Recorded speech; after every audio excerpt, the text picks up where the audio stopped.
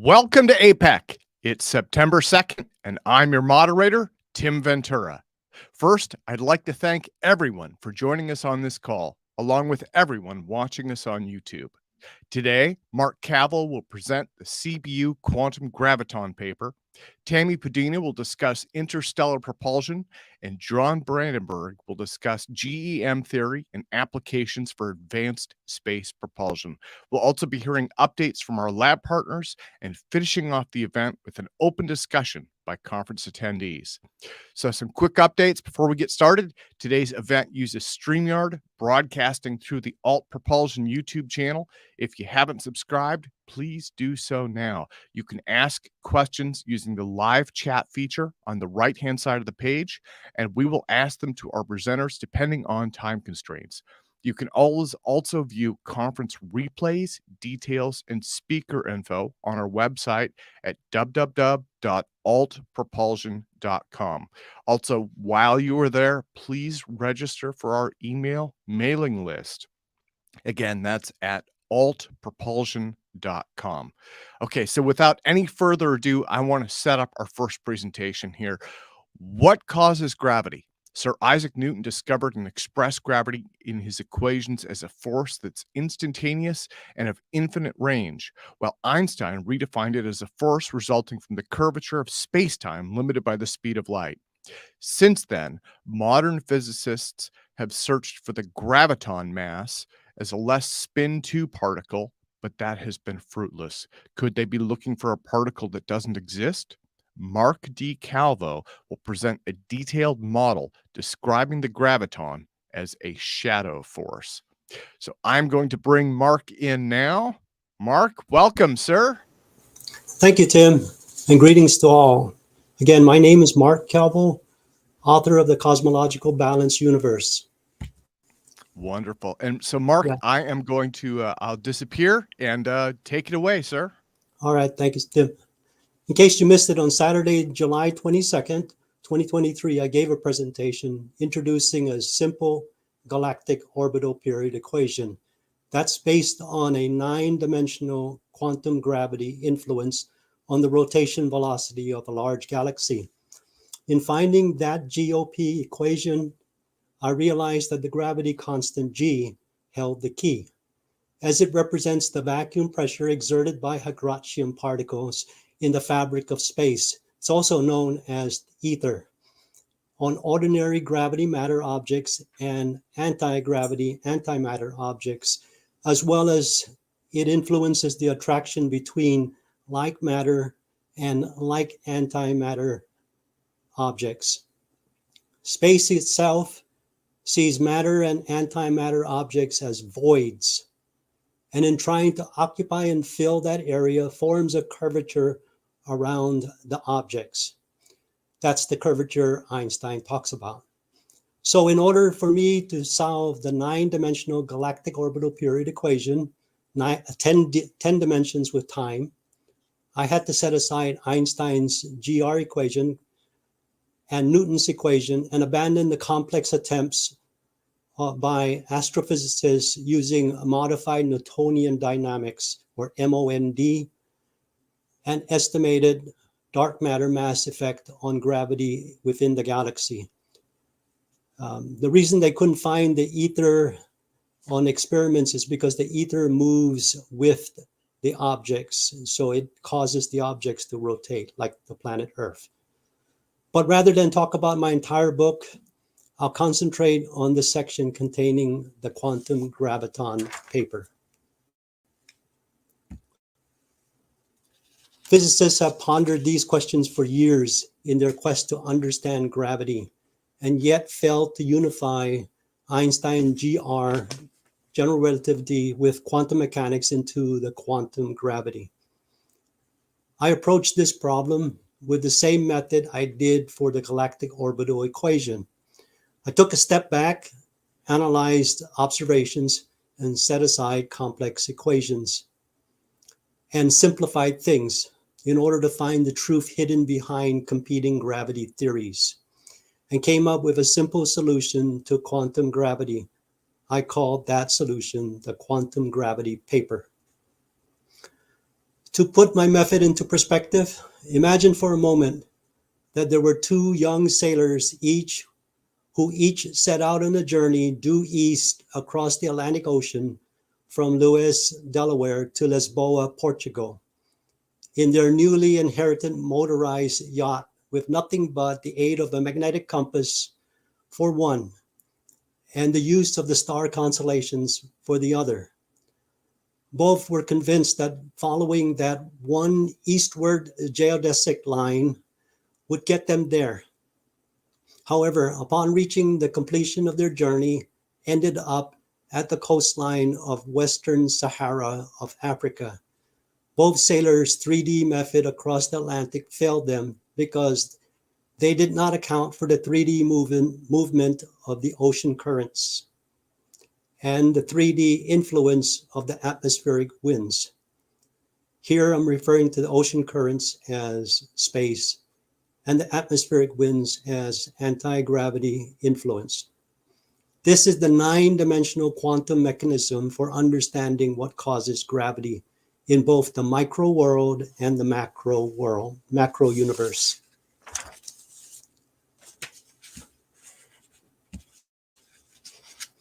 Most important of all these assumptions is that all matter consists of 4 elementary standing wave point particles: positive, negative, neutral, and anti-neutral. Neutral is sometimes referred to as neutrino and anti-neutrino. And that these stationary standing waves have decreasing intensities which extend outward in all directions toward infinity. And that their force per Coulomb law inversely proportional to the distances between them. And that any acceleration or vector changes of moving point particles generates positive mass and or negative mass, depending on which direction and what is causing the change, which in turn affects gravity and or anti-gravity forces. These 4 basic point particles are essentially massless when traveling in straight lines at a constant velocity.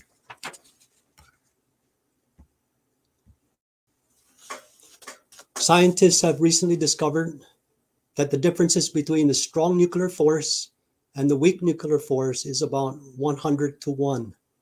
This is quite interesting for the quantum realm. But how does that apply to the macro world? According to Einstein's acceleration gravity equivalence principle, an astronaut aboard a rocket thrusting upward and away with sufficient acceleration from the Earth's surface to 10 kilometers could experience 100 Gs on his body. But then at that altitude, when the engines fail him, his rocket free falls back to Earth. He experiences 0 Gs until the rocket drops to 5 kilometers, at which time the engines reignite and send him back upward with renewed acceleration to 10 kilometers, only to repeat again. This up and down oscillating acceleration motion generates the gravity constant G.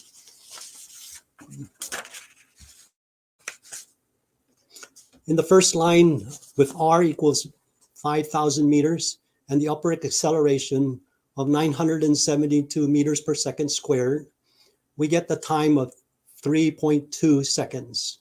And with the downward free fall acceleration A of 9.8 meters per second squared, we get the time of 31.9 seconds.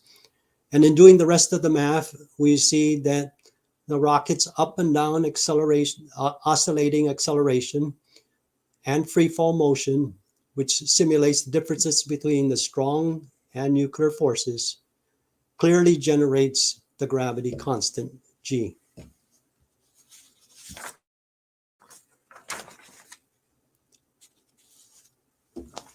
Since the force of gravity in Newton's equation is fractal by definition, we expect that the more minuscule the masses of M1 and M2 are, the smaller the gravity forces between them, which of course is also inversely proportional to the square of the distances between their centers. This is very similar to Coulomb's law. Specifically, point particles motion patterns generate positive mass or negative mass, which in turn pierces the normal stationary standing wave with a spike, something like a micro wormhole tunnel, if you will, to enable the gravity or anti-gravity effect, which is an entropic connection of both objects' movements. So to visualize this, we need to analyze the role of the four basic point particles in generating the strong and weak nuclear forces and the electrostatic and electromagnetic forces.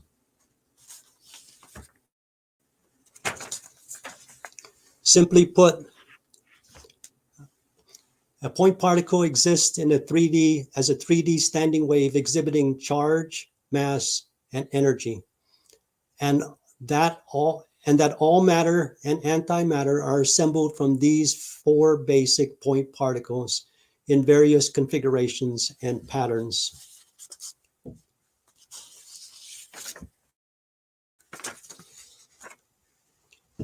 Again, all point particles are excretions from the nothingness of the deep as mirrored reflections entangle with each other. Specifically, when a positive point particle is created, an exact mirror opposite negative point particle is also generated. Being of opposite charges, these two are electrostatically attracted to each other, collide, and then transition into a neutral and anti-neutral point particles. Likewise, when neutral point particles collide with an anti-neutral point particle, they transition into a positive and negative point particles, only to repeat the transition again. So with a hint of conscientiousness and survivability, charged point particles pair up and bond with neutral point particles to survive. But in doing so, the paired point particles have reduced charge of 1/3 and gain additional energy. The pair gains additional energy to leverage short quantum bursts of the strong and weak nuclear forces. These group mutual pairs, point particles, explain why electrons and positrons are sometimes observed as particles, waves, and or clouds.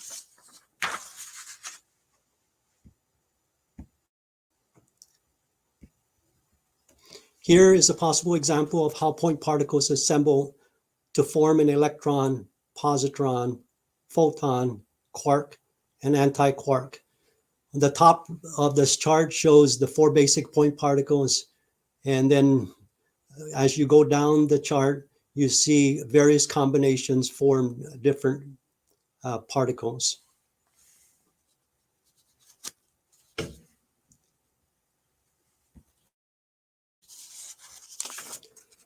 Here's another example of possible assemblages for photon, electron, and gluon. The top of the chart shows a top-down view, and the bottom of the chart shows a three-dimensional view of those particles.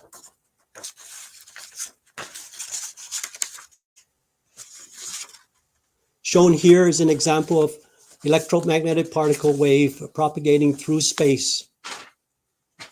In this example, the rotating photon disk core generates a magnetic field that catapults the separate electron 1/3 negative charge paired particles forward to merge into a -1 charge, which in turn generates a temporary magnetic field that catapults the photon core forward and causes the electron to fall apart into its component paired point particles. This leapfrog effect keeps the photon moving perpetually through the medium of space.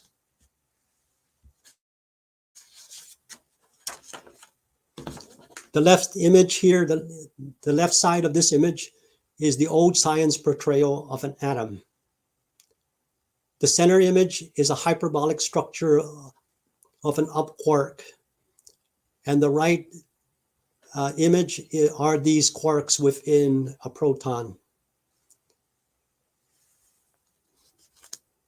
In this example here, an up quark is composed of 16 point particles, 5 positive 3 negative, and 3 neutral point particles, where 5 pairs of neutral and positive point particles are orbit randomly at the 3 pairs of neutral and negative charge point particles at the center axis.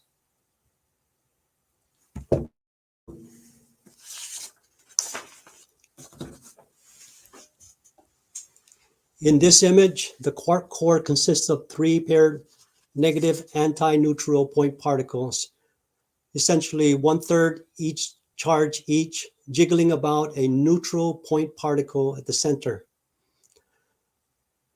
essentially forming an electron core, which in turn captures about it in a hyperbolic strong weak nuclear force orbital pattern several paired positive neutral point particles. This is the quantum engine, which employs Tesla, Lorentz, EM, weak, strong nuclear force system. The negative antineutrino pairs taps into the strong nuclear force just enough to prevent its paired antineutrino from contacting the neutrino in the center. This short burst and partially quantum Planck distance is just enough for the center core to have mass and act as a counter recoil mechanism or shock absorber. This recoil mechanism stabilizes the quark and enables the core to move in the direction of the quark's quantum attraction toward a common center of mass between quarks. The neutrino to negative antineutrino counter recoil mechanism and electromagnetic Lorentz force provides 33.33 of the strong nuclear force, which transfers completely to the positive neutrino pair, the right side of the image and the left side. The negative antineutrino, in ejecting the positive neutrino, exerts another 33.333. And the positive neutrino pushing back on the negative antineutrino adds another 33.33, while the electroweak positive negative particle interaction subtracts 1. This gives us a total of 99:1 force ratio. From Nikola Tesla's point of view, the electromagnet weak force plays an important part in catapulting the positive neutrino pair outward. This additional force is known as the Lorentz force, provides that extra boost.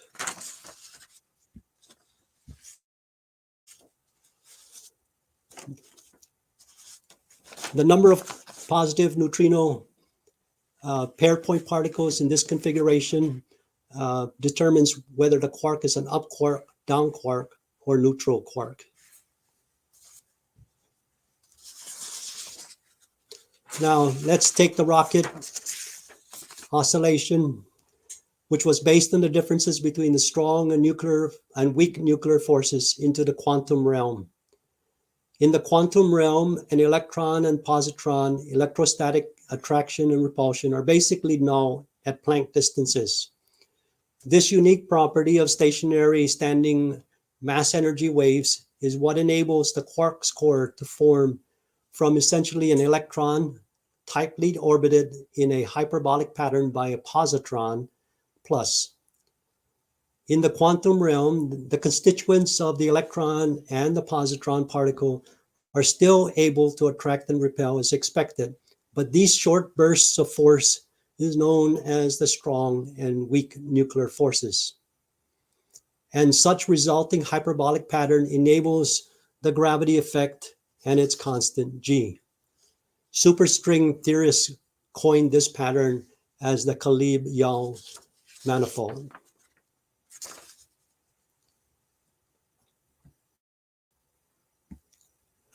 On calculating the inward and outward acceleration times and applying it to figure out the gravitational field generated by the quark's hyperbolic oscillation, we find that it too is also equal to the gravity constant G.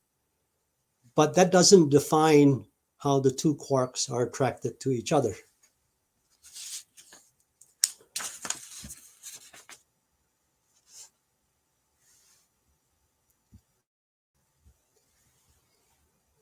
To understand the quantum gravity effect between two quarks, we need to realize that each outward hyperbolic vector punches a spike, a micro wormhole tunnel of infinite length, to form an instantaneous entangled connection as two quarks pointers align with each other. In other words, gravity is an effect resulting from the pattern motions of paired point particles generated by the other three natural forces working together. The gravity effect is essentially one of electrostatic attraction. Overall, all the atoms in a given object in space, when combined, balance out to zero charge.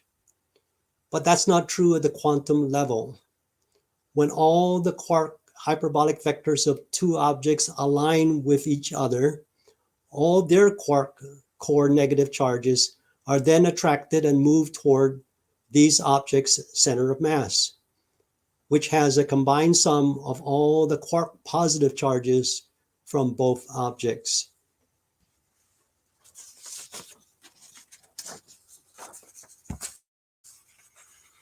To visualize this at the quantum level, imagine two hydrogen atoms in the vast emptiness of space, each with zero charge, one electron and one proton.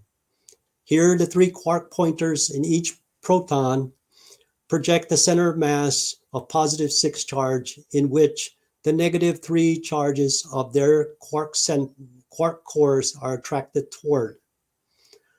Once the electron shells bond, their combined negative 2 charges, negative 6 1/3 charges, form a barrier which limits the quarks from further quantum gravity attraction.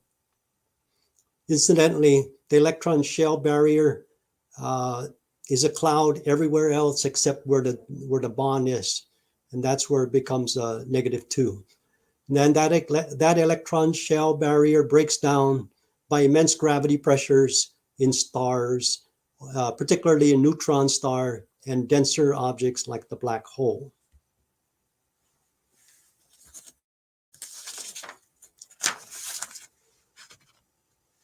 Using quarks as the smallest quantum gravity particle, we can easily determine that the black hole must therefore be an oblate sphere with a calculable radius.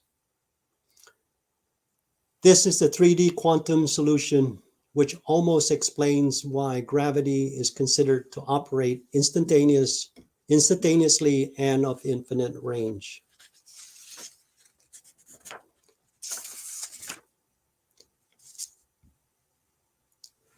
Here is a detailed example of calculations showing how the vacuum pressure from space is detected as the gravitational constant G. G is the blue line that's highlighted on the table. The left image shows pressures and cones and spheres, areas, and the measurements are on the right chart on the table. In this example, the M1 is the mass of the sun, and the inner planets, while M2 is the mass of Jupiter. So according to Newton, the two objects are attracted toward one another with the force of F equals G M1 M2 divided by R squared. This is true because that path is the vector of least resistance to the vacuum pressure of infinite particles in the fabric of space itself, which suspends both objects, which of course pushes these light matter objects together. So gravity is push and pull working together. In this example, we see three-dimensional attraction of matter objects toward each other, and another group of 3D effect of space pushing matter objects together. In this is 6D of the 9-dimensional interaction of matter, space, and antimatter. The other 3 dimensions effect is from anti-gravity, antimatter pushing on objects. Space views the presence of matter, objects as voids needing to be occupied and filled, and in doing so form a curvature around it. While matter, on the other hand, sees space as a void and tries to disperse to occupy it. That gravity struggle between space and matter typically forms it into a spherical object.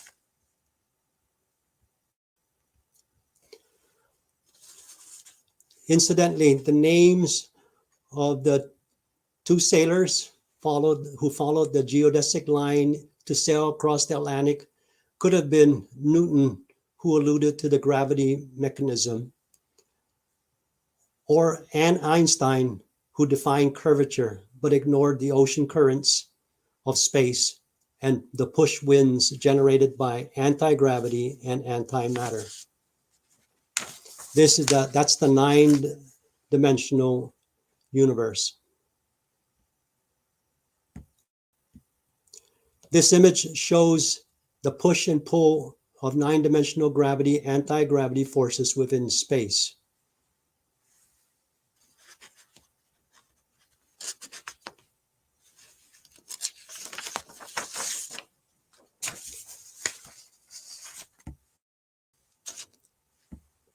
In summary, the quantum graviton effect is a 9-dimensional mechanism applicable to the micro and macro universe. Ordinary gravity matter attracts other ordinary gravity matter in 3-dimensional space as defined by Newton's equation, while the 3-dimensional ocean or fabric of space suspends, rotates, and moves ordinary matter objects within it, while another 3-dimensional of anti-gravity, antimatter repels or pushes like the wind on the same ordinary gravity matter objects. This is the 9-dimensional quantum gravity mechanism of the micro world and simultaneously the mechanism for the gravity of the macro universe that Newton could not define within Mathematica Principia. So he wrote his document as a philosophical solution. I took the same particles, the 4 particles, and I tested them within the fusion structures of stars, particularly our sun, and it perfectly aligns with science's interpretation of how fusion works within the sun. And that concludes my presentation. And this is the cosmological balanced universe, CBU, a unified theory. And shown on this chart is the 2 sides of the universe and how each side replenishes the other.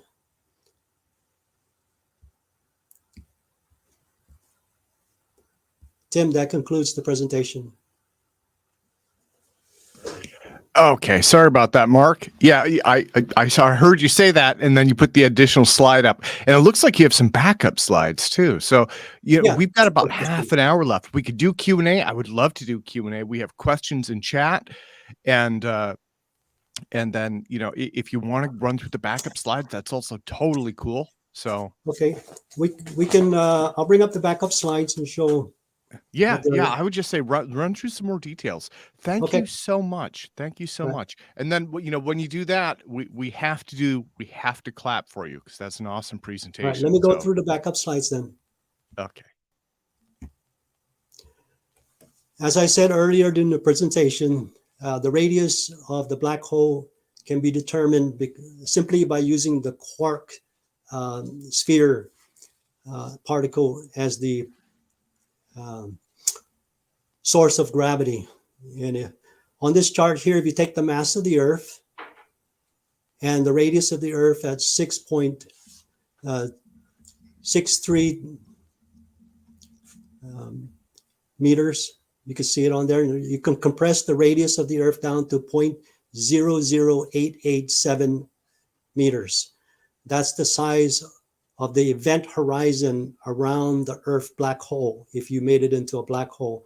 And the radius of the black hole surface would actually be 0.00006 meters. So the same thing with the mass of Jupiter. If you take Jupiter and compress down into a black hole, you would get a black hole event horizon at 2.82 meters. And the surface of the black hole, which I'm talking about, the quark surface, would be 0.0181 meters. And if you took the sun and you tried to compress that down into a black hole, the event horizon would be 2.953 meters. And the surface of the black hole would be 18.9 meters. And if you took Betelgeuse and you compressed that down into a black hole, the event horizon around, I guess it's understood, the event horizons where light cannot escape is going to be 22,720 meters. And the black hole surface would be around 145 meters. And if you took the center black hole in the Milky Way, Sagittarius A, the black hole event horizon is quite large. If you can look at that, 12 billion. And the surface, the radius of the black hole is about 77 million.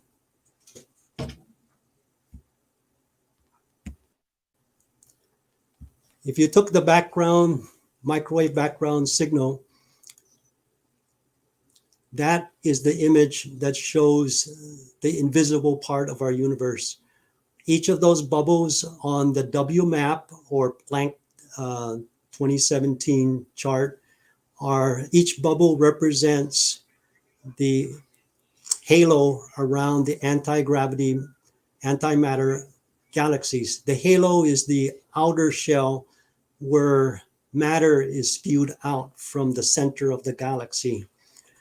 And the image on the right there shows a simulation of what each of those galaxies, the position of each of those galaxies would be. Now, I alluded to anti-gravity, antimatter galaxies spewing out matter at the halo of their galaxies. And they do that because in the center black hole, the supermassive black hole of the galaxy, they have the ability to crush down and transition anti-gravity, antimatter into ordinary matter particles. In other words, they compress the antimatter, anti-quark down into almost nothing. And in order to survive, it flips the particles within the structure and causes it to become a quark particle, a neutral quark particle, which floats to the surface of the black hole and gets ejected out into space. And that grouping travels in a wormhole tunnel. If you look at the centerpiece on this chart here, that's the black hole orb that gets ejected from the anti-gravity, antimatter black hole, white hole to us, but black hole to that universe. And around it is a wormhole tunnel. And that wormhole tunnel is represented by a square root of 2 in equations. And the gravitational waves around the wormhole tunnel hold electrons in place in the center. And the eddies of electrons orbit around the black hole orb until the tunnel collapses at the exit, at the halo of the anti-gravity galaxies. When that tunnel collapses, those eddies are released. Eddies of electrons are released as a microwave burst of exactly what CMB radiation detects.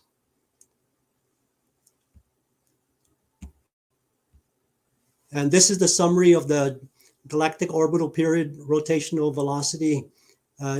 It's a simple equation. The first part of the equation is basically Kepler's law, but modified with Schwarzschild mass put into.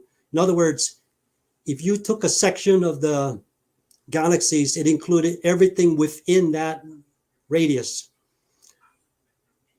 And then it determines at that radius what the orbital speed would be.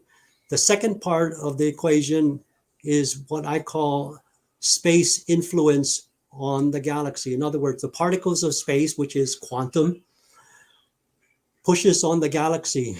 It causes the particles of space have a gravity, anti-gravity pulse. That oscillation rotates the galaxy, kind of like an electric motor, AC current rotating a permanent magnet in the rotor. So it also represents the excretion of anti-gravity from the center of the black hole in the center of our galaxy and all the other galaxies. So the combined effort of those two are incorporated in the second part of the equation. Incidentally, each star has a shield around it. Basically, what that means is the mass of the star, like our sun, forms a shield around the star. And that shield takes the second part and makes it into equal to 1. In other words, it's not there, it's not existent. So within the solar system or within the star system, only the first part is applicable to the rotation of the orbital patterns of the star and the planets. The same is true in intergalactic space. Outside the galaxy, the second part also goes to 1. And that gives us Newton's equations work perfectly between one galaxy attracting another galaxy because there's no rotation involved. It's just one direction. And, in the GOP solution that I gave, it also predicts the mass of the galaxies at each of the sections. It predicts the star's orbital period and its orbital radius, and the star system's radius and its mass. And it all comes out perfectly. These are perfect duplications of velocity curves that the galaxies, extragalactic objects have. Again, this is just a repeat of the same chart, but from a different perspective. And that's the cover of my book, front and back. You can find it on Amazon or Barnes & Nobles.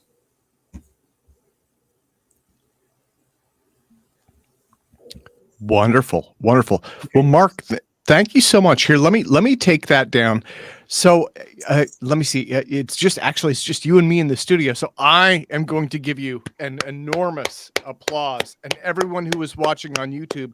We actually have several hundred people watching on YouTube right now, but I can't put them up on the camera. So they need to applaud as well. Thank you. That was an amazing presentation, incredibly detailed, and you have done so much work on that. So thank you so much. So, I had a couple questions while I was watching that. So when you're describing gravity as a shadow force, I think Lesage gravity was kind of the first attempt at that, like well over a century ago. Is that something that kind of resonates with you, I guess? I'm not familiar with that theory, that part. What I can say is that if you understood what I was saying, all the quarks centers, they have a line that forms going out. So if an object in space, like the Earth, all the quarks form like a beam of light, if you will, toward an object like the sun. And then the object from the sun forms like a beam of light toward the Earth. And so if you look at the chart that I was showing you where the push comes in, another way to explain this is you take two hot air balloons and you float them over the ocean, and you have a hurricane off in a distance. The hot air balloons are going to be pushing toward the hurricane by the forces the winds going into what's known as a void in the center of the hurricane, the eye. So you have these two hot air balloons pushing toward that eye, but at the same time, they're being pushed toward each other because the pressures around them are pushing things together. So you have a double effect, and that's the same in space. You have two objects in space that are floating. If they were just one object, it'll be just either rotating or stationary, and if it was moving, it'll move basically at a constant speed. But if you have two objects, now you have two objects being pushed together by space pressure, vacuum pressure, if you will. And that vacuum pressure is the gravity constant G. And so Newton captures that that pressure in his equation, and he explains how it works. So he got his solution from Kepler's orbital period equations. And so that's how it works. But if you look at what I just said about the hurricane, the atmosphere sees that void in the center and tries to fill it with pressure, and then it forms a curvature around it, and it's, the spin of the hurricane eye. And then, but if you look at it inside the hurricane eye, it goes upward and out. So basically, the hurricane eye sees space as a void, so it tries to fill it, so it takes its pressure and pushes it out. So that's the same thing that happens in the sun. The sun gases see space around it as a void and tries to spread out, but the space pushes the sun together, and at the same time, the particles in the sun, quarks, pull the particles all together. So you got a double gravity, you got a pull and a push of gravity. That's how you form a sphere. If it's large enough and malleable enough, it becomes a sphere, which is understood as the least, the best form to hold. Okay, just like a bubble, you blow a bubble in the atmosphere and it'll form a sphere. Yeah. Well, so what you're describing is similar in principle to something called Lesage gravity, although his model was much more primitive, right? This was a very long time ago, and so he didn't have the tools or knowledge that you have today. But so I should also ask, what do you think might come out of this in terms of propulsion applications, if anything? In the book, I have frequencies described as the frequencies of space, which has an oscillation. If we match the frequencies of space, we can propel spaceships toward that frequency. And I was talking to a CEO of a company that's doing some other work about that, and he's using the Lorentz force to send rockets in space. And if you use the Lorentz force and the same similar description that I had for light or electromagnetic wave, as it pulses through space, you got the core magnet photon, and then you have the pieces of electron circling around it. And as they group together to form a -1 charge, they create an electromagnetic field that pulls the core forward, and then it breaks it apart. Wherever that grouping is, that's the frequency of the EM wave traveling through space. If you take that kind of effect into a spaceship, you can probably push the spaceship with its own energy forward, or you can use the Lorentz force and create a magnetic field that pulses with the oscillation of space particles, Gravitons particles, I call them. You can call them ether if you like, because that's the common name that everybody understands. Okay. And AJM in chat, actually, I'm just looking at the chats on the side here. He was like, please explain gravity. So in your model, gravity is basically, again, you've got vacuum pressure, right? You have the virtual particles, the quantum foam, whatever we call it. Now, but there's a little bit of pressure, and then you have a line in between any two objects, any two mass objects that block that, and it pushes them together. And that's gravity. Right, let's go ahead and talk about the entirety fabric of space. The entirety fabric of space are made up of neutral quarks. These are supersymmetrical neutral quarks. And I say they're supersymmetrical because they oscillate between positive mass and negative mass and positive mass and negative mass, which translates to gravity, anti-gravity, gravity, anti-gravity. And if you take particles that have two gravity attractions toward each other, they will pull toward each other. But once one particle flips over into the anti-gravity, then they push apart. In other words, they have a limit. They cannot come further than that limit.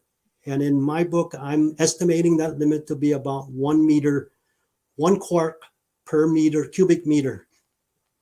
And so you have the entirety of space out to, as far as we know, infinite. We don't know exactly what the limit is.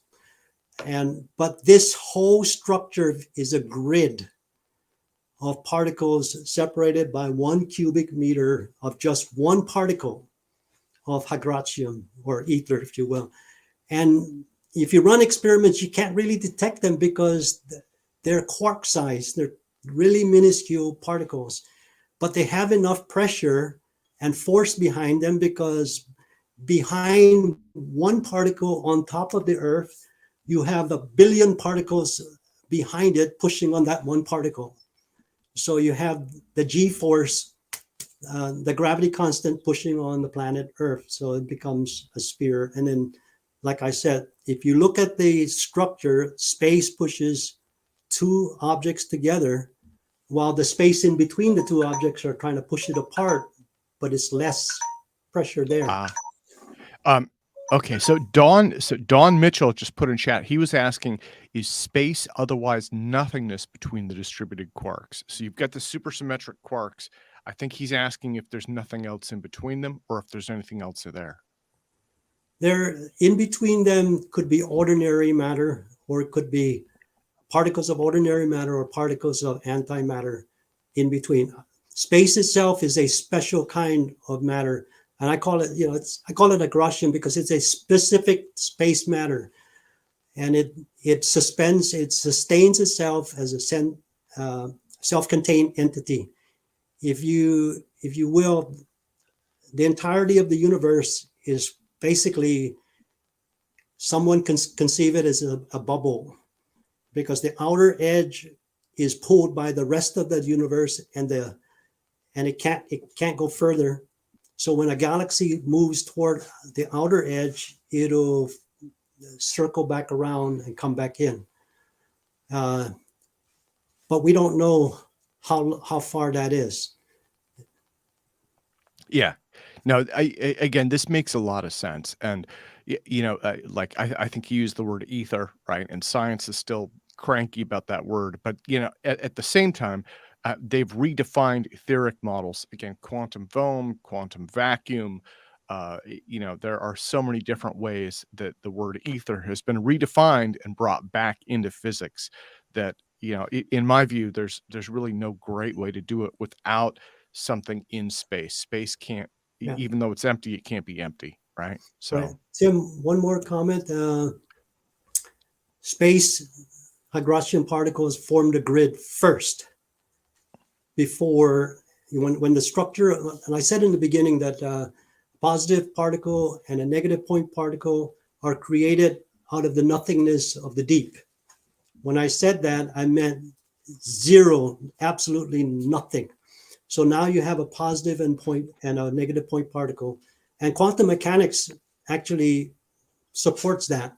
They say when two particles are created, they're entangled. But then these are positive and negative, and they are attracted, and they come back together again and supposedly annihilate, but not in my view. They transition to neutral and anti-neutral. And that's why there's so many neutrinos and anti-neutrinos roaming around in the universe. Until they collide, they will become a positive and a negative point particle. So that's how the structure was created. And the first instinct on the assemblages of particles is to become a neutral quark. That's the first instinct. Same way when creating an atom, which came first, the neutron or the positron? I mean, the neutron or the proton? And you find out when you're building the structure of an atom for point particles, the first thing to come in is a neutron. And so when two neutrons hit and bounce off each other, they exchange particles, and one of them becomes a proton. And then now you can have a positive charge attracting the electrons in space. And basically the cores of quarks are electrons, and orbiting around it is a positron. And then orbiting around that is another electron that forms the atom. So definitely a complex model. There's a complex model. Yeah. And let me see. I think Mark Fiorentino was asking about neutrons. And let me see. Mark was asking about so how would neutrons fit into this? And then someone else was asking about antimatter as well. Neutrons, as in the particle within an atom. Yeah.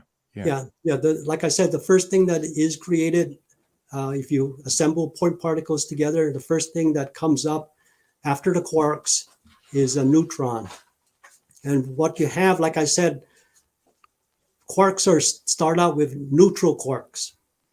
And when neutral quarks are attracted gravitationally and hit each other, they exchange particles, and one becomes an up quark and the other one becomes a down quark, which are bonded together electrostatically and gravitationally. So now you have two fields pulling it together to hold it. And then when they're holding together, since you have an off balance now of 1/3 negative and 2/3 positive, you have to compensate with another 1/3 negative. So it attracts another particle. And in that attraction, it forms a neutron. That's the first particle within an atom that forms. And that's how you work it up. And then you work the neutron, and then you have the proton. And then that proton is able to attract a loose electron in space. And electrons are composed of 3 paired particles, if you will. A -1 charge and a neutral charge. And they become a -1/3 charge, but they have the ability to tap into the weak nuclear force. And so when you have these 3 loose particles come together, they come and they spin around each other. And that's the spin that we see in an electron. They come and spin around each other, and then they pull apart. And then they come in again and spin around each other and pull apart. So you see it as a cloud, and then you see it as a particle. And that's how that mechanism works. And so an electron has the capability of gravity field, gravity attraction as well. It has mass. So Mark, let me put your book back up. Excuse me. Cosmological Balance Trilogy. So the reason I'm putting this back up is where can people get a copy of this? I didn't want to neglect this. Yeah, the copies can be obtained at Barnes & Noble's website or on Amazon. On Amazon, that's where I first published it, and I call it The Cosmological Universe, a Unified Theory. And then when I went to publish on Barnes & Noble, I called it The Cosmological Balance Trilogy, because when I initially wrote the book, I wrote 3 sections to make it manageable for readers, to about 200 pages each. And then when I consolidated everything, it comes out to around 500 pages. Information in the book, what I just mentioned about the hurricane. A hurricane, believe it or not, is influenced by the gravity field of the Earth. The gravity field of the Earth is not structured stable all the way around. If you take Einstein's simple gravity equation, acceleration equals gravity. So if you follow the trajectory of the Earth around the sun, the orbital pattern, the front edge has more gravity than the back edge of the Earth. So you have a rotational torque on the planet Earth. And these torques actually influence hurricanes. And so another section of my book has how those gravity fields from the moon and the sun influence hurricanes and can spike a hurricane from hurricane category 1 all the way up to category 5 within hours, just simply because it passed over a spike of gravity, anti-gravity on the Earth. If you had an anti-gravity field pushing up on the center of the eye of the Earth, guess what it does to the intensity of the hurricane? It pulls the hurricane tighter in and jumps from category 1 to category 5. It also can loop-the-loop hurricanes. And I plotted all these out with 15 years of data on weather.com. And they all match, and they all explain why these hurricanes acted the way they did. Most weather reporters, when they present something, they scratch their head and say, I don't know how that hurricane changed course. It wasn't supposed to change course. But then I put my equations right over the top of it, and my charts right over the top of it, and it shows why it changed course. Okay. And sorry, I didn't mean to go quiet there, Mark. I'm actually getting these. What I'm going to do is put these. There we go. Okay. So let me take the book down. We've just got a couple of minutes left. I'm going to remove that one, and then I'm going to share if I can make this work. There we go. Oh, so I this gave is the my data. actual Barnes & Noble page. Yeah, I gave my data to a hurricane hunter at NOAA, and he likes it. He actually wanted me to help. He wanted to help me publish my paper on it, and I haven't gotten back to him on it. So he likes the data. Of course, it was rejected by the Atmospheric Science Journal. They said it's too much against buoyancy theories. Oops. Okay. Sorry about that. Let me remove that, and then I think I need to add that back in. Oop. No.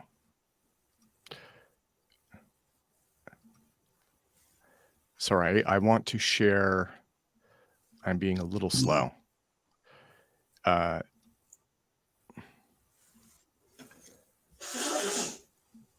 There we go. And there's our Amazon page. I absolutely wanted to share that for everybody as well.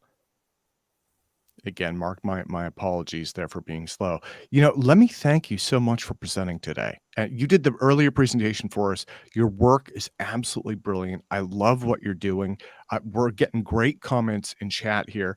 It's a little quiet because I think the back to school rush, usually it's kind of a madhouse, but that's good. This lets us focus a little bit more on your work. So again, I will scroll back up to the top. This is on Amazon. So if people are looking for this, let me see if highlighting it works. Yeah, there we go. Cosmological Balance Universe, Triune Dynamic Equilibrium by author Mark D. Calvo. And I want to highlight this. And you had some collaborators as well on that. So Mark, we're at the top of the hour. Let me here. I will take this out. I'm going to bring Tami in. Tami can help me clap one more time. Tami, help me give Mark an enormous applause. Thank you. Mark, thank you so much. I genuinely mean it. It is very intense material to run through. So thank you. Okay. So Tami, you are up, ma'am, and we do not have a presentation loaded for you. It looks like it lost your presentation. Do you want to reload that? Yeah. Hold on a second. Should be here.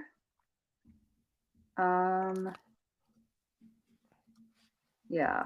Just a moment. Sorry about that. I had to leave. Oh no, that's okay. It was you did have it loaded. Reload my browser here. And okay, there we go. All right, excellent. Okay, that was fast. Okay, that was fast. So experiment. Okay, well, going interstellar. Yes, and, but before that, Thank let you. me premise things. So Tammy, I want to show this to people later. I'm going to show them the Hyperdrive Anthropology website that you have put together where you were blogging. Also, I'm going to pester you to share the Clubhouse chats that you have been doing, if you're open to that. Um, so for anyone who's not familiar with Tami Absolutely. Pudina, you have been doing absolutely brilliant not just space science, but space science as well as a massive collection of other work in science and technology, futurism, consciousness, the whole 9 yards. And so um, nobody knows this, but I have been begging you, please present at APEC for like 2 months now. So thank you so much. Okay. You're welcome, and I'm very sorry I had to reschedule, and I'm very happy to be No, here today. So thank you it's so fine. much for Thank this you so opportunity. much. Okay. Well, I will remove myself Thank you. and thanks again. So thanks everyone for being here today. This presentation was inspired by my post initially that was entitled Interstellar Propulsion. Well, that was the topic. I've changed a few things. This presentation is just generally an overview. So I love this quote by Octavia Butler. We have only to open our eyes and our hearts to the wonders of the universe, and we will find that we have been living among the stars all along.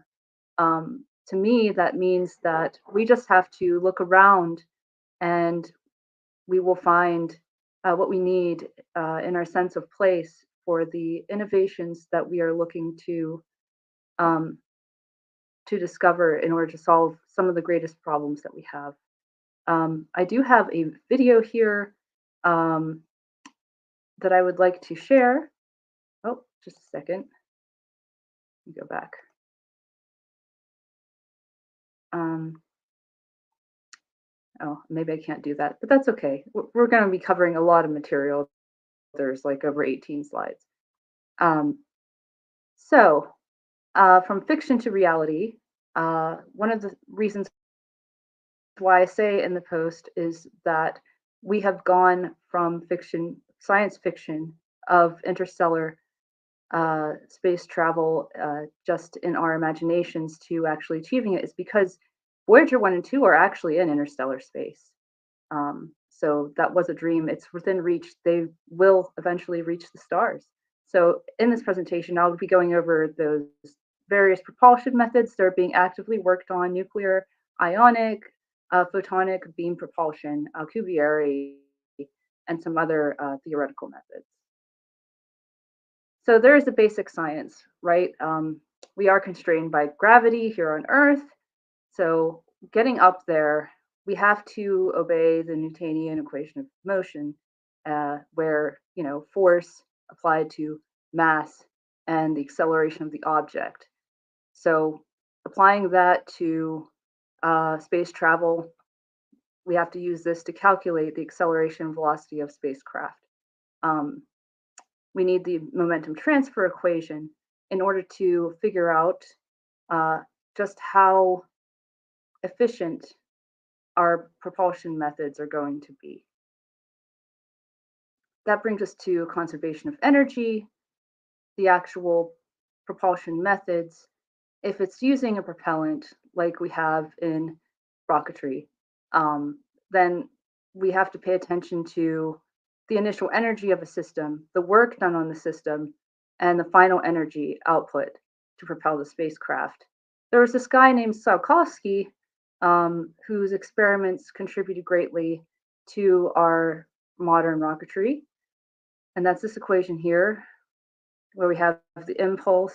And we're going to be bringing this up a couple of times. So, as far as the efficiency of these different propulsion systems. Um, nuclear propulsion.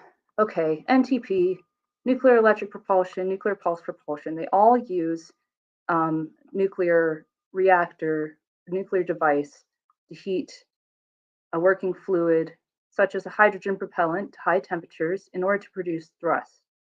Um, Although it had been proposed in the 50s, it's still limited.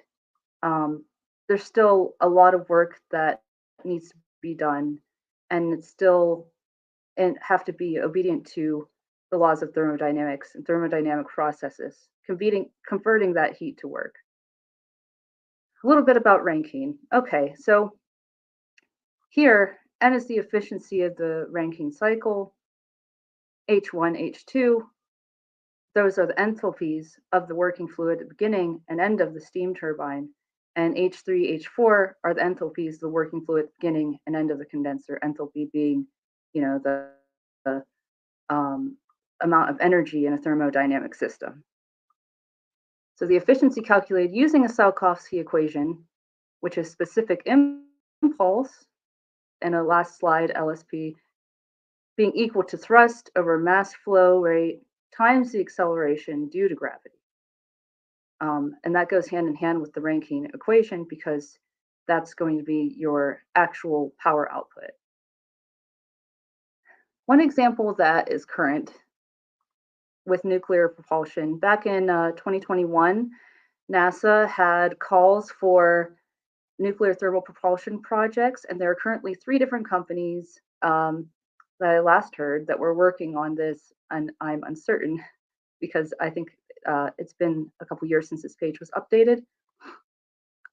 Which of these designs will be pursued moving forward? But the idea is that in order to test these, we have to be able to have a way to have thermonuclear propulsion that is sustainable. So, legacy and future. So, there are nuclear energy powered spacecraft like the Voyager probes that I had mentioned before. Those are now in interstellar, but those use radiothermal isotopes rather than detonation. There are experiments with nuclear fusion, combining nuclei, releasing energy.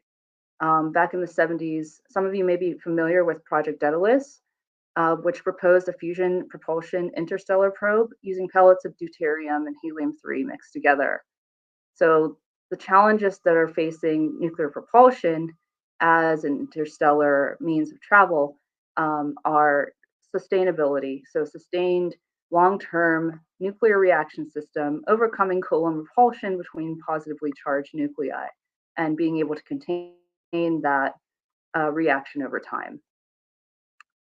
Which brings me to the related antimatter experiments. Now, annihilation ratio with antimatter to matter is 1:1. So energy release, that's calculated by energy is equal to mass times the speed of light squared. And so 1 gram of matter to 1 gram of antimatter annihilation yields about 90 petajoules. And that's 21.5 million tons of TNT explosion. That's a lot.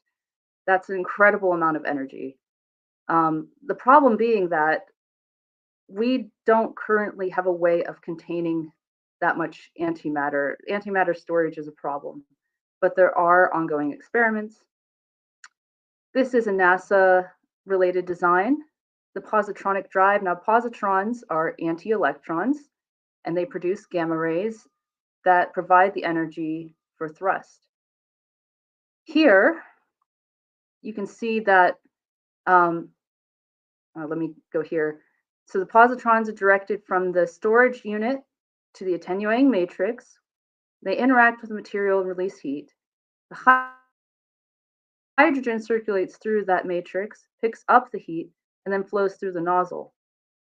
So it's very similar to a plasma drive, as you can see. Okay.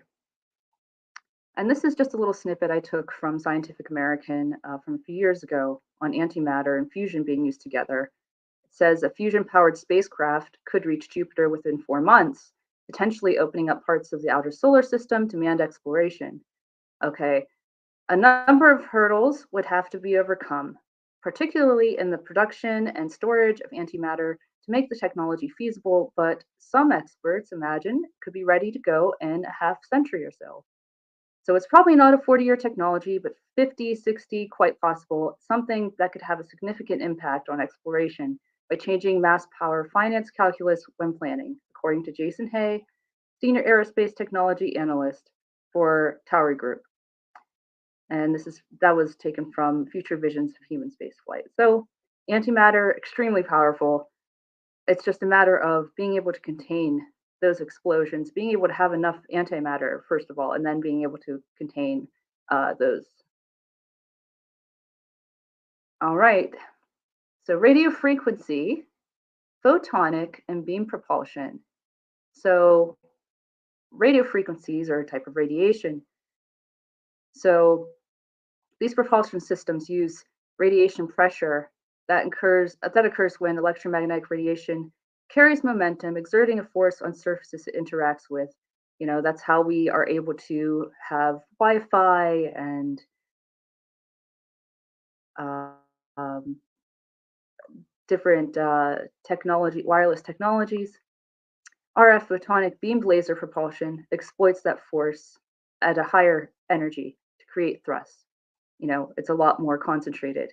The frequency range, the millimeter wave frequencies, 30 gigahertz, 300 proposed for RF, can penetrate those space environments and also some types of matter too. It's very efficient. It doesn't require propellant, but these spacecraft are sort of delicate. So a lot of them have to be packed up and then still blasted into space using propellant, right? So in order to get up there, they're still subjected to Tsiolkovsky and momentum transfer equations. So one of these examples, the Breakthrough Starshot project, powered by Earth-based lasers using RF propulsion. That's this one here. And in case you can't read it, I'll tell you the mission highlights. So light, 300 by 300 meters active, photogravitational sail, uses only starlight to navigate between the stars. Capable of visiting 3 stars, Alpha Centauri A, B, and C, the final orbit around Proxima Centauri, and the total travel time is 141 years. So from here, where the sun is, that's the initial sense of energy. And so some of the energy for the propulsion will come from beam lasers initially. But then once it reaches the interstellar space, it's going 4.6% the speed of light.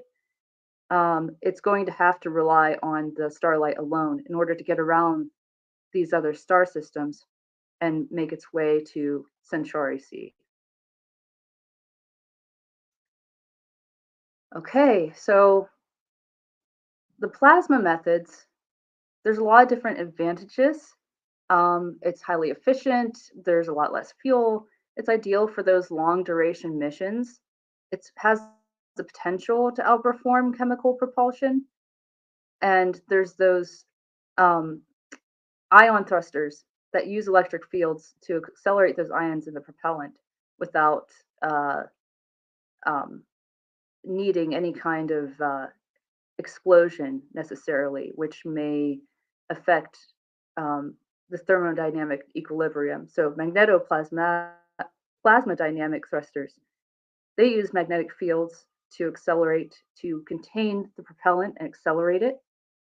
And the MPD thrusters achieve even higher exhaust velocities that way.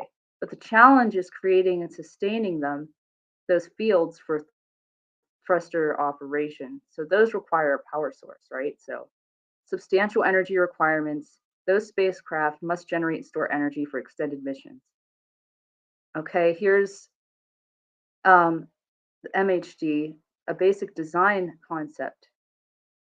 So here you can see how this is very similar across different designs that have been encountered. A lot of people in the audience who work in the labs are familiar with this.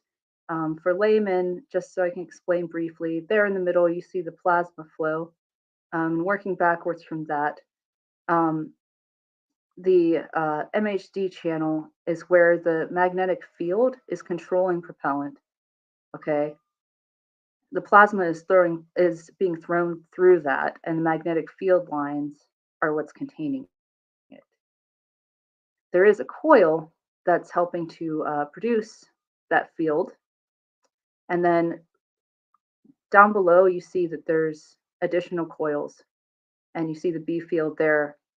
Um, that is, it doesn't show it, but that's actually rotating around. So very basic diagram. Okay, this is the part I'm actually most excited for. The experimental and speculative propulsion. There are other experimental propulsion methods, such as the use of black holes and the manipulation of space-time. Yes, highly speculative. I haven't um, been someplace where I've been able to see someone build it themselves, um, or demonstrate it to be possible, but it's part of ongoing research, and that's very exciting. So, given constant and consistent advancements in technology and AI, material science, it could be possible that one or perhaps several of these propulsion methods will at last put the stars within our grasp. So, Alcubierre and Einstein-Rosen bridges. So, proposed by physicist Miguel Alcubierre, the Alcubierre drive is a theoretical propulsion mechanism manipulating space-time for faster-than-light travel. And through this theoretical drive, a space-time bubble is created around a spacecraft for propulsion. Now, there are some mathematics involved with this theory that I think is worth exploring here. The Alcubierre metric is a mathematical equation describing space-time expansion and contraction in the drive and around the spaceship. So that's expressed using the metric tensor, represented by the Greek letter alpha, in a 4x4 matrix encoding space-time geometry. What does that look like? um, so the Alcubierre metric here, I'm just gonna, this is actually from my blog, which you can explore later, but essentially this was influenced by solutions to Einstein's field equations, okay, and describes physics of uh, acceleration in a flat space-time. I'm sorry, that's the Rindler metric, that's here below. So the Rindler metric is related due to similar solutions to those field equations. Um, so one of the ways that this is interesting, okay, is that it also applies to special relativity in the context of the twin paradox in the case of time dilation, which may occur in faster than light travel. So here, where it says ds squared, ds represents infinitesimal interval of space-time, you know, and what does that actually mean? Well, it's just saying that uh, there's a specific amount of distance, and then this is how fast light is going to be traveling over time within this space. A is the function that actually describes the expansion and contraction of space-time, and then Lorentz transformations and differential geometry uh, are used to extrapolate uh, the further context of those expansion and contraction. Which brings me to wormholes. The Einstein-Rosen bridge equation.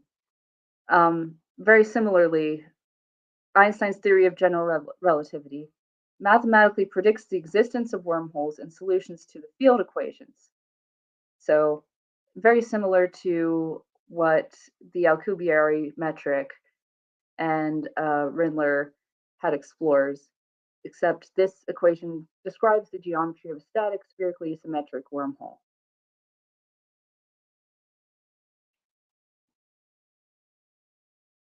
And one more here. I know some people are like, why all the math? Morris-Thorne equation. So here it describes the geometry of a dynamic traversable wormhole. Two ways a traversable wormhole would be ideal, as demonstrated in this example. We don't know if wormholes exist. We believe that we've created microscopic black holes and wormholes in the lab, but it's a matter of expanding those and making them actually usable. Let me see. Sorry, I'm kidding. There's one more. This one actually I find the most interesting of all the equations is the Guerra-Horowitz equation, because it's used to predict the behavior of gravitational waves produced by binary black hole systems, and it is utilized in quantum gravity modeling to explore space-time at the smallest scales, at Planck scale.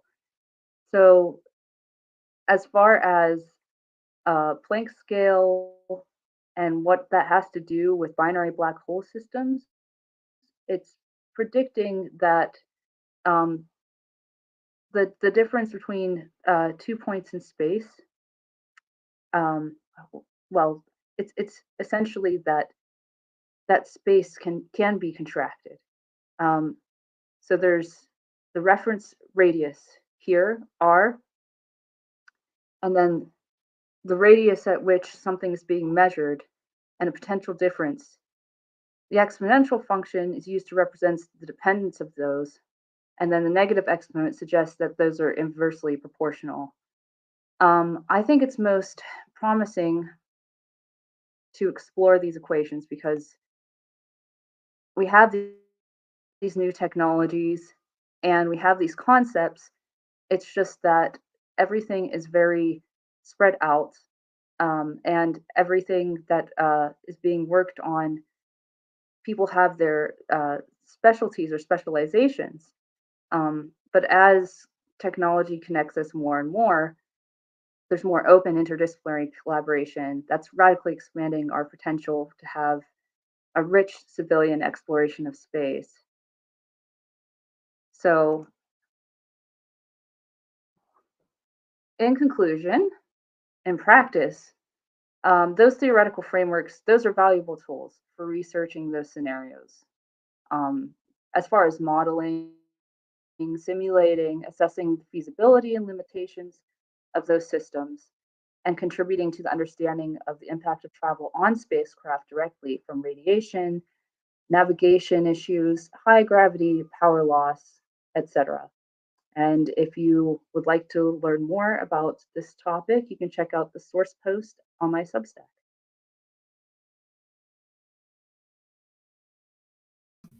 Wonderful. Tami, thank you so much. So that was only a 20-minute presentation. So let me do this.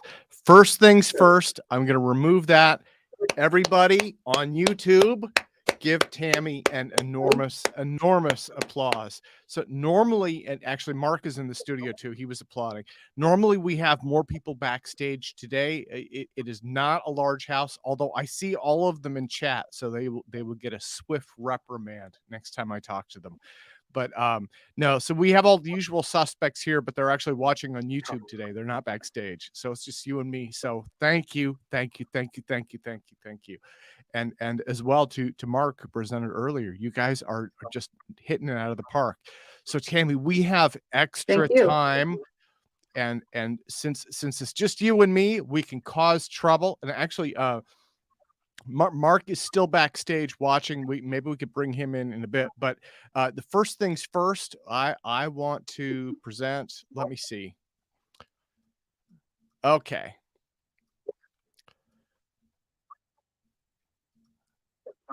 So if it's okay, Tami, can I present your interstellar space travel? I want to play this video. I'm going to leave the sound Oh yeah, off. there's a video. That's why I couldn't Yeah. figure out how to play that.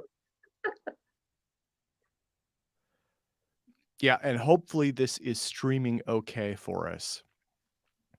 And I'm going to show them your channel. And yeah, and that's okay. I try and keep the sound off. We get copyright strikes and weird stuff when we do that. So, but at least this way people can see that it's on your channel. I'm going to show them exactly where it is in a moment. I'm going to run them through all of your stuff as well. So this is a wonderful presentation that you put together. Thank you. You did? Actually, speaking of AI tools, this video I used Lumen 5 helped me put this together. Oh, okay. Okay. Yeah, wonderful video. We're about halfway through it. It's nice to see all of the clips.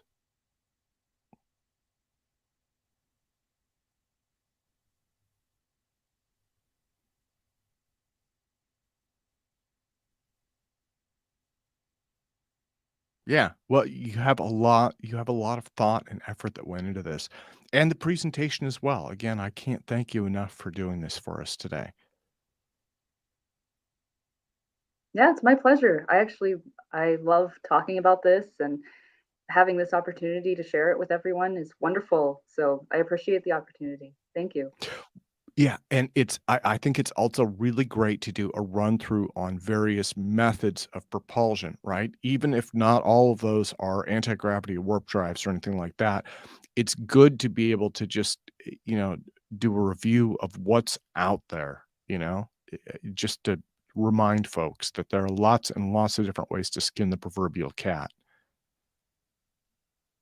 Yeah, the way I see it is we have we're already interstellar in a way, right? And so a lot of what I've proposed here are more a way of building the bridges that will get us into space, that will um, help us become interplanetary first and foremost, and then we can think about interstellar and warp drives. I think it depends really on the amount of resources that we're going to need, and the amount of energy we're going to need to harvest in order to make things like warp drives happen. And also, being in a space environment is perhaps safer than trying to attempt those kinds of experiments on Earth. So, some additional thought there. Yeah. Well, so Tammy, this is your channel and it's youtube.com, the @ symbol hyperdrive anthropology. So if folks look, you can just look up Tami Pudina, look up your name on YouTube. That's how I found you. And so you have a small but growing YouTube channel. It is not all space, but that's awesome. And I see some playlists here as well, right? Like so machine learning and AI. If I understand correctly, these are probably not your videos, but this is a playlist that's curated. These are videos that you believe in. Same thing for math and science, right? These are Uh, videos that yeah, honestly, I haven't watched everything, and I'm by no means an expert, but that's more like the University of YouTube section yeah, of my channel. So yep. yeah, the but I really like much of the work I've done. All of these videos I've made for my Substack blog to be embedded in the Okay. different posts that they actually represent. And if you go to Well, the video, um, there's links to that.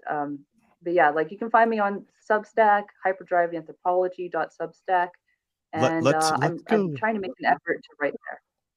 let's go there next. So hyperdriveanthropology.substack.com. Okay, so this is the main page. We want folks to sign up there. But I'm already signed up, so I'm just gonna hit skip. So this is your Substack blog. These are your articles. This was actually where I found this was the presentation today. And so this started with a blog post. I want to show this to people quickly. And there are all the equations that are in your post. I know that you've extended things and added considerably more, but I wanted to walk people through this from the conference so that they could see, again, incredibly detailed work, Tammy. So it's wonderful, as well as wonderful references there.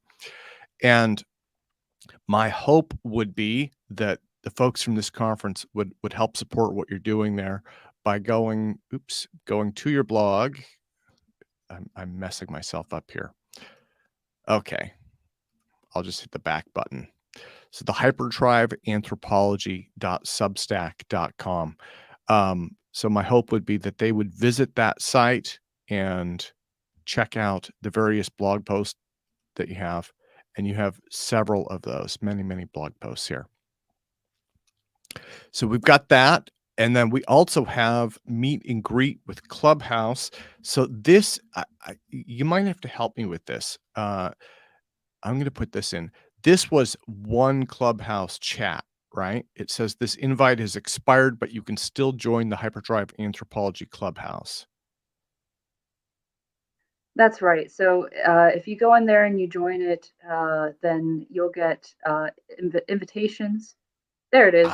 Okay. You'll get invitations to the next meet and greet, and that's about every 2 weeks. I'm not actually having one this week because the guests that I've invited, it's very important to me that they're able to make it. A lot of them are at Burning Man actually, and they're actually That having their burn that's why it's so today. So quiet. Okay. Yes. Burning. yeah, Yes. yeah, perhaps there's that. Yeah, well, I've had 2 physicists that I know actually email me from Burning Man, so you're absolutely right. I'd forgotten, but that's yeah. So when people scan this, and I'm not going to try and do that, online, but when they scan this, they can join Clubhouse, and just to, I guess, so that we're aware, Clubhouse is basically like an audio conference bridge. So it's similar to what we're doing here, but it's all audio based, right? That's right. And what I like about it is um, I really like the interface on mobile. So I feel that I can participate pretty much anywhere. And so it's low bandwidth because of the audio, it's audio only. And there's just a lot of incredible spaces there. It's really quite fun. I'm actually considering creating another house that's based on rare diseases and genomics, because that's another passion of mine outside of futurism and space and physics. So, yeah.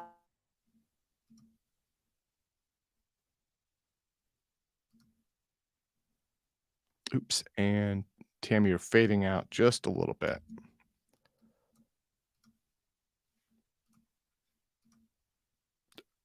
Sorry, I lost you for a sec. Oh, you're muted. Can you hear me now? There we go. Yeah. Okay. And what I'm gonna do, All right. because So, things are a little yeah. quiet, I'm gonna throw out. We'll do this a little early. I'm gonna throw out the StreamYard. This I'm putting this in there.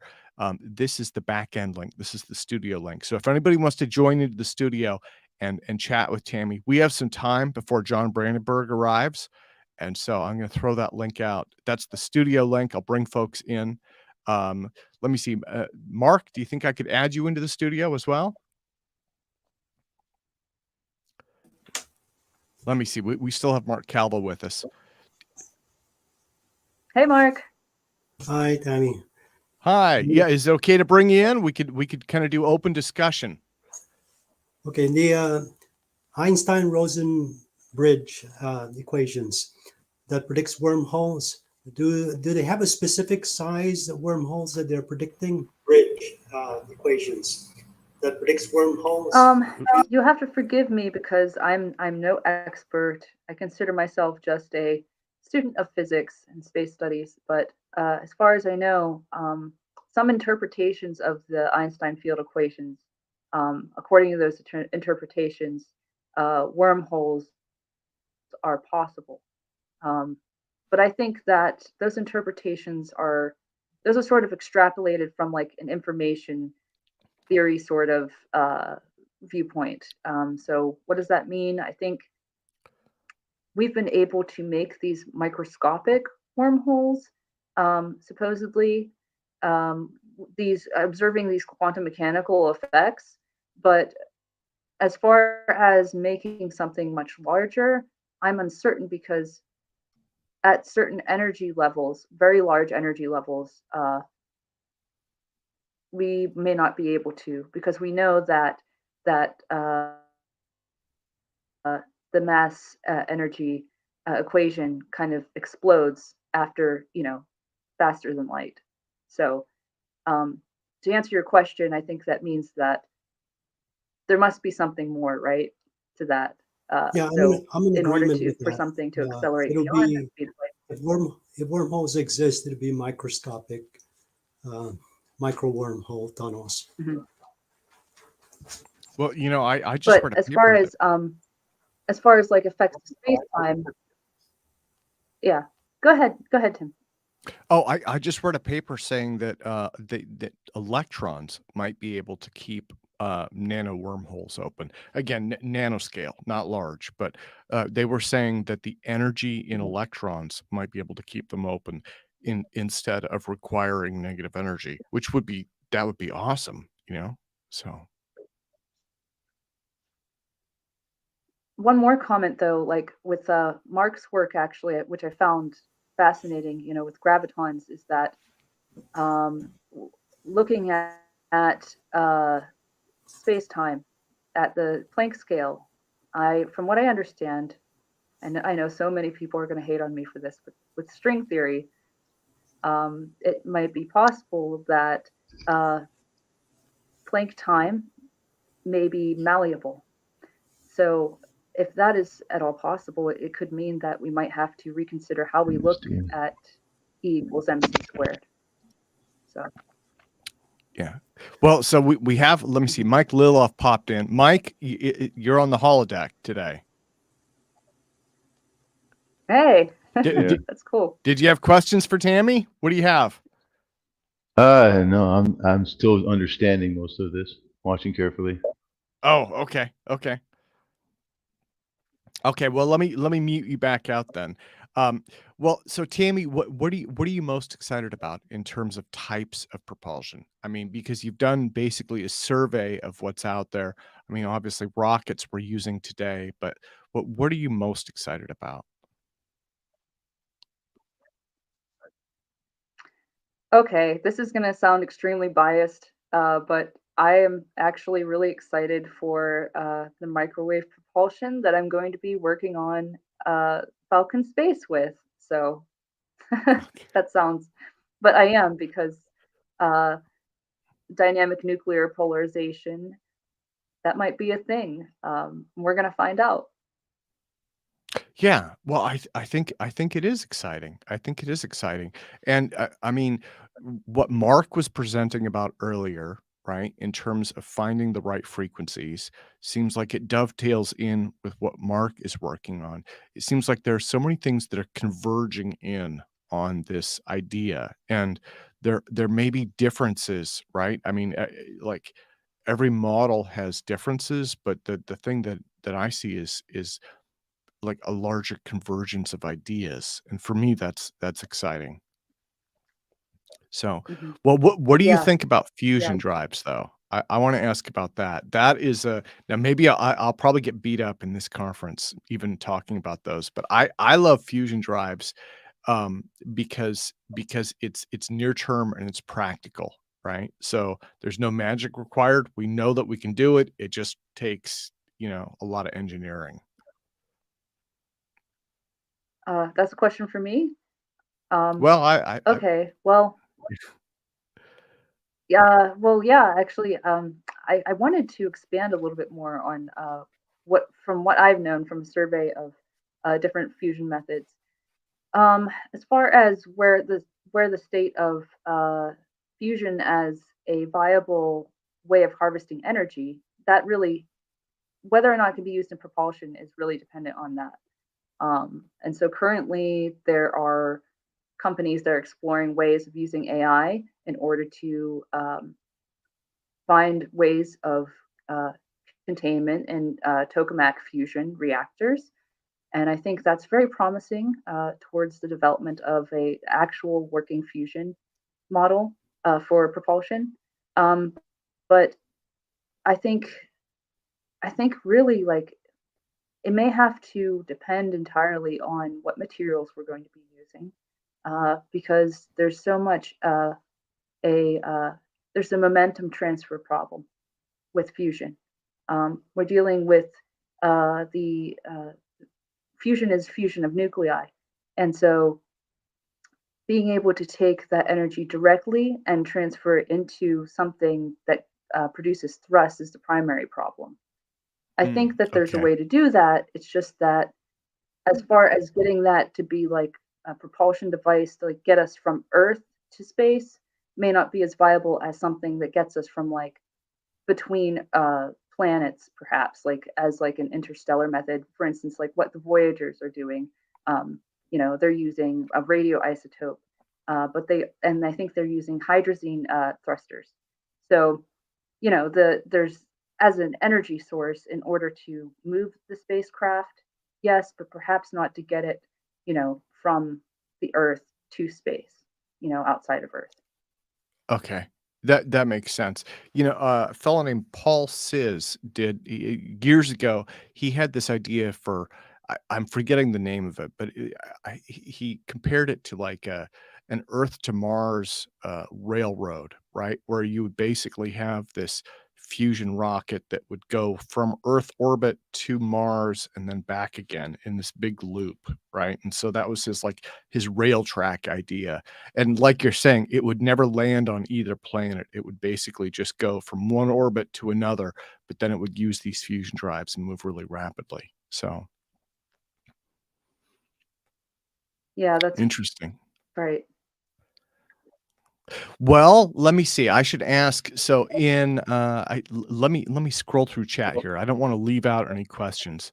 Um, and we have a healthy discussion going on in chat, although they seem to be getting distracted and going off on their own. Let me see. So Mark Fiorentino was saying faster than light travel can only be achieved by altering the space-time fabric, the aether, the properties of permittivity and permeability. Um, do you have any thoughts on that?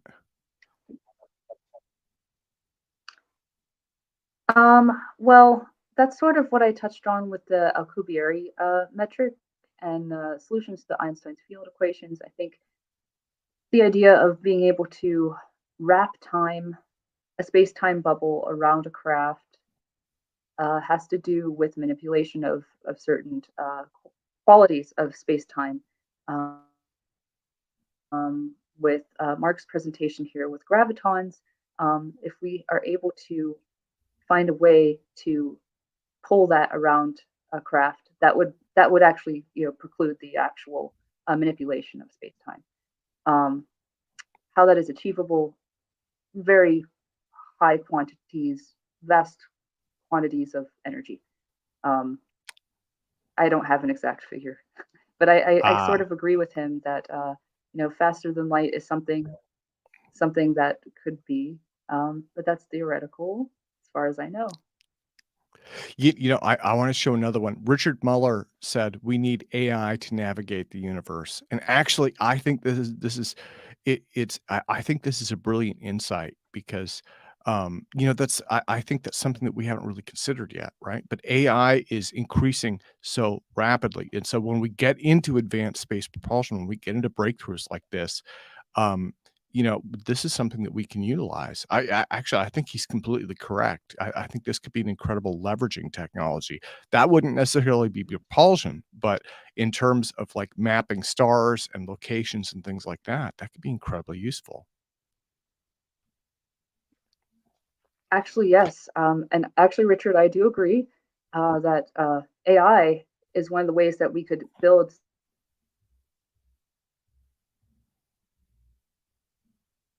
Oh, it looks like you're freezing a little bit again. that was developed by the. Can you hear me now? Yeah, you're back again. It should be good now. Okay. Okay, good. So there is a quantum navigation system that was developed by the UK Navy very recently. And I think that such systems interfaced with artificial intelligence could be very helpful in order to map at certain speeds, because at that point, like you're not able to use, human capabilities to figure out how to fly that thing, right? So you're just traveling so fast. So AI computationally would make sense. Okay. Well, and let me see. I see Jeremiah Pop here who doesn't want to come backstage. Why doesn't he want to come backstage? He's offering insightful comments, but he's doing it from the front of YouTube again. So, well, I mean, we have a few minutes. We have a few minutes left, but I think that we've run through all of our questions. So, why don't I do this, Tami? If it's okay, unless you have anything else that you want to share, do you have anything you want to share or cover, or anything you want to promo during the conference? Well, I think that pretty much does it for me. I actually, Okay. I don't really have any upcoming projects with my blog, but I really do appreciate if people would subscribe. I have a lot of free subscribers. I think I only have one paid subscriber. So if someone is able, oh, hey, look, there's Jeremiah. There Hi, he is. Yeah, There sorry, he is. I was, calmly hanging out in the YouTube chat, nice and I know, safe and in front of my computer, and I didn't have to put on a shirt. But as you see, I'm violating our main, prerogative of APEC norms by not showing up on camera. So I apologize for everybody. I don't feel like putting on a shirt because it's hot in here today. But today's presentations are fantastic. Saturday. And I agree with the antimatter issue. There's a difficulty in actually getting out the positronium charge and separating our positron electron pairs in free space. And so many mechanisms have been proposed to try and do this more efficiently. And obviously, like what we do today, we're using certain selected radioactive elements that most of them are artificially made and producing small amounts of antimatter. But what we really need to do is find a way to do this with radio waves only without having to utilize special or custom-made isotopes that require particle accelerators to manufacture. And I think this is all possible because, quite frankly, like the 1.022 mega electron volt limit is not that high. I mean, it's quite achievable. So I know there's a better way to make the antimatter that we need on demand. And what do you think that way might be? Well, taking a look at some of the natural phenomena that we've observed, it seems like stimulation of certain crystalline structures that compress the electric and the magnetic fields in just the right way will create phase coherence and generate very, very tight packed light compression events, and they can reach these energy levels. So now we're getting to Jeremy Riss' special category of compressed or squeezed light, and I think that's the way we're going to find we can make this stuff on demand. That would be amazing. That would be absolutely amazing. I am working on a project with, thank you for actually mentioning that. I think that certain alloys, high entropy alloys and metamaterials might actually be able to achieve that. So there are effects at the nanophotonic junction that might be able to have those effects with stimulating certain crystals, certain materials. Yeah. I would have to agree. And just think about what we've already discovered. There are plenty of patents where we have light producing devices that can generate those missing terahertz wavelengths of almost any selection. Say, for example, sapphire being used as a maser generation source at a very tight threshold. So we know that already natural crystalline materials have the ability to amplify these effects. And we just need to find the right ones. Well, thank you very much, Jeremiah, for jumping in and making that comment. That kind of made my day. Yeah, that's awesome. Presentation and bringing all of this to our minds. We appreciate it far more. It's awesome.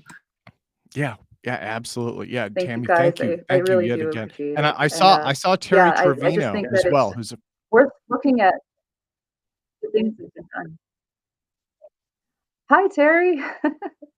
Yeah, I saw him. If he wants to pop in there, I just dropped the backstage link, and it's okay. He doesn't have to. He doesn't have to. We're kind of mellow today. We're mellow. I think we got nailed by Burning Man. Yeah. I think that's what's going on. So. Well, since we're simultaneously streaming on so many channels, let me poke the audience here. If anybody wants to, jump on here and let's talk metamaterials and possible solutions for how we reach these ultra high energy levels in compressed light states. If anybody wants to talk about that stuff, please let's start a discussion, because I'm no expert on it, but I would love to hear anybody's opinions, things that you've read, articles that you've seen, just about anything that might bring us one step closer to reaching those energy levels. Yeah, well, and we could definitely do that. I mean, I'm totally open to it. And then the other thing was Phil Bouchard had asked to do kind of an updated presentation as well, and he's not scheduled. So normally we schedule for these webinars, we're trying to schedule things in advance now. But again, today's pretty mellow, so I would say, you know, let's do it. I'd love to hear Phil's ideas about what he's working on with his gallium rotation system. He's already received what looks like some effects. I did want to ask him a couple of questions about his test setup, and one of the main ones is the thick, heavy wires with high current flowing. I mean, they literally jump. So I just wanted to verify that he's basically nulled out the potential contribution of that high current pushing down on the scale by those wires being attracted to each other and changing their shape. Okay. Well, why don't we do that then? Why don't we do that? So you know what? Before anything else, so Phil is actually here. I'm going to add him into the stream. But again, guys, let's give Tami an enormous applause. Tami, you are wonderful and brilliant. Thank you so much. Thank you so much. Thank you, guys. I really appreciate it. Absolutely. Absolutely. Yeah, thanks, Tami. I follow you on the other channel, the international organization for sustainable, space. Oh, the UN thing, right? Yeah, the UN yeah, one? Yeah. So you're very popular already. And prolific, and Tami is everywhere all at once. So yeah. Everything everywhere. Yeah. So yeah, I was for me. I wanted to hear about John first, but I can talk about my experiment first. Everything is ready already. Yeah, if you guys want to jump into that, actually, I'm going to take myself off camera for just a moment. But yeah, if you guys want to just have an open discussion with Jeremiah, Tami, do you want to stick around and discuss with him? You don't have to. There's no rule or requirement here. I'm I think actually we're kind of take open a few minutes, but I'll be listening though. Okay. I really want to be here for this. I'll be right back. Okay. Fair enough. Yeah. So with your test setup, Phil, what's been going on? You made major progress. You finally got your gallium rotating at a decent velocity. I've seen your videos. I follow your channel and look at your work, and I'm pretty impressed that you're getting the good rotation. Unfortunately, you're fighting against gallium, and you'd have so much better luck with mercury if you wanted to, expose yourself potentially to the vapors, and you'll get a lot higher rotation. I was able to do it with about 10 times less energy than what you're having to pump into that gallium using mercury, because it's already going to be highly viscous or extremely low viscosity. It flows really easy at significantly less current. So you might want to play with that. Interesting. Right now, I'm going to present my experiment first because a lot of people didn't see it yet. So just one sec. Okay, so partager l'écran.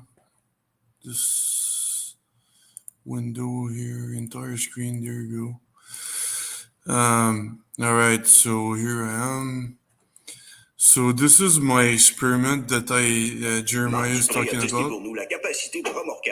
Sorry about the ad. We don't have it on video yet.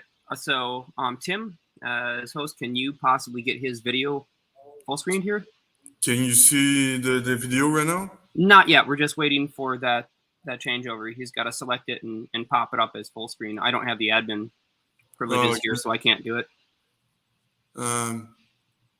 Okay. So you see my face right now? Yep. It's just you and me on the screen right now. Okay.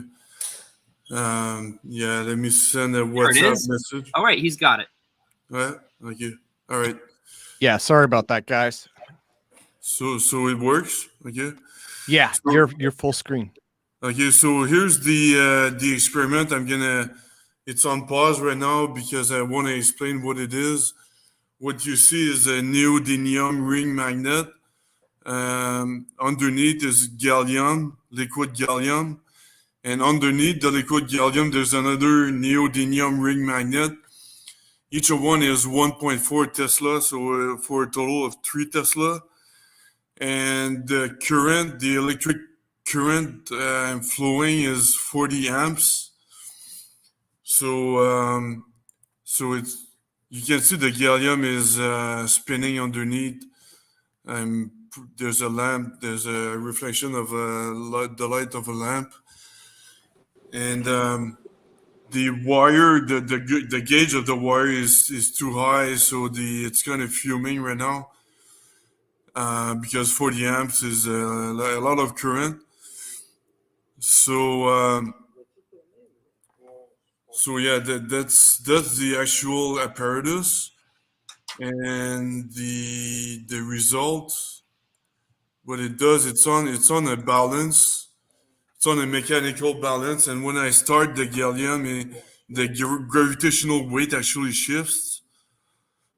So you can see it's a mechanical balance. So I mean, there's no electromagnetic interference or anything like that. I made sure it was on a mechanical balance just for that. So if you spin the gallium in one direction, it's actually going to increase the gravitational weight. If you spin it on the other direction, it's actually gonna decrease it.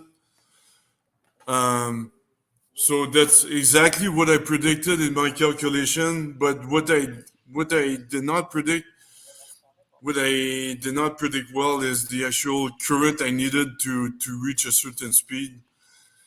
Yeah, it's So, significantly high with gallium. It's just such a viscous material, and it really takes a lot to get it to flow. And by the way, if people watch that, if you're watching that video, you've seen his earlier demo where it looks like the gallium is moving, but you can't see it much. There's an oxide layer that really prevents us from seeing how fast it's moving, but it's a lot quicker underneath that oxide than it looks like, just so everyone knows. Yeah. I wanted to integrate a flow meter, but I did try to. The best I could use is a thermal flow meter because it's a vertical stick. You just stick in, and you calculate the speed based on the. It's kind of a metal stick, that heated metal stick you stick in, and it cools down based on the velocity of the gallium. So it's very, very easy to integrate, but it's not that easy to find. I know it exists somewhere, but I'm going to try to find one at some point.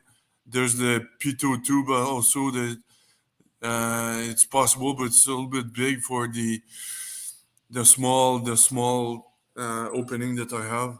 In measuring the velocity, I found that a fiberglass rod is actually very useful for this. It's been very helpful. Fiberglass rod? Yeah, I took these old fiberglass rods out of the inside of a Tektronix oscilloscope, old school version, the 400 series. And so those don't interact. They don't cool it down at all. They'll heat up to the same gallium temperature, and you'll be able to measure your velocity a lot better with something like that. Oh, yeah, I'll check it out. Thanks. I'll note that down. Yeah, thanks, Jeremiah. And it doesn't look like it, but this experiment looks simple, but there's a lot of technicalities behind it. A friend of mine assisted me for it, and it's not that easy. So I respect every experimental physicist like you, Mark, and you, Jeremiah, for all your efforts on your experiments out there. So it's not that easy to get running. It isn't easy at all. My big question for you is this, though, and this would be the obvious contributor to possible measures, errors in measurement, and that is the wires, of course. So you see that those wires jump, they're smoking, they're really moving around a lot. So how are you trying to nullify the contribution of the current flowing through those wires and the way that they might be pulling against each other and where they're attached to?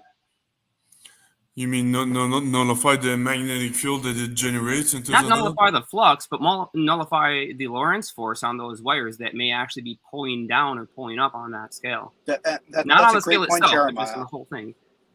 That's a great point. We also see with the scale results, it's not hanging in a weight loss situation, but it bounces between weight loss and weight gain, which is what you see when a object on a scale like that is perturbed. So. Yeah, one possible solution to this would actually be one that Mark and I have played around with quite a bit, and that is having the battery system on board. So you don't need a lot of voltage. It's actually a very low voltage, right? But you do need a lot of current, and you'll have no problem cranking that current out with a nickel metal hydride cell that you could put directly on the device. that may be Nickel- the solution to solve this with a large, say, solenoid relay for automotive car starting. You can probably use something like that, and you'll totally fix all these possible error contributions and get a real measurement then. Yeah. Wonderful. Yeah. So I just want to end that I'm gonna change the middle rings for zirconium rings because it won't interfere with the magnetic field, and I'm upgrading the power supply. But yeah, let's chat offline, Jeremiah. Phil, Yeah, well- how much does the apparatus weigh? The About 3.5 kilogram. perfect. So you can get nickel metal hydride battery and put it on the other side as your counterweight, and that will remove any of these externalities. That's a great lead- idea, Mark. That's a great idea. Lead acid can work as well, but I would stay away from any lithium or anything like that because those have tendencies to blow up. Yeah, thanks. I'll do that. Yeah. So guys, I would love to come back. I'd like to bring all of you guys back on after John Brandenburg does his presentation. John is in the studio. Actually, I'm going to add him to the stream, but let me do this for right now. Let me remove you guys from the studio. Let me turn off the light behind me. And we'll come back. And again, thank you to Mark and Jeremiah and Phil for coming on. I would love to have you guys back to discuss the gallium stuff more in our lab section. I have John scheduled for 2, and he is right on schedule. So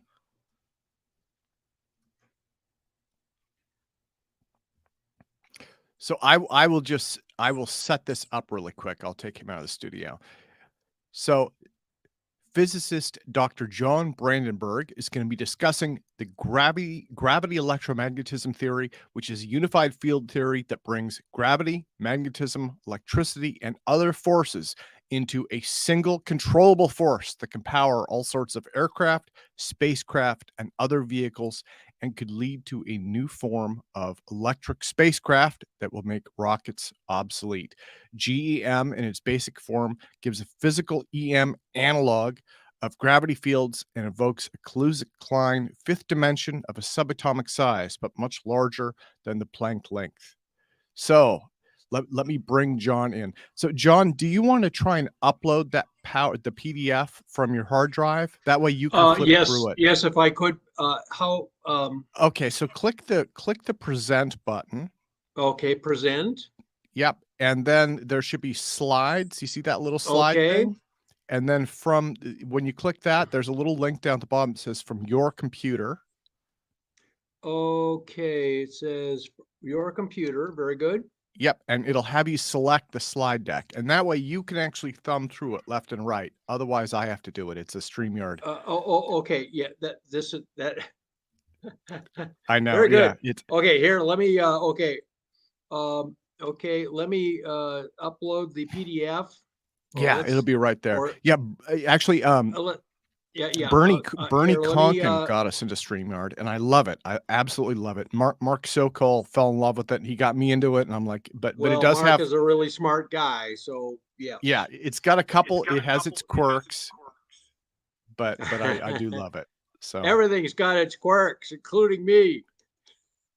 Now you are not quirky at all. Let me see if I can actually. I've got a video embedded in the. So PowerPoint. the video won't won't play. Yeah. Here, hold on. Okay. You can upload 2 slide decks. Please log in or sign up to upload more. Okay. Anyway, so we can upload the video file separate. Okay. Yeah, is it loading? I'm not seeing it yet. It may take a second. We'll give it just a sec. Yeah. It's a fairly big file.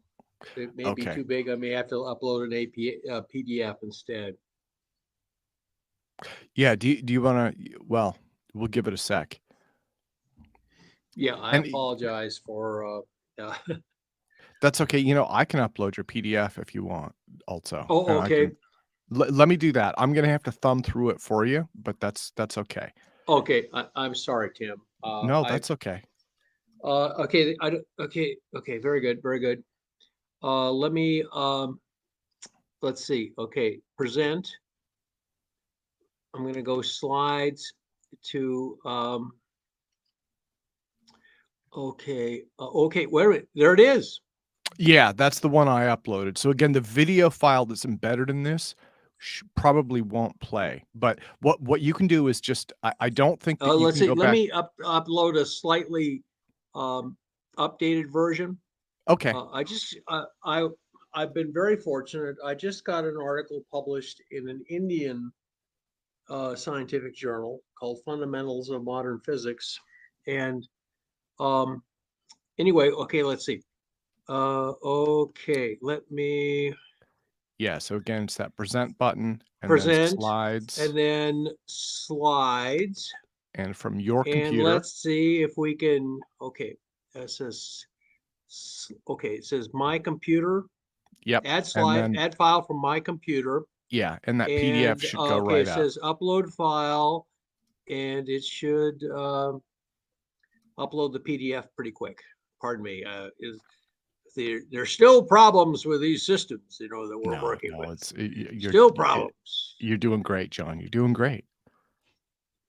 Okay, I hope to convince you all that we are on the verge of having electromagnetic control of space-time geometry, with all that implies. You might say that, okay, are you getting something? I am not seeing it yet. Does it say that it's uploading? It says having, okay, you're in the show. Everyone can see and hear you. Okay, let's just proceed with the presentation you have. It'll be fine. Okay. Okay. So Course, let me I of course put wanted to add some, you know, little frosting flowers on the frosting on the cake, but no, we'll just skip that. We'll just have straight chocolate cake with vanilla frosting. There. Everybody loves And everyone will be straight happy. chocolate cake. Everybody loves it. John, Straight let me do this. chocolate cake with vanilla frosting. I'm gonna mute myself. Unfortunately. I'm gonna mute myself out, but you can just say next. Just say next Okay. when you want me to go to the Thank next you. slide. Okay. Thank you very much. Okay. Does everybody hear me? Anyway, yes, this is a modification of a presentation I gave to DARPA. They had given us a grant to study the theory of the GEM. Now, GEM theory stands for gravity electromagnetism, but its real meaning is in Latin. It's grandus et medianus, meaning the great, in this case, the Planck and the cosmic scales, unified with the mesoscale, which is the scale of atomics and classical particle sizes, which is basically the world we live in. So we're surrounded with this enormous universe. And then, of course, down below, at the very, very subscale of what I call the pixel size of the great reality program that we live in, is the Planck scale. And those are the great energy scales. And then we have the middle scale, which is where we live and where subatomic particles that we're familiar with, basically electrons, protons, neutrons, that they all exist. So the talk was about anticipating surprise. They gave me this grant from DARPA, and they said, don't do any experiments. So I said, yes, sir. Please sign my check. And I don't know why they didn't want me doing any experiments, but A voice inside me said, if you don't want a free bus ticket to Site 51 where they will never let you out, then do some experiments on this stuff, because this stuff works. Anyway, it's good physics. Okay, we're anticipating surprise. Next, with that introduction, next. Okay, I'm going to talk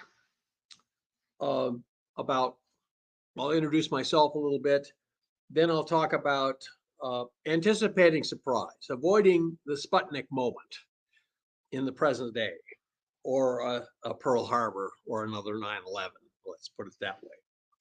Okay, and then I'll talk about the requirement to search for a unified field theory of electromagnetism and gravity, the old Einstein quest, and the GEM, gravity, electromagnetism, or grandis et medianis unified field theory. And then I will talk about the propulsion technologies that this theory suggests we can develop. Then I will summarize. Yes, next. Okay, I am a theoretical plasma physicist specializing in controlled fusion energy and advanced space propulsion. I'm a plasma guy.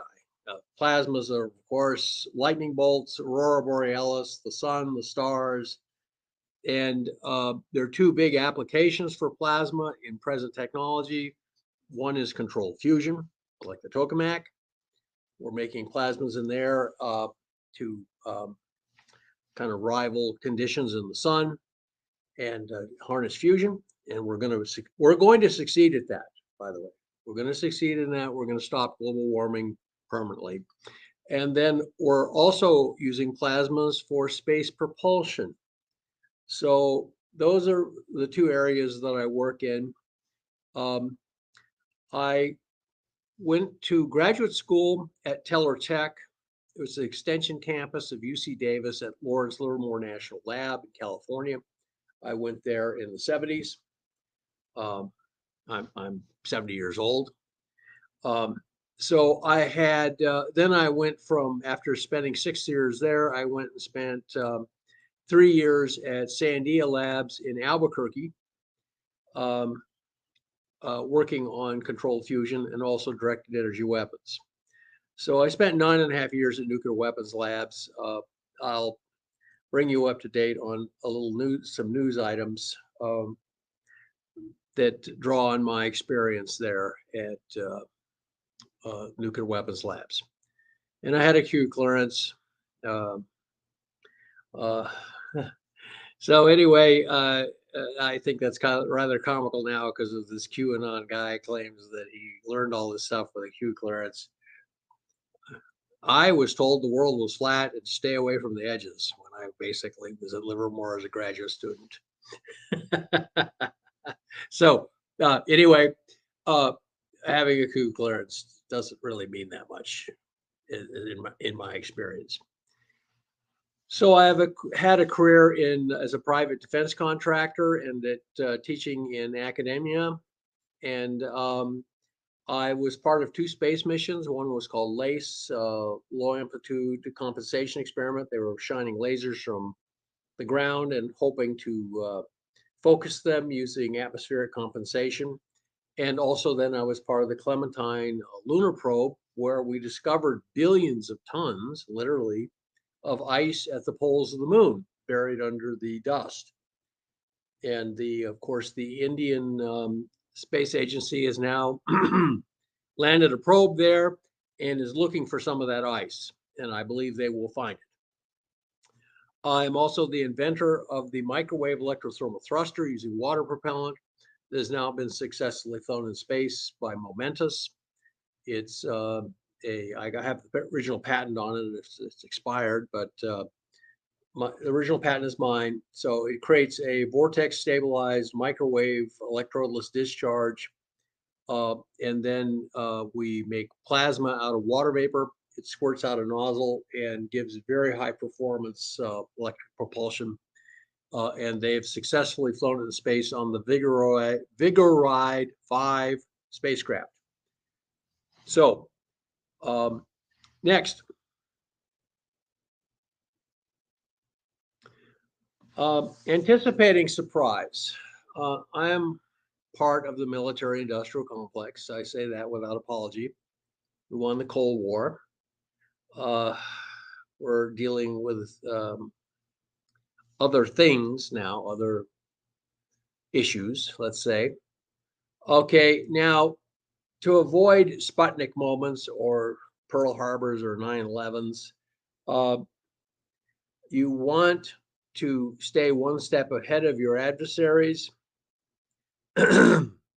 So you're looking for trends, you're looking for cumulative compiling analysis, and you have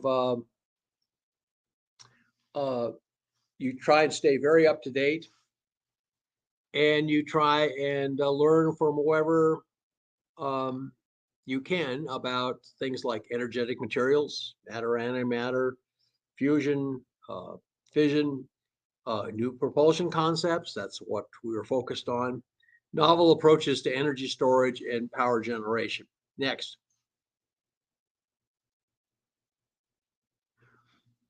Okay, we're dealing with a situation where we're encountering craft that appear to be able to fly around corners. They're flying what's called, you could call it inertialess drive. That is, they're apparently modifying space-time around themselves, so they behave as if they have no mass, and they're in free fall constantly. They can fly around corners very quickly as if they don't weigh anything. Because of the equivalence principle, if you can if you can change the space-time geometry around an object, then you can fool the universe into thinking it has no mass. And then you can also, and if it has no gravitational mass, it has no inertial mass either. You can have a 1,000-ton spaceship and make it theoretically to weigh less than a milligram. Next. Okay. Now we are looking for a theory that will enable us to do gravity modification. And there are four forces in nature. There's the strong force and the weak force, and they're short range. They hold, of course, the nucleus of atoms together. And the weak force mediates beta decay and basically the formation of the neutron, which is essential to having complicated nuclei. So, but we are interested in the long range forces of nature, and that's a pair of them. One is electromagnetism, one is gravity. Now, Einstein had figured out gravity with the general theory of relativity. He found the equations for the black hole, for gravity waves, for the perihelion advance of Mercury. His theory was very successful. And of course, with the verification of gravity waves in the last decade, his theory has been completely verified and shown to be very accurate. Now, he actually did that work in the 20s, and he then took up the task of trying to unify gravity and electromagnetism. So he figured out gravity. They had a good theory of electromagnetism, Maxwell's equations. And he wanted to see if he could unify those two forces. And since they both followed a 1 over r squared force law at low energies, he thought it was obvious they could be unified. And he also came up with an interesting idea. It's called the two-particle paradigm. Even back then, they understood because of his theory that there had been a Big Bang. They figured that out fairly quickly, and that the universe they could see was mostly hydrogen. So they speculated that the universe began with hydrogen and that the stars had then made more complicated nuclei, but everything started with hydrogen from the Big Bang. So you can imagine a situation where the universe is born with two long-range forces, E and M and gravity, and two particles, an electron and a proton. A heavy one that creates all the gravity, and a light one that creates all the electrodynamics. So Einstein attacked this problem. One of Einstein's problems, though, was he didn't like quantum mechanics. He said, God does not play dice with the universe, to which Niels Bohr, classic, replied in a big public debate, quit telling God what to do. And so he progressed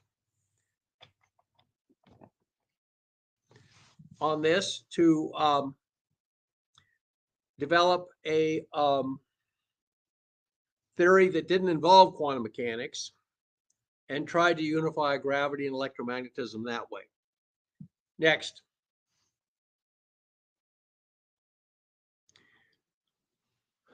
Now, I can report to you, I have found out that Einstein was basically right.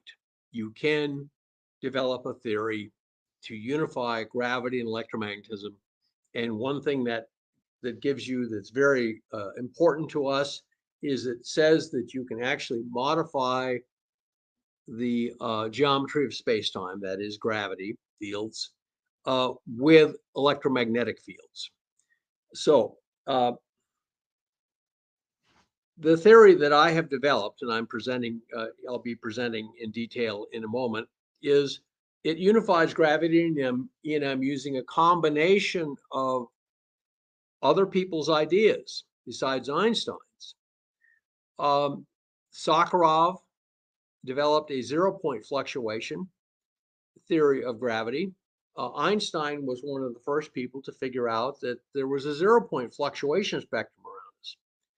And as I'll be showing you, Sakharov used that to develop a theory of gravity and linking gravity and electromagnetism.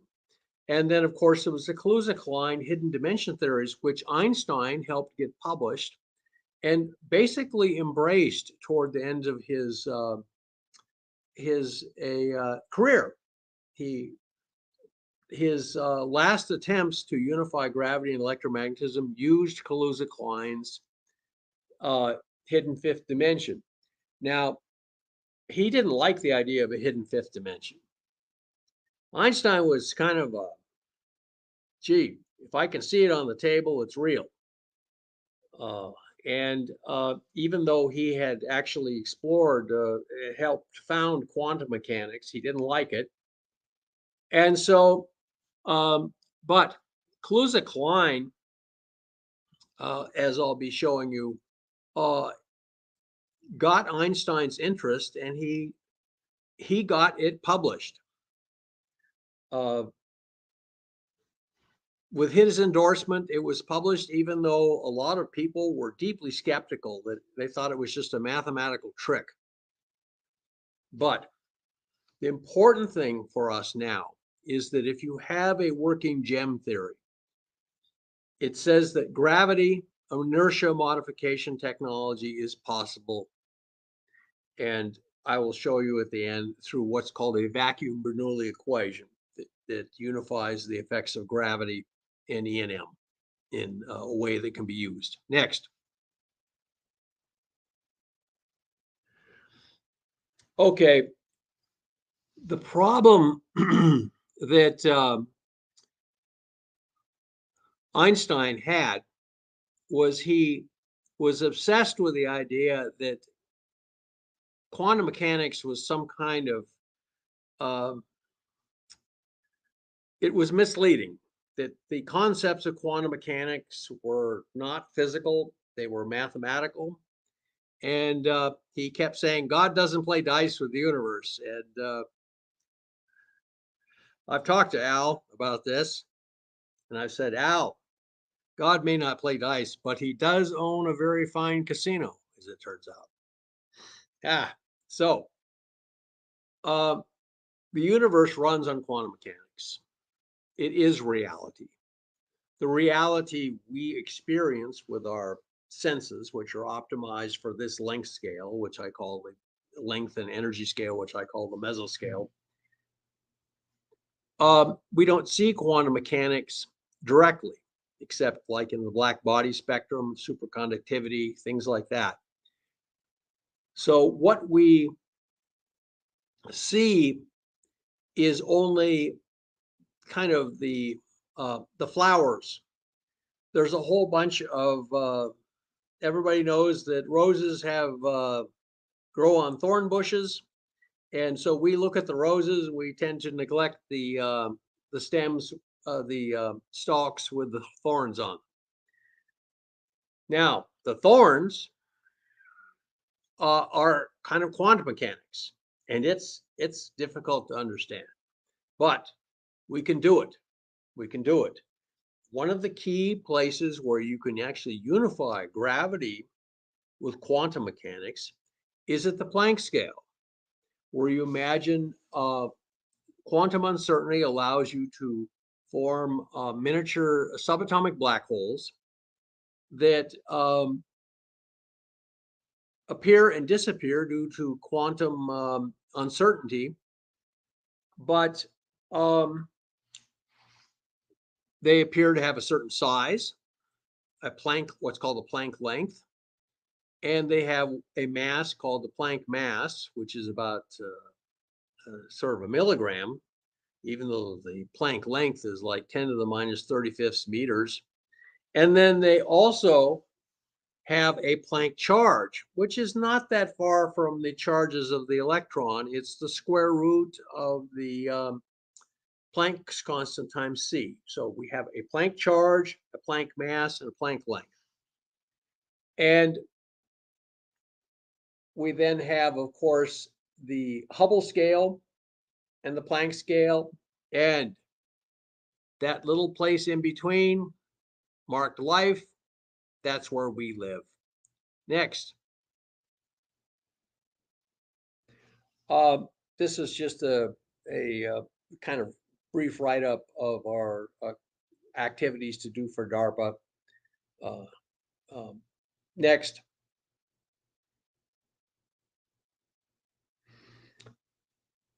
Now, the basic gem theory relies on a discovery that I made as a plasma physicist, that there's a electromagnetic phenomenon in plasma physics called an E cross B drift, and or you can call it a pointing drift. Pointing vector is the vector of momentum and energy flow in an electromagnetic field. So it's E cross B. It's the same vector that carries radiation pressure. When you see the particles in space being pushed by the sun's light, they're being pushed by radiation pressure in the form of the pointing vector. So, but in quantum mechanics, not quantum mechanics, plasma physics, what's fascinating is that if you take an E cross B drift, it affects all charged particles the same. So next, we have I'm sorry, not quite yet. Go back to the same slide. I thought the next. So there's two postulates. One is that gravity fields are equivalent to an array of E cross B drifts. So you can make something that looks like a gravity field to charged particles, like protons and electrons. Now, the second postulate is that gravity and E&M exist as separate fields, along with protons and electrons, due to the existence and deployment of a hidden fifth dimension. Imagine your original space only had 4 space-time dimensions. There's nothing there. It's empty space. All that's there is quantum turbulence at the Planck scale. And then suddenly this fifth dimension appears and deploys. It gets much larger than the Planck scale. It explodes. It basically inflates, in fact. It's like the inflationary models of the whole universe. This dimension appears as a fifth dimension, and then it expands. It inflates. It sort of pops like popcorn. And suddenly, where you only had one field, let's say kind of some merger of gravity and E&M, and one type of particle, you had Planck masses and their antiparticles, and suddenly you have two forces, two long-range forces, E&M and gravity, where you only had one before that at the empty space of the Planck scale. So now you had started out with one force field, and now you have two long-range force fields, and you also started out with plus or minus versions of the Planck particle, antiparticle of the Planck mass, and they break apart and they form two separate particles, protons and electrons. So you suddenly, in the Big Bang moment, the thing that triggers the Big Bang is actually deployment and inflation, or popping out of this fifth dimension to some scale similar to the atomic scale or the particle scale, classical particle radius scale, which we call in the GEM theory the mesoscale. So fifth dimension appears, blows up from the Planck length and becomes the mesoscale, close to the classical radius of an electron or the nuclear radius of a proton. And at the same time, separate forces of gravity and E&M appear. So you have two separate, you started out with one particle, one force, and now you suddenly have two forces and two particles. So next.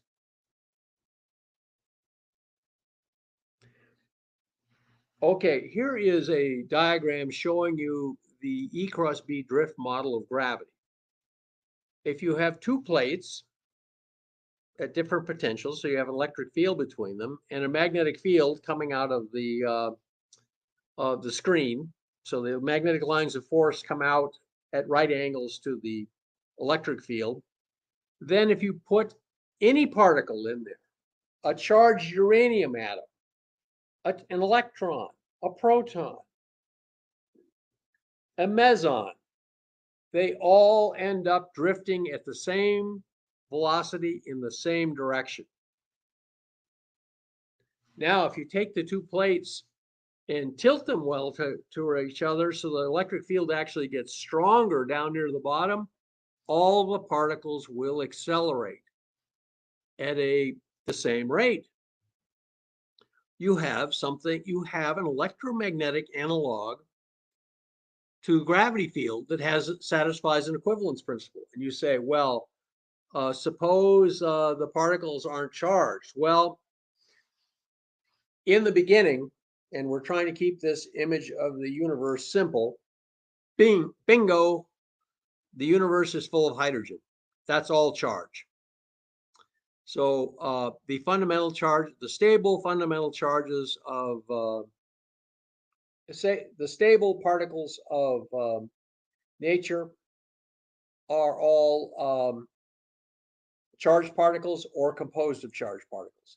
You could say, well, what about the neutron? Isn't it stable? No, it isn't. It actually pops off like a firecracker after about 10 minutes. It lasts 10 minutes. There's a half-life of 10 minutes. But it will actually decay into hydrogen and a neutrino.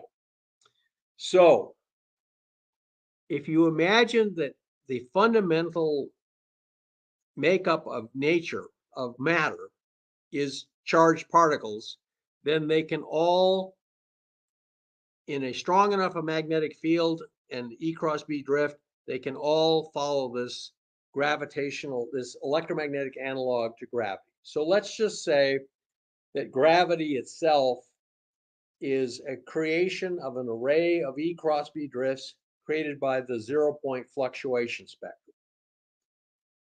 And this approximation works really well if the electric fields are much weaker than the magnetic fields, So the fundamental nature of the 0-point fluctuation spectrum is magnetism. It's like there are a bunch of magnetic monopoles down there that we can't see, and that they're stable. But anyway, so we can make an electromagnetic analog to a gravity field, and you can do simulations. Here I show it in the one side of the thing in gray. That's actually a result of a computer simulation, releasing an electron and then something about the mass of a meson that's positively charged, and having them both accelerate, the two lines or the two plates. So this thing works. You can simulate this. Another thing you can do is, instead of curving the plates, you can actually put a voltage ramp, like a sawtooth signal, on the two plates, so the electric field increases in time. And that will also accelerate the particles in time. So you can get an electromagnetic analog of gravity fields that satisfies the equivalence principle. Because in the frame of the moving charge, the velocity from the magnetic field creates a opposing electric field. So the electric field actually vanishes in the frame of the particle, just like gravity fields vanish in the field in the inertial frame of a falling body. They become weightless. Next.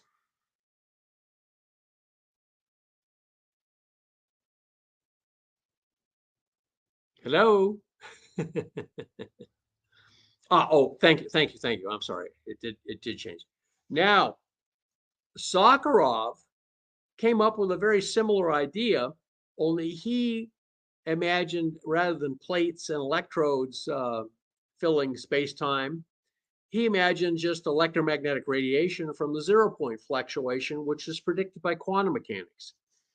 We're surrounded with a sea of electromagnetism that we cannot perceive directly. We're like fish at the bottom of the Marianas Trench. We're surrounded by pressure, but we don't feel any pressure because the water inside our body is at the same pressure as the water outside our body, so we don't feel any pressure.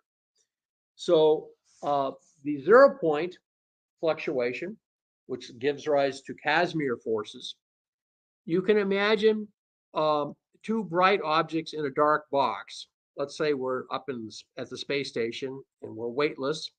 You put two white hot spheres inside a dark box of metal. They will actually repel each other with mutual radiation pressure. Now, if you do the exact opposite experiment, you put two cold ball bearings inside or cold balls of like carbon that are black. You put them inside a box and heat the box electrically so it's white hot. They will actually attract one another with a 1/r² force. Now, Sakharov's original article showing this was very terse because he was trying to get it through Russian classification. Turns out the hydrogen bomb runs on radiation pressure. So he never mentions the term radiation pressure once, but he did derive a value for the value of G based on the Planck scale quantities, which unfortunately also include the value of big G, the Newton gravitation constant. So in one sense, you're hiding G on one side of the equation and having it pop out on the other. But anyway, so Sakharov did this, and then Hal Puthoff went and looked at Sakharov's model and really made it bright and shiny like the family silver, and showed that it was completely consistent with quantum mechanics of quantum electrodynamics. So that's so I call it the Sakharov-Puthoff theory, because one was just a very terse suggestion of Sakharov, and then Puthoff took the same Hal Puthoff involved in remote viewing, but he he made it a very precise mathematical derivation, whereas Sakharov's derivation is a little hand waving. So Puthoff published a very fancy version of Sakharov's idea, and it all works.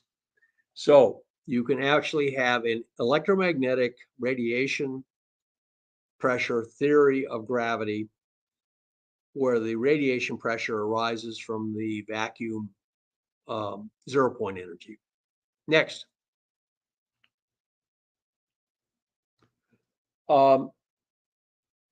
So you have a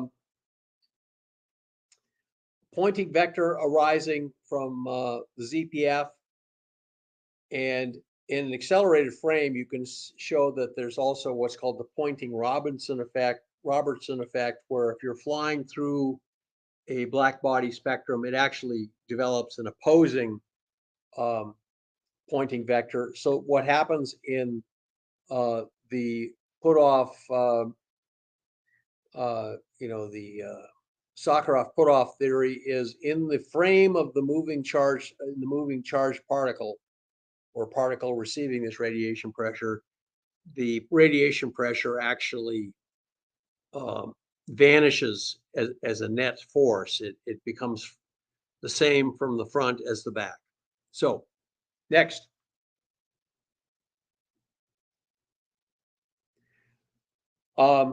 And it's easy to show that you can actually develop a 1/r² force from this radiation pressure model. In fact, this has been around for a long time.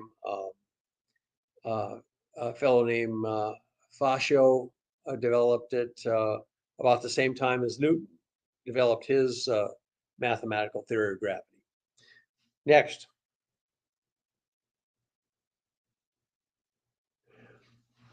Okay, now, if you develop this E cross B drift model of gravity, it gives you some nice math that you can then, you start out doing this math at the non-relativistic limit, which corresponds to E over B being much less than 1. And then you try and generalize that to be relativistically consistent. And as it turns out, what looks like the Newtonian potential turns into one element of the metric tensor of general relativity, Einstein's general relativity. And what's interesting is it forms a very compact form based on the E&M stress tensor of relativistic E&M. And so basically you have a fully general relativistic theory of gravity and E&M being related, where the metric tensor is due to a portion of the Maxwell stress tensor of electromagnetism. And one of the things that happens when you do this is that the zero-point fluctuation spectrum self-censors, it cancels. It's as if electromagnetism, due to the quantum zero-point fluctuation, which should give every piece of every cubic centimeter of vacuum the same weight as our galaxy. Instead, it creates anti-gravity as well as gravity, so the two effects cancel. So you can say that very, very early in this theory, you encounter the fact that electromagnetic fields can not only create gravity, they can cancel it. So that is what gives us hope that we'll be able to develop flight technology from some kind of unified field theory unifying E&M and gravity, where the metric tensor of gravity in general relativity is actually a form of the Maxwell stress tensor. Next.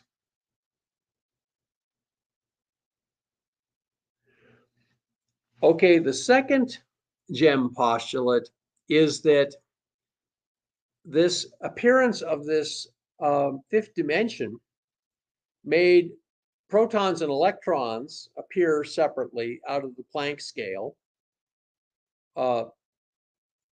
as two separate particles, whereas before there'd only been one particle with one mass. And not only that, but this then caused this fifth dimension to expand from the Planck scale and become what was called the mesoscale, R0. Now, what's interesting when it does that, it inflates. It actually expands at what would seem to be many times the speed of light. It basically pops out like popcorn to be, so it's not really a velocity. It's more, it's a popping up of, it's a popping of the dimension rather than a movement of anything. And so it ends up being like a frozen wavefront of electromagnetism, like an electromagnetic wave, where the points on the surface satisfy the equation of something like they're moving at the speed of light, and suddenly we're frozen. And what this means is that if you work out the details of this, the new hidden dimension physically is actually electric charge. It appears as a length because it's multiplied times a charge to mass ratio or charge to mass energy ratio. If you take a charge to mass energy ratio of like an electron and then multiply it times an electron charge, you get, as a result, in the CGS formula, you get the classical electron radius. You get a length. So it's actually physical. You actually, as long as you constantly use this conversion factor of a charge to mass energy ratio, then you get charge becomes lengths. And that's why you can call it a fifth dimension. So one other thing that happens, interestingly enough, is the charge, because it's expanding in a fourfold, it's expanding in a charge neutral way. Of course, the universe is charge balanced, but it's also expands at zero action, let's see, minimum action, like in Lagrange principles. What happens is the charge actually the charge squared, or the charge, appears like a relativistic 4 vector. What that means is that not only does the sum of the charges equal 0, so it's got a 4 component in this charge space-time vector, and you have the charge of the electron, that's the spatial part of this space-time vector, but the charges of the quarks are the spatial part. So I'm sorry, the electron is the time-like part, and the quark charges are the space-time part. So this is why when you multiply, when you square the normalized charges of the quarks, 1/3 and 2/3, -1/3, 2/3, 2/3, for like making up a proton, then you have the charged electron. It gives you a length of a 4 vector that is 0. So not only does it have 0 displacement in this new fifth dimension, charge neutrality, but it gives you minimum action in the form of the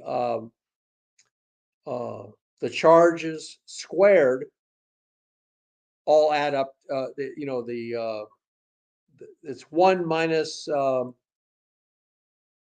4/9, and 1/9. So that's 4 minus 9/9, that's equals 0. So the quark charges are the spatial part of a 4 vector in this theory. And that's why we have what we have. Now, the second postulate basically says that the appearance of the fifth dimension and its inflation to subatomic size, the mesoscale from the Planck scale, is actually coupled to the appearance of the proton-electron mass ratio. So not only does the proton and electron get much lighter than the Planck length and Planck mass, but they actually develop a length, a mass ratio between themselves. And as it turns out in the theory, it's the square root of the mass ratio that is very important. The most important number in the universe. The answer to all the great questions. And it's the number 42, or actually closer to 43 if you round it. 42.85. And when I first developed this theory, and you'll see why I've stuck with it in just a moment, I had no idea about what the book Hitchhiker's Guide to the Galaxy was out there, and postulated the number 42 is the source of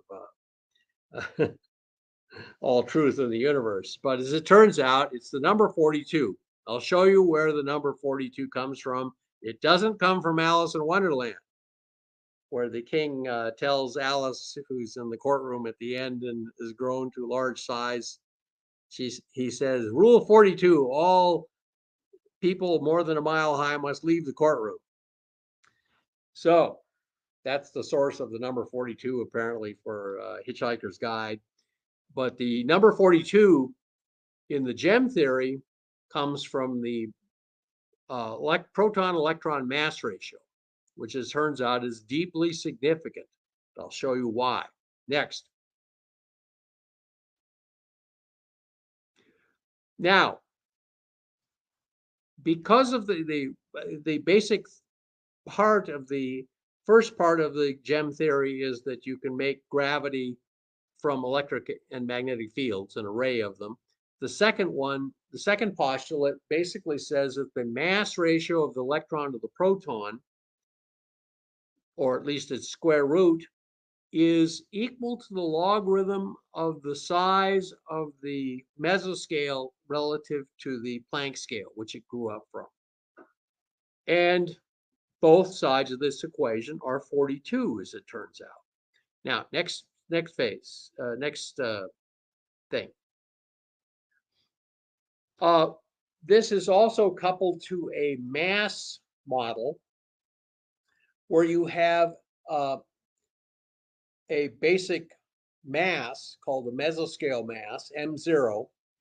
And if you multiply it times an exponential factor related to the charge, so that positive means it's 42 times larger than that, and a negative charge, a negative electron charge, means is 42 times smaller than m0, then you get the proton and the electron masses from this.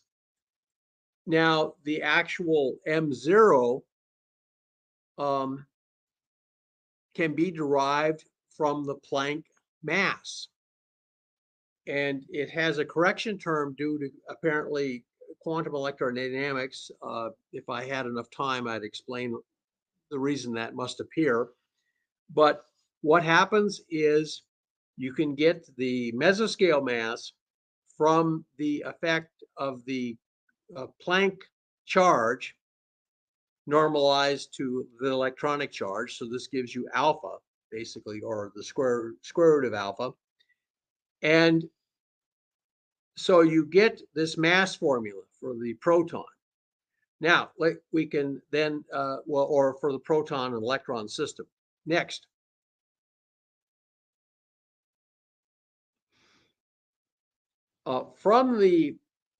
First of all, from the equation for relating the mass of the proton electron mass ratio which is the square root of which is 42.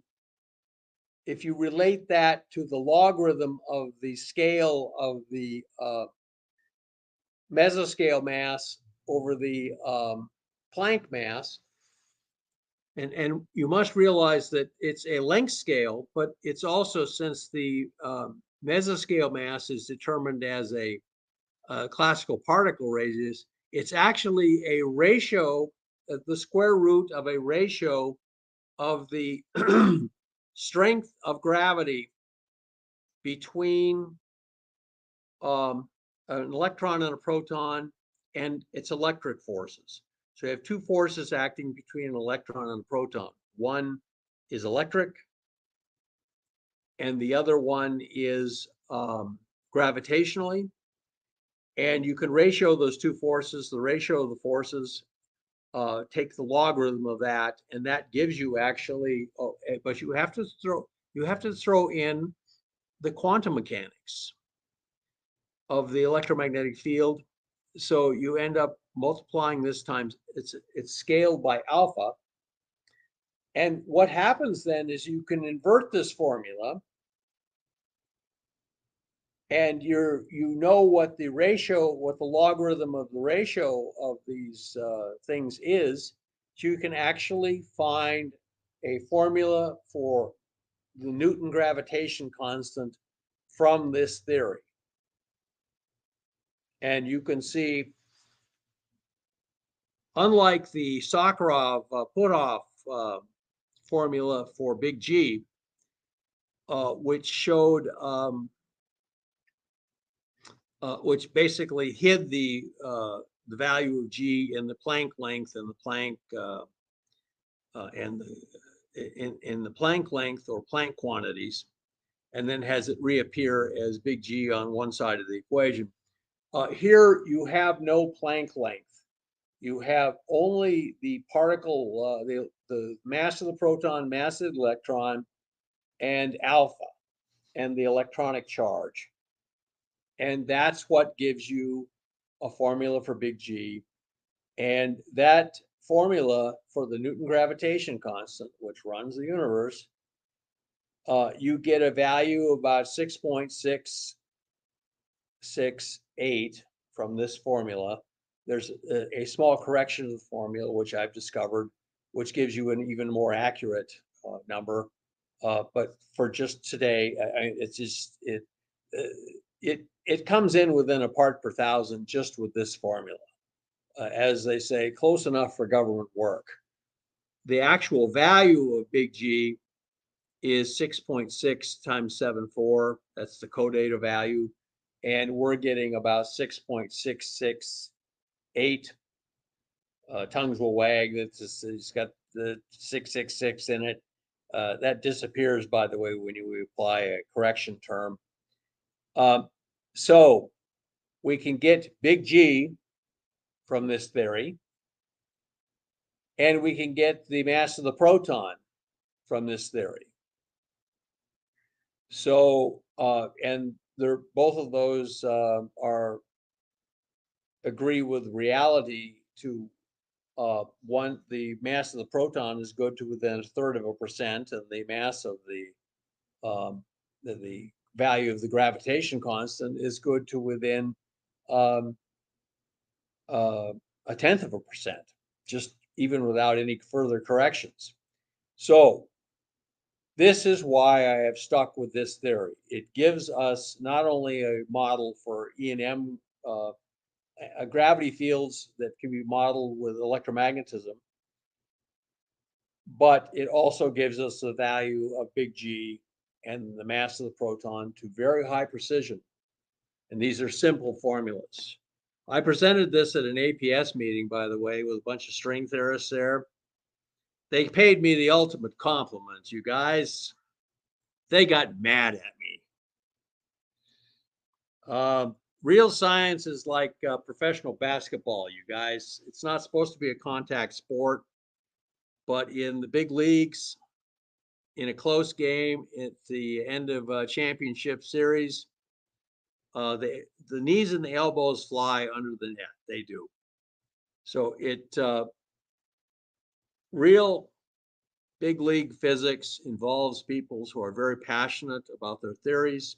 I know I'm passionate about this. And particularly the string theory people are very frustrated right now because they can't,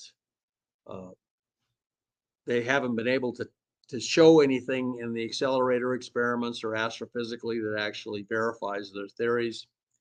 So, but I got big G and the mass of the proton and displayed it at this conference in a poster session, and this attracted great hostility from people.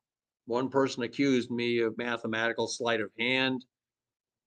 He said I'd hidden G on one side of this equation and made it pop out on the other. And I said, well, here's the formula. Show me where I've hidden it, where I've hidden G. And then his angry look slowly disappeared, and then he just walked away. So another fellow came up to my poster and started reading it. And I said, sir, can I help walk you through this theory? And he turned to me, he was a graybeard, and said, no, I can read it for myself. So guys, they paid me the ultimate compliment. Instead of rushing forward and shaking my hand, they got angry with me. Fortunately, I had a very attractive girlfriend with me, so everyone stayed very civil because for her sake. So anyway, next. Now, I've shown you that this theory, based on two postulates, which appear to be physically defensible and give good numbers. One shows how you can have a vacuum quantum mechanical turbulence around you, and then it can vanish and give no mass term. And so, you know, why does the vacuum weigh nothing? Well, because of the gem theory. Then you also can say the gem theory also says you can modify gravity with electromagnetism. But also it says that the universe began with one particle and one force, and because of the deployment of a fifth dimension, it ended up with two particles, basically hydrogen, electrons, and protons, and two forces, gravity and E and M. So now the theory seems to work pretty well, if I do say so myself. So now, what does it say about our ability as humanity to ultimately master space flight without propellant? That is, manipulating space-time itself rather than changing the momentum of our spacecraft by rocket propellant. How about if we change the momentum state of our spacecraft by changing space-time itself? So, as it turns out, we can develop what's called a vacuum Bernoulli equation. Now, to begin with, a very fundamental thing, if you do a Newtonian theory of light bending around the sun to move the stars, it actually gives you 1/2 of what is observed. Einstein's theory of general relativity gives you double the Newtonian result for the deflection of starlight, and that's because the actual full metric theory of gravity gives you an additional term of space-time change in addition to just what you would expect from Newtonian. So let's start by looking at how we know that gravity fields can change space-time, which is where electromagnetism lives. How about if we do the opposite? That electromagnetic radiation actually can change gravity, in addition to gravity changing electromagnetism. Next.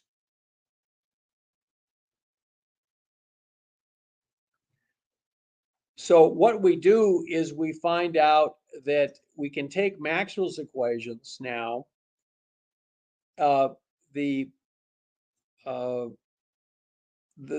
acceleration of gravity we can actually look at as due to the time rate of change of the E cross B vector, the Poynting vector, and the divergence of the Poynting vector we can look on as the change of mass within a volume. So next, after some mathematical manipulation, which is quite straightforward, by the way, it's nothing complicated. We combine the two expressions for the change in gravity in the gem theory and the change in gravity in Newtonian theory, and this is a Newtonian limit result. We integrate both sides. We end up with the fact that gravity fields are due to quantum E&M radiation fields, S vector, the Poynting vector. So that squared divided by some energy density gives us the gravitational energy density. And this looks a lot like the Bernoulli equation, except where you have, let's say, static pressure is the gravity energy density, and rho v squared, the dynamic, the ram pressure, is the other part of the Bernoulli pressure, and the two can balance each other. This is why when air goes over a wing that's curved, the air flows more rapidly on the top of the wing than the bottom to get around the corner quicker, and you get lift. So in this equation, if you create a bunch of electromagnetic field, you can actually, what you do actually is you actually create increased local gravity. So you can look at all matter as where there's increased gravity fields as regions of intense electromagnetic turbulence. But as it turns out, the two things have an equivalence so that one has to equal the other. So they become a constant. When you add them together, they become a constant. Next.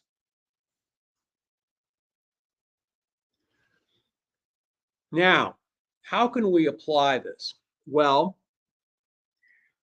let's say that the vacuum Bernoulli equation from the gem theory enables you to create what is effectively a layer of negative mass. Now, if you have positive masses in a gravity field, the gravity vector above the mass layer is actually less, or no, it's greater than it is below the mass layer. So when you move through the mass layer, gravity actually weakens. But in a negative mass layer, gravity actually gets stronger if you move through the layer down towards like the center of a planet. So if you create a region of stronger gravity fields using this electromagnetic effect from the gem theory, the vacuum Bernoulli effect, you can actually create effectively a surface of negative mass that is repelled by gravity. So you can actually create your own flying saucer by having an electromagnetic vortex underneath the saucer. Next. And the fields that you use to do this, the kind of a flying saucer type craft you would develop is actually a dome of like a conductor or even a superconductor. And it has basically three coils beneath it. And those three coils are energized with Tesla rotating three-phase power.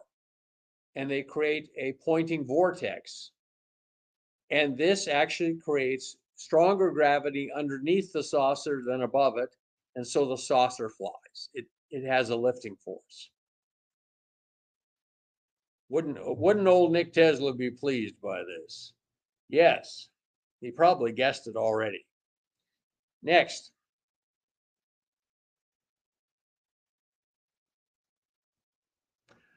So we can actually do experiments. Unfortunately, this is a video, but we can put coils on very sensitive chemical scales. I mean, we have an effect apparently that makes gravity become less in the presence of these rotating electromagnetic three-phase fields of Tesla. So you take a three-phase Tesla power source, energize a coil with it. We did here with liquid metal contacts. We use Gallistan instead of mercury, but we turned on the device, feeding the coil, and the coil lost several milligrams. And then we turned it off. This is a very sensitive chemical scale. We turned off the fields, and the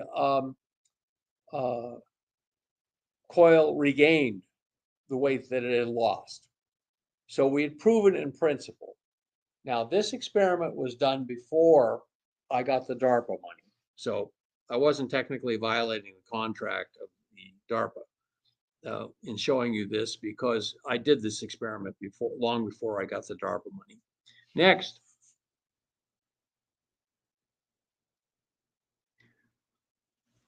Now, I want you to know that if you go on the web to the Confluence Institute, there's a very smart fellow named Lance Williams who actually tested my formula for big G and found out, yes, it was quite accurate. And there's the link. If you go there, you'll discover that he has an essay where he compares a whole bunch of different formulas for big G, and mine is the closest. And so anyway, so that's good. Next. Okay, in summary, we're trying to avoid technological surprise. We don't want anybody showing up here with technologies that we can't understand and we can't emulate. And the human race, let's say hypothetically, we're not alone in the universe, hypothetically. And let's say hypothetically, we get visitors. Then we try to duplicate their technology. We see them flying around, hypothetically, and we know then it can be done. So we do it ourselves, and we use a theory similar to the gem theory to do it. It appears that the gem theory can lead to technology that enables you to modify gravity and inertia in order to propel craft through space. The gem theory combines Sokov-Puthoff gravity model with Kaluza-Klein hidden dimension theory to unify gravity in M. It leads to models of gravity fields that show that the vacuum turbulence of quantum mechanics vanishes. And it also leads to accurate formulas for big G and the mass of the proton. So, and it predicts a vacuum Bernoulli equation, which, like the Bernoulli equation, allows you to develop airplanes and create flight. The vacuum Bernoulli equation here enables you to build spacecraft that look like saucers, as it turns out. So, with that, we have. I've gone a little bit over my time. I'm sorry.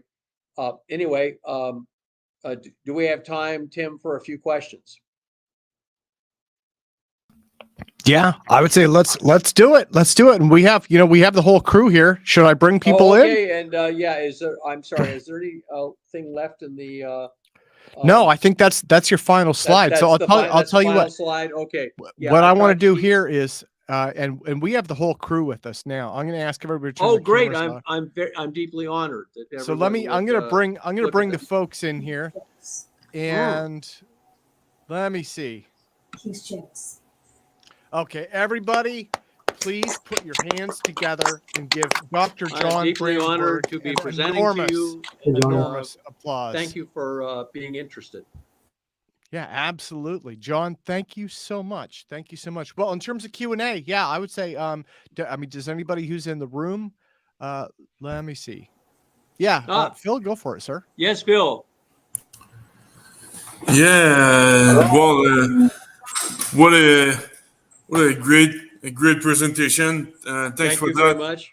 Yeah, great honor to have you aboard.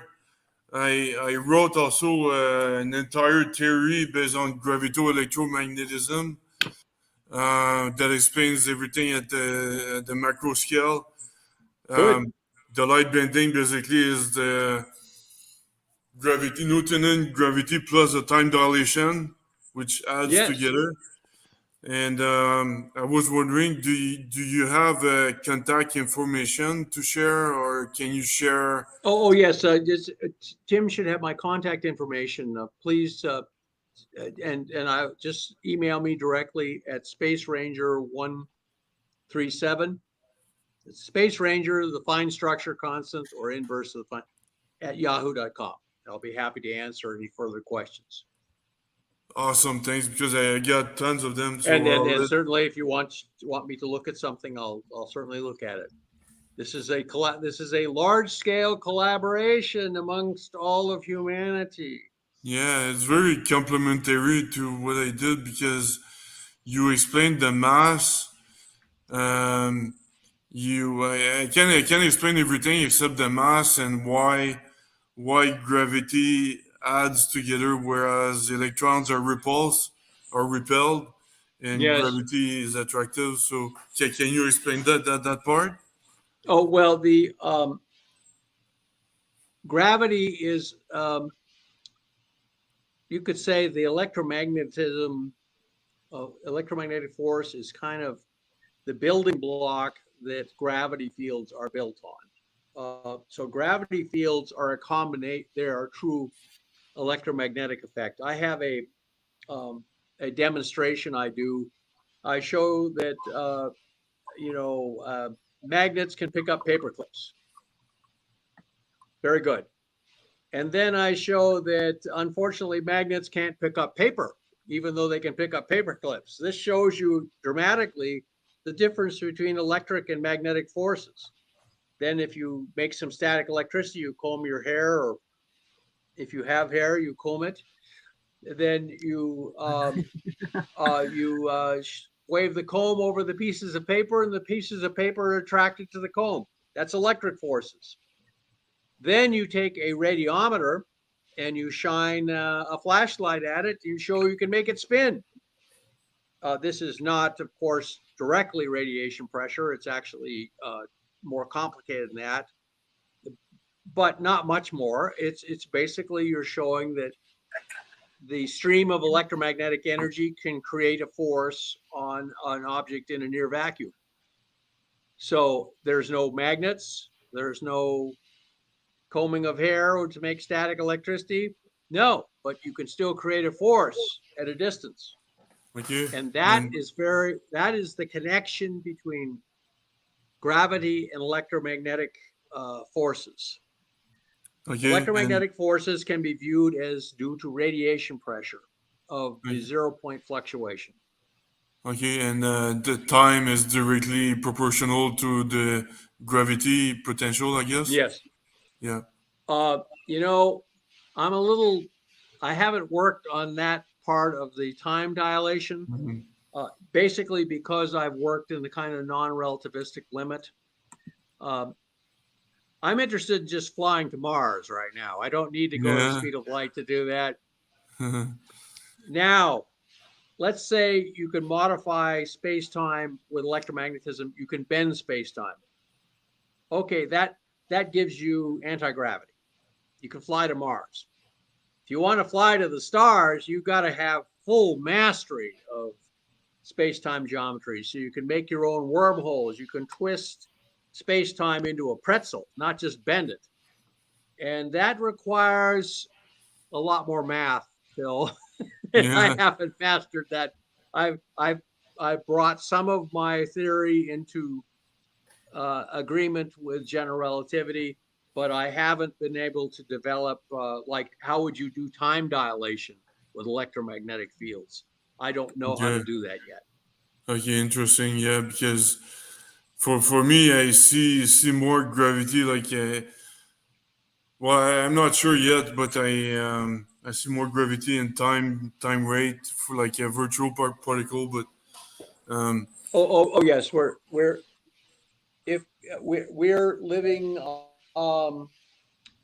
you know, for someone out in space, our clocks appear to be running slower because we're in this gravity, they're at the bottom of the gravity well. And I have not been able to, except in very abstract ways, show that. I don't understand the physical mechanism of that yet. okay, well, thanks. I'm in touch with important people, so maybe we can resume at some point. Well, I'd love to develop this theory more strongly. I say onward to Mars and then the stars. Awesome. We're on the same page for that. All right. Thanks. Well, yeah. So let's go down. Maybe let's go. Let me see. It's in Pacific time. It's 3:21. So why don't we go to the bottom of the hour if that's okay with questions, and then we can go back to lab updates and we can do open discussion. I mean, it's been again today is pretty mellow. Today this is casual Saturday for sure. At the risk of spoiling the mellowness of today, I want to make an announcement. Uh-oh. Oh yeah. Well, let's hear it. Yeah. Well, no. Come on. Okay. You know that I found evidence for a thermonuclear holocaust on Mars that changed Mars from being Earth-like to its present state. And this does not look like it was a natural event either. That's there. I'm just summarizing that very quickly. That happened about 500 million years ago. And I published a paper on that in International Journal of Astronomy and Astrophysics. I can give these things to Tim so he can post them on his website. Now, that happened 500 million years ago. Now, and I'll try to make this very quick. Avi Loeb has just published the analysis of his spheres that he recovered off of New Guinea, Papua New Guinea, and he recovered what looks like the molten remains of some objects that came from another star system, impacted the Earth's atmosphere at very high speed. And the ratio of iron, iron has many, because it's the most stable element, has many different stable isotopes. There's very characteristic fingerprint for anything from this solar system. These isotopes are completely different from anything in this solar system, meaning this is truly pieces of an interstellar object. Now, he did an analysis, they've done an analysis on the components of these spheres. There's a lot of iron, obviously, because that's how they pick them up with magnets from on the bottom of the ocean. But there's a lot of aluminum and titanium in them. It matches pretty much high strength alloys used in landing gear on jet airplanes. It's aluminum, steel with titanium and some vanadium and some other things, but it's mostly aluminum, steel. It's aluminum mixed with steel and with some titanium thrown in. That's what they use. Okay, now so that's those three things stick out in there that show this is not a meteorite. This looks like high tech alloy that got melted as it came into the atmosphere. This doesn't look like it was a meteor. It looks like it was a spaceship. There's 3 other things that are highly abundant, much greater than background. That is lithium, beryllium, and uranium. Now, I worked for 9.5 years at nuclear weapons labs. What do I know that's technological that uses a lot of uranium, lithium, and beryllium? And that's a hydrogen bomb. So this thing may have been carrying a nuclear weapon or weapons. I'm sorry, friends. When I give talks on this, I say, welcome to the cosmos, my friends. And I show them a clip from Star Wars of Luke Skywalker and Obi-Wan Kenobi, who kind of represents the God figure, walking into the bar at Mos Eisley Spaceport. And the band is playing, and it looks, Obi-Wan Kenobi says, we have to go in there to find a space pilot, but watch your step. This place can be a little bit rough. The message from Mars, the message perhaps from this spacecraft is that we not only are not alone, but we live in a tough neighborhood. I'm sorry. The rest of the universe is just as fucked up as this place is, if that was possible. Because we're typical of intelligent life. You want to know what intelligent life acts like in the universe? Turn on the news. Okay, there, my speech is over, but check out the analysis of the spheres that Avi Loeb has now published. I'll actually put a link on to Tim. You can see lithium, beryllium, and uranium, in addition to titanium and steel and aluminum. And remember, John, these are not the droids you're looking for. That's not right. The droids you're looking for. So, if I may, I've got three things for you, John, and 4 things. After I wanted to tell you all that, and I'm sorry, and I don't want to bum anybody out. I'm just saying what we're doing is serious work here, involving serious issues. Bummed out or not, the facts are the facts. And if anybody in the audience is interested, in addition to the book that you released, John, about this, you've also done a very recent presentation. I think it was the last time you showed up at the APEC conference. You did a full presentation on these various elements, and a pretty darn good one at that. So if you guys are interested in more of it, check that out. Yeah, I have a book called Death on Mars. You can imagine I've been looking at this problem for a long time, and also the impact on human society that this will have. And I wrote two books that everyone should look at.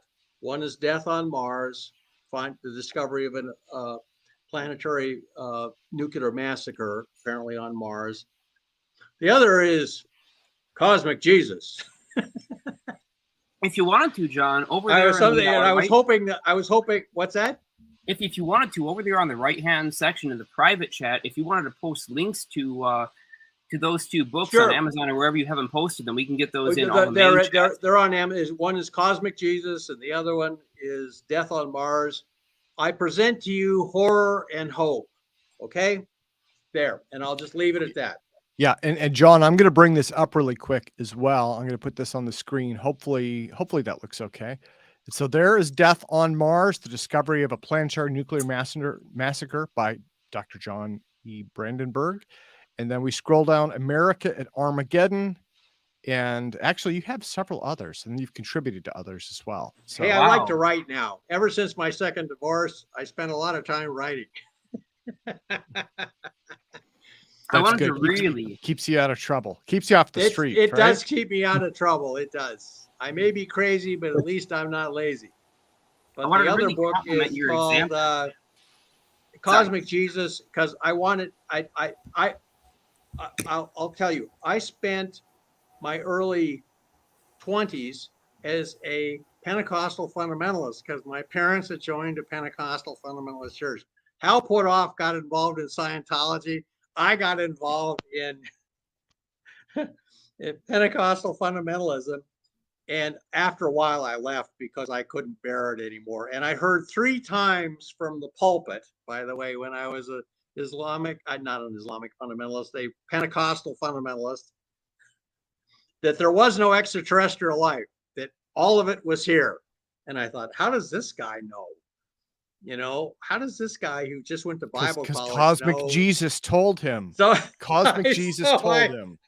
So I wrote the book Cosmic Jesus. It turns out the word for world that's translated into English, God did not speak in Shakespearean English, it turns out. He's the New Testament is written in Greek, and the word for world in all of these verses that are familiar to you, God so loved the world, and go out into all the world and preach the gospel to every creature. That word is the Greek word cosmos. That's what's translated as world. So Judeo-Christianity, which is the dominant religion in the West, is a cosmic religion, just like Hinduism and Buddhism. So the human race is actually well equipped psychologically to handle the fact that we're not alone. And unfortunately, the other shoe that drops is some of our neighbors may not be very nice. Okay, the Klingons are out there, the Romulans are out there. So are the Vulcans, and so are the Andorans, and they're nice. They make nice. So anyway, there. Okay. I believe the future of the human race will look like Star Trek, and I'm very hopeful. So let us proceed. Let us proceed. If I may. On that note, well, guys, why don't we do this? Why don't we give John one more hand, and then we will go to open discussion. Thank you very much. You're very kind. Let's do open discussion, and we can come back to lab updates later if anybody has anybody. We already did do some lab updates with Phil's work on gallium, but yeah. So open discussion, guys, go for it. I have a number of questions for John, if that's all right. Sure. Oh, Mike. So, yeah, Mike, I'm developing the theory for you. Your camera's really dark, Michael. That's the best I can do. This computer's just not very good. Sorry. Okay. That's all right. Yeah.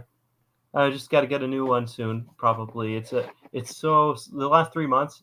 So like I was in Puerto Rico and there was some sort of cyber attack. It destroyed my old computer, and I got this little guy, which had some hardened like electronics and stuff, and it survived. But yeah, I mean it's not good. It's not great. Anyway, yeah, I'll probably upgrade because this thing is just so slow. It just slows down my whole workflow. But anyway, yeah, what was I saying? I'm developing a theory for you, and I'm going to show it to you for soon. superconductors. Exciting. Oh, that's right. So, first off, thank you so much for your very thorough and detailed explanation of gem theory from a high level. And thank you. It gets the point across. That would explain the electrogravitics experiments. That would explain maybe the flux liner. Yes. Yeah. I think it explains a lot. Yeah. You'll be excited to know we have some tests in the works that should test this. Oh, good. Yeah. Good. So that's exciting. Same on this end, like Michael's saying. Same on this end. We've been actually getting some pretty interesting results here, and we can get into those maybe a little bit later. I also he may already have some for you. Yeah. Jeremiah's probably got some. And John, I wanted to really compliment one thing that you pulled up in your presentation, and it was just fantastic. You show how these two carbon spheres were actually pushed together, almost in the same way that we see in a wave pool experiment when the box was heated through fermionic motion or Brownian motion. So that is an incredibly powerful real-life demonstration, a proof of this concept. And we don't really get to see these proofs a lot of times. We see generally theories in mathematics, but here was something that's incredibly important. And we've also seen these same effects. I want to point out Fail Forward Research, which is Wayne Ojna over there in Canada, who has been really pioneering this advancement in thermal effects and the transition states of liquid to gas or gas to plasma. And he's been noticing significant weight losses there that account for this missing energy. So there does seem to be a significant amount of evidence building up on this. And I also wanted to point out, too, that Morgan Lynch has posted several questions here. He's got 5 questions for you. He says it's up to you if you want to answer them. These are in my time. I'll do my best. So I don't know, if Tim, if you wanted to pull that up. For my time, it's 4:57, and when he posted these, and it's now 5:35 for me. Then Mark and Tami look like they have questions too. I can just tell by their faces. So I'd like to hear their questions. But yes, go on. Oh, Morgan Lynch had some questions. Yeah, I can go to Morgan. Let me put Morgan's up there. So number 1 and 2. Aha. Okay. Does this give a correction of the Newtonian potential? Is this related to Dick's formulation of GR based on vacuum polarization? It is. I haven't studied Dick's formulation carefully enough to, but I believe we're all converging on the same idea that you can explain that this fabric of space-time is electromagnetic. Therefore, you can manipulate the geometry of space-time electromagnetically. And I believe that Dick's formulation shows this also. You know, who cares if our predictions are different by 10%, as long as the thing flies. Okay, so let me put that one down, and then let me see. Then number 3 was, if you had an expression over 1 over the r² force, what parameters go into the determination of Newton's constant? How do you define the E and B fields of the quantum vacuum?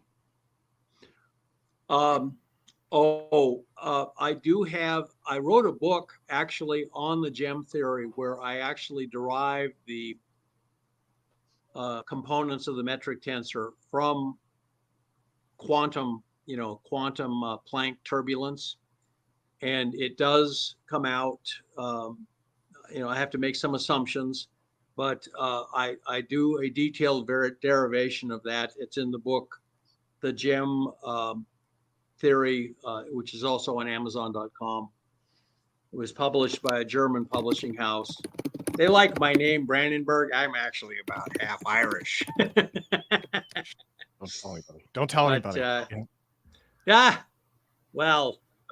My family, my great-great-great-grandfather in Germany was named Solomon, which meant he was probably a Jewish convert to Catholicism.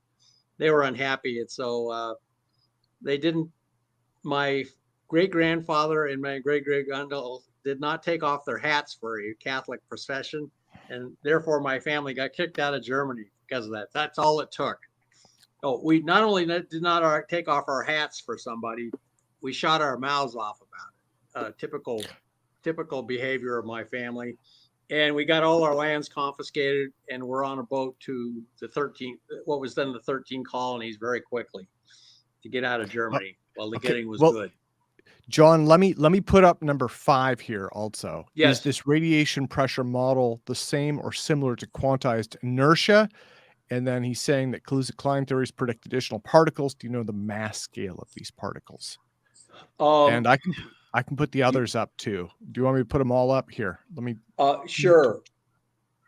Oh, it only does one at a time. Okay. I do believe it leads to quantized inertia because it leads to quantized mass, and by equivalence, you then of course get quantized inertia. Okay. Kaluza-Klein theories predict additional particles. My theory does predict a particle that's 42 times the mass of the electron. They may have seen it, but then all discussion of it suddenly ceased. So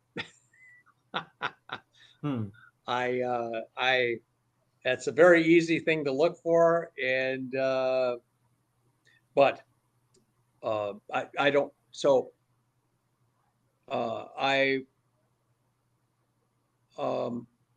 I do predict the mass of some subatomic particles, but they're the ones that already are known to exist. There's only one that doesn't exist, that has never been seen, that I do predict its mass, but it has not been reported. Well, actually, there was an initial report of something about the right size, and then suddenly I didn't hear anything more about it. And that can mean many things in this day and age. many things. Well, So I, we put it that I way. just want to It point could mean out. that they just, it was a bad experiment, or it could mean that they took the program black, you know? I got I a just follow-up want to point question to out that. that when Jeremiah when he mentioned those, I put them right up, which is further evidence that I'm basically just a meat puppet. I keep telling people that. No one believes me, but You're not a meat puppet. You're the best moderator that this community I'm, has ever seen, see, Tim. And he I just- think that we can he's like- all agree. he's You are like, the put these best mod. questions up, they're up, right? I'm like, like Keanu Reeves, kind of. Oh, I mean, not. I didn't say that out loud. Dude, you're excellent. We would never have found a better host. There is nobody I can There think you go, that would do Jim. this job better. You're doing a great job, Jim. Thank you. That's very thoughtful, but yeah, it's day to day, right? It's day to day, but we're getting there. Our community is growing. I mean, on that note, we're having several hundred people sign up a month.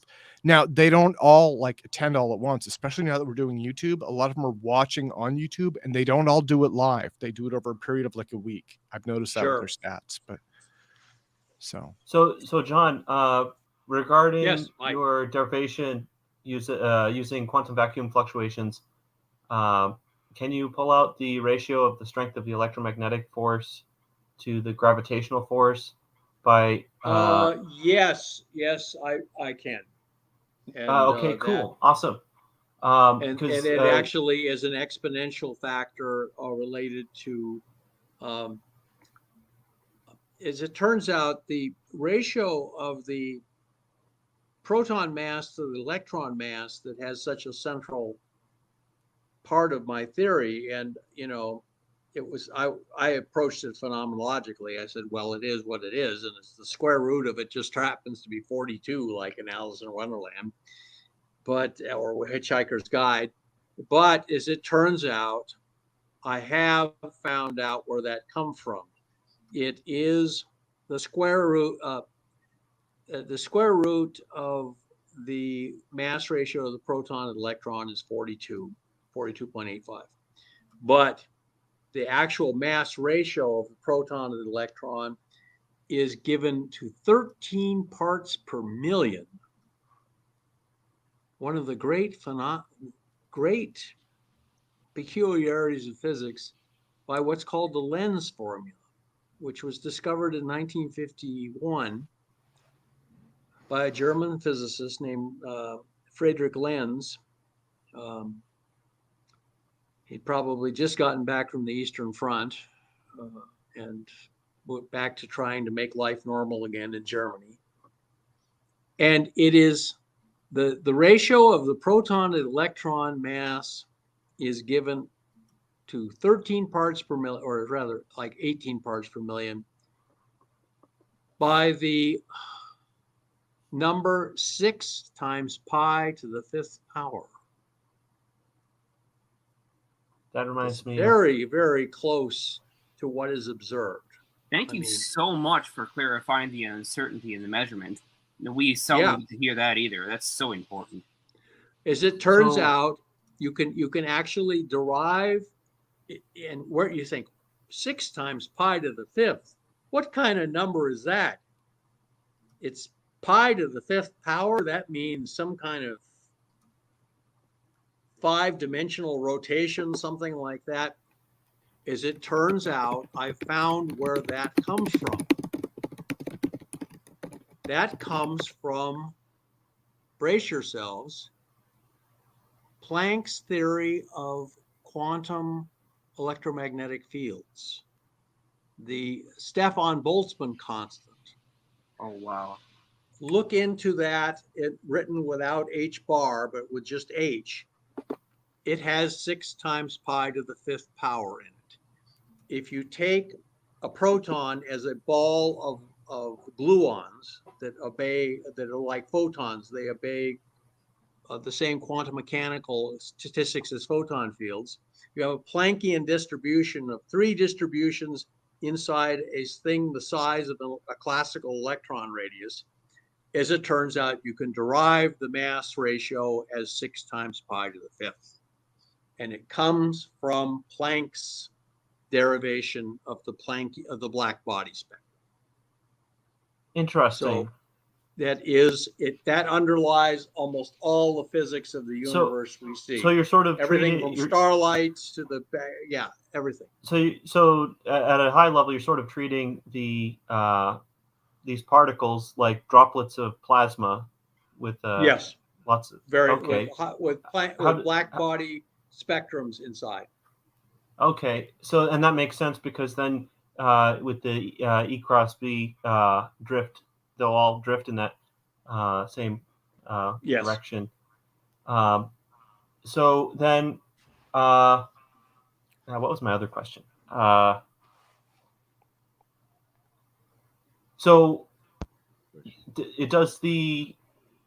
Do we get like 1/137, the Planck's constant? Do we get that from an effective plasma refractive index at that size scale? You know. Actually, yeah, that was my question. That was my question. I can't really derive the 137 number from my theory, so that I can derive the mass ratio of the proton and electron, but I can't. Maybe we can help you with that. But let me restate my question differently. Adding this extra dimension associated with charge. Yes. How does that differ from non-Euclidean geometry of space-time or variable refractive index model? So you have like with Einstein's experiments, like when you spin an object, then the radius, the circumference changes with associated with relativity and stuff, for example. But also when you have these particles, you get a non-Euclidean geometry to it. How does adding an extra dimension compare to just having a non-Euclidean geometry? Mike, I'm not really sure. What I have focused on, I'm a plasma physicist, which are, we have to be. We're constantly trying to solve practical problems. So I like kind of physical examples of things. The nearest physical analog I can come up to, like the hidden dimension. And the thing is, the hidden dimension manifests itself in space-time, four-dimensional space-time, but it's kind of limited, so it actually looks like an object in space-time, not as it's quantized. Yeah, charge is quantized. Yeah, it's quantized. So it's actually much more like a hydrogen atom or a molecule, which we still can't perceive with human senses, but is part of reality. So we have this hidden dimension. Even though it's hidden, it's still part of reality. And it manifests itself in space-time as a complex object, because it's like when it pops out of this Planck length and becomes a finite sized, what we would call a finite sized object, it does so in a way that's completely uncorrelated with space-time geometry. Here's in fact the best example I can come up with, and I know this is going to sound very abstract, but if you have objects that have locations in space and time, and then you give them names, in the dimension of names, they don't move in X, Y, or Z or time, but they do have an identity, and that gives an X. You can think of that as another dimension. So you understand that? I mean, if you have red, green, and blue spheres. You can say, well, in the dimension of color, that's like quark theory, they're expressing a new degree of freedom, even though their space-time location does not change. Their color changed. And that meant that's what a hidden dimension looks like when you see it. It takes on a different identity, but it doesn't move in our dimensions. You see what I mean? But I mean, are we talking about like if you can't? I mean, we're not. But there must be some, like, when you're adding a dimension to a space, I would assume that there's some continuously differentiable manifold that describes, and then so like it's the second quantization in quantum mechanics. There's some smoothing associated with these quanta. Right? I think that they're, Mike, you've invoked quantum mechanics, and that's a good way to answer any question that's baffling. Well, it's obviously due to quantum mechanics. There's my answer. I always wonder if we get measurement errors due to the divergence and the way that we set up our measurement tools when it comes down to trying to take these very, very small pieces of data. Yeah. We do have another question, too, from the audience. I'm not sure if this is directed towards me or you, but yeah, I'm going to say his name wrong, so I apologize already. Yakute001. He says, I have a question. Is it possible that the general theories of relativity and quantum mechanics could be considered in this frame to be combined as the same theory? I think that the best place to see that quantum mechanics and general relativity can come together is at the Planck scale. I mean, you have the Planck length, the Planck mass, and the Planck charge, and these are quantized quantities. They rely on Planck's constant for their existence. So we can actually quantize gravity at the Planck scale. It's just trying to quantize it any place else. Well, here's what gives me hope, by the way. We know we could quantize the electromagnetic field. That's what Planck did. And that's where, of course, the 6 pi to the 5th mass ratio of the proton and electron actually hides, is in the Stefan Boltzmann constant that is derived precisely by Max Planck. Before it was just a laboratory observation. It was a constant derived from laboratory experiments, but Planck showed how you actually derived it using his constant from precise mathematics. So it's 6 pi to the 5th is part of that formula. So you can quantize electromagnetic fields.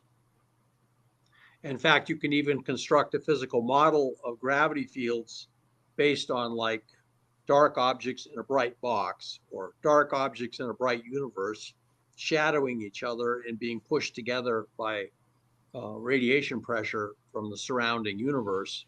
Oh, that does lead to a really interesting question too, John, especially with the carbon experiment. So I'm assuming that these were buckyball formations that were utilized in that carbon experiment. No, we didn't actually do that experiment. It's more of a Gedanken, a thought experiment. Oh, I thought that this was... So it remains for someone to do this experiment. But, I'll take that on. Here's the thing. We can quantize E&M and finally develop quantum electrodynamics, which adds electrons zipping around inside the electromagnetic fields. Okay, the quantum theory of that is the most precise theory in physics. Beautifully put together by Feynman and some other guys, but we remember Feynman because he had the most electric personality. So we can quantize E&M. Now, if we can unify E&M with gravity, then we can quantize gravity because we can quantize E&M. That's my strategy. So gem theory is not yet fully integrated with quantum mechanics then? It It is to an extent, yes, it is integrated, but you know what I refer to this theory as? It's a Bohr model of unification. Like Bohr came up with the model for the hydrogen atom. It predicted the spectrum. It did all of this stuff, but physically, as a model, it began to show its drawbacks. You know, they imagined the electrons moving in orbits like planets. That's when you do second quantization, then you get the balls of fuzz, the quantum fuzz, the wave function from Schrodinger. So this model of mine for quantizing or unifying gravity and electromagnetism, I refer to as a Bohr model. It's basically, gosh, it gives you some nice numbers. It gives you basic physical understanding, but it needs much more development, much more. Gotcha. And unfortunately, I am not a quantum field theorist. I am a plasma physicist. So we've got to talk too, John. By the way, John, at some point, maybe by email, because I've done quite a few plasma experiments, and I've already seen warp field dynamic effects from those experiments, just using cold plasma and high velocity accelerated electrons within a small test apparatus on my modified or upgraded White-Joudet warp field interferometer. And I've gotten as much as 25. Jeremiah speaking exotic propulsion. Okay, thank you. Yes, let us communicate.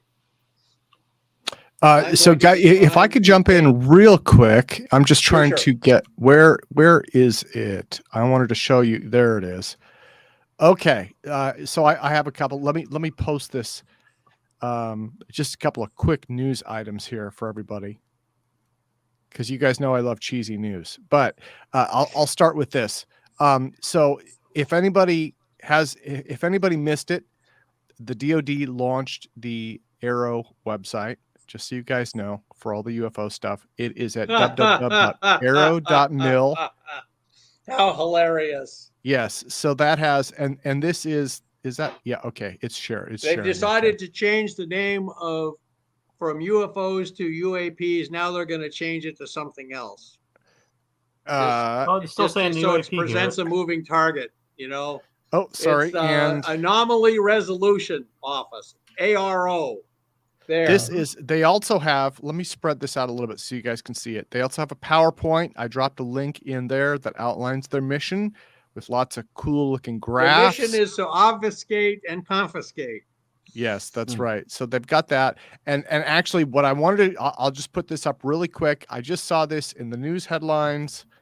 This is my humor for the day. You guys know that I try and inject a little humor here. He's absolutely. Russia says it's actually good that its lander crashed into the moon and blew up. So there you go. Vladimir Putin himself signed this press release. We know that the way to the stars is through the thorns. So. Wow, that's so well said. That's a very Russian thing to say. Yeah. So there you go. Here, I'll stop sharing now.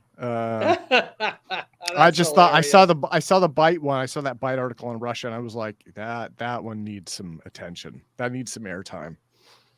It does. I did, John. Actually, this isn't old news. This isn't news. It's from 2021. But this might interest you. I did an interview with a fellow this week.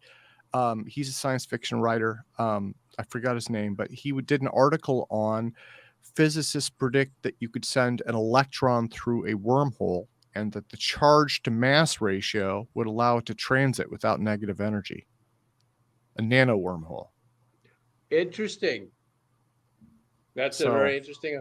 Yes, I'm convinced that in fact, I've actually presented papers where if you develop a spinning electromagnetic field, so it creates an electromagnetic vortex, you can then create a wormhole, and what you're doing basically is you're creating a centrifugal force in the wormhole that keeps it from collapsing. That's what Eric Davis wrote. Eric Davis wrote that years ago also. Oh, well, Eric Davis and I actually agree on something. That's yes, good. Yes. Eric Davis This is a good sign. same thing. Yeah, Tim, I agree with that. He's a really smart guy. Tim, I agree with that as well.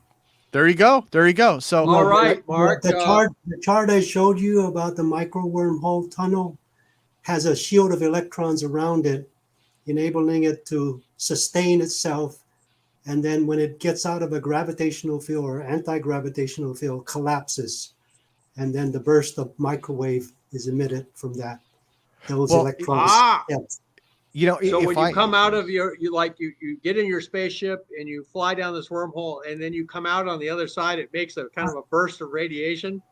Unfortunately, John, these are micro wormholes. Oh, very small spaceship. You know, they're very tiny black holes emitted out of anti-gravity galaxies, or white holes emitted out of our own black hole galaxy. You know, it's just very tiny micro wormhole tunnels with electrons. Well, we got to work on the scaling this thing up here, Mark. The thing that excites me though about all of this is back when I was doing American Anti-Gravity, right, in the early 2000s, I was trying to do stories and research on this, and I couldn't find anything. And I asked a lot of physicists about it, and I may have asked you back then, but I asked many physicists about it, and they were just like, we don't know. Science isn't there. It's not there yet.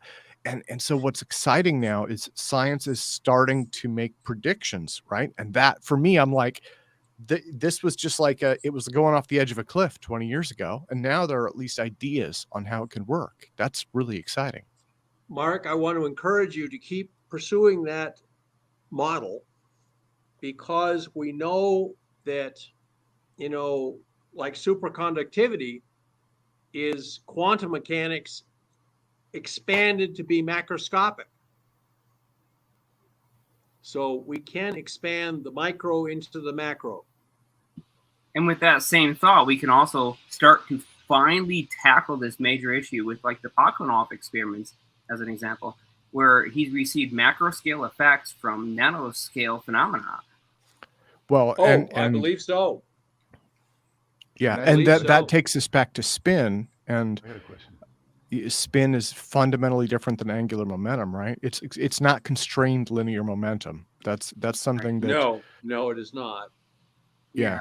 I see Mike raising his hand too, so go ahead. Yeah, Mike, what do you got? Hey guys, can I ask, it's about the electron, specifically about the electron and its size. Right. From the macro to the micro, from the quantum to the macro. I mean, does the size of the electron change? Well, let's say the size of the electron starts out. The size, its dimensions in any way. I think no. The reason I would say that, and John, you may disagree with me. Hopefully, I'm not wrong, but Sure. but there's an idea out there called every electron is the same electron. Right. And the reason was because they all measure identically. So I would say no, the size doesn't change. So that's still the standard theory? I think so. Well, yeah, there's a theory that there's like electrons moving backwards and forwards in time, and that's positrons and electrons, and occasionally they run into each other and we get a bunch of gamma rays, you know. I got one electrons going forward and backwards in time. So it's I think in my model, the electron starts out as the size of the Planck scale, and then basically blossoms or pops like popcorn to be the size of the mesoscale. What's interesting is if you take the classical radius of an electron, determined by its electrostatic energy, it turns out to be there's a factor of 1/2 that appears, so it's about 1.4 Fermis, 1.4 femtometers, and that's almost exactly the radius of the neutron and the proton in these nuclear drop models. Hey, why are they the same size? I thought that in the gem theory, they're the same size because the quarks, you know, you've got a proton made of 3 quarks, or even a proton made of 3 quarks.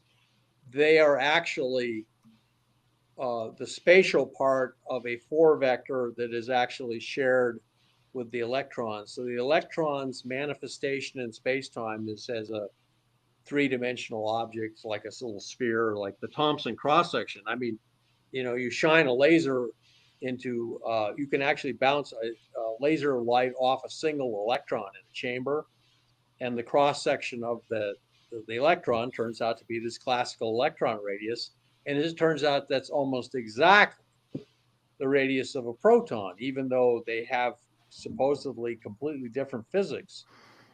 I thought that the proton radius was smaller. No. The heavier mass. No? Huh. Nope.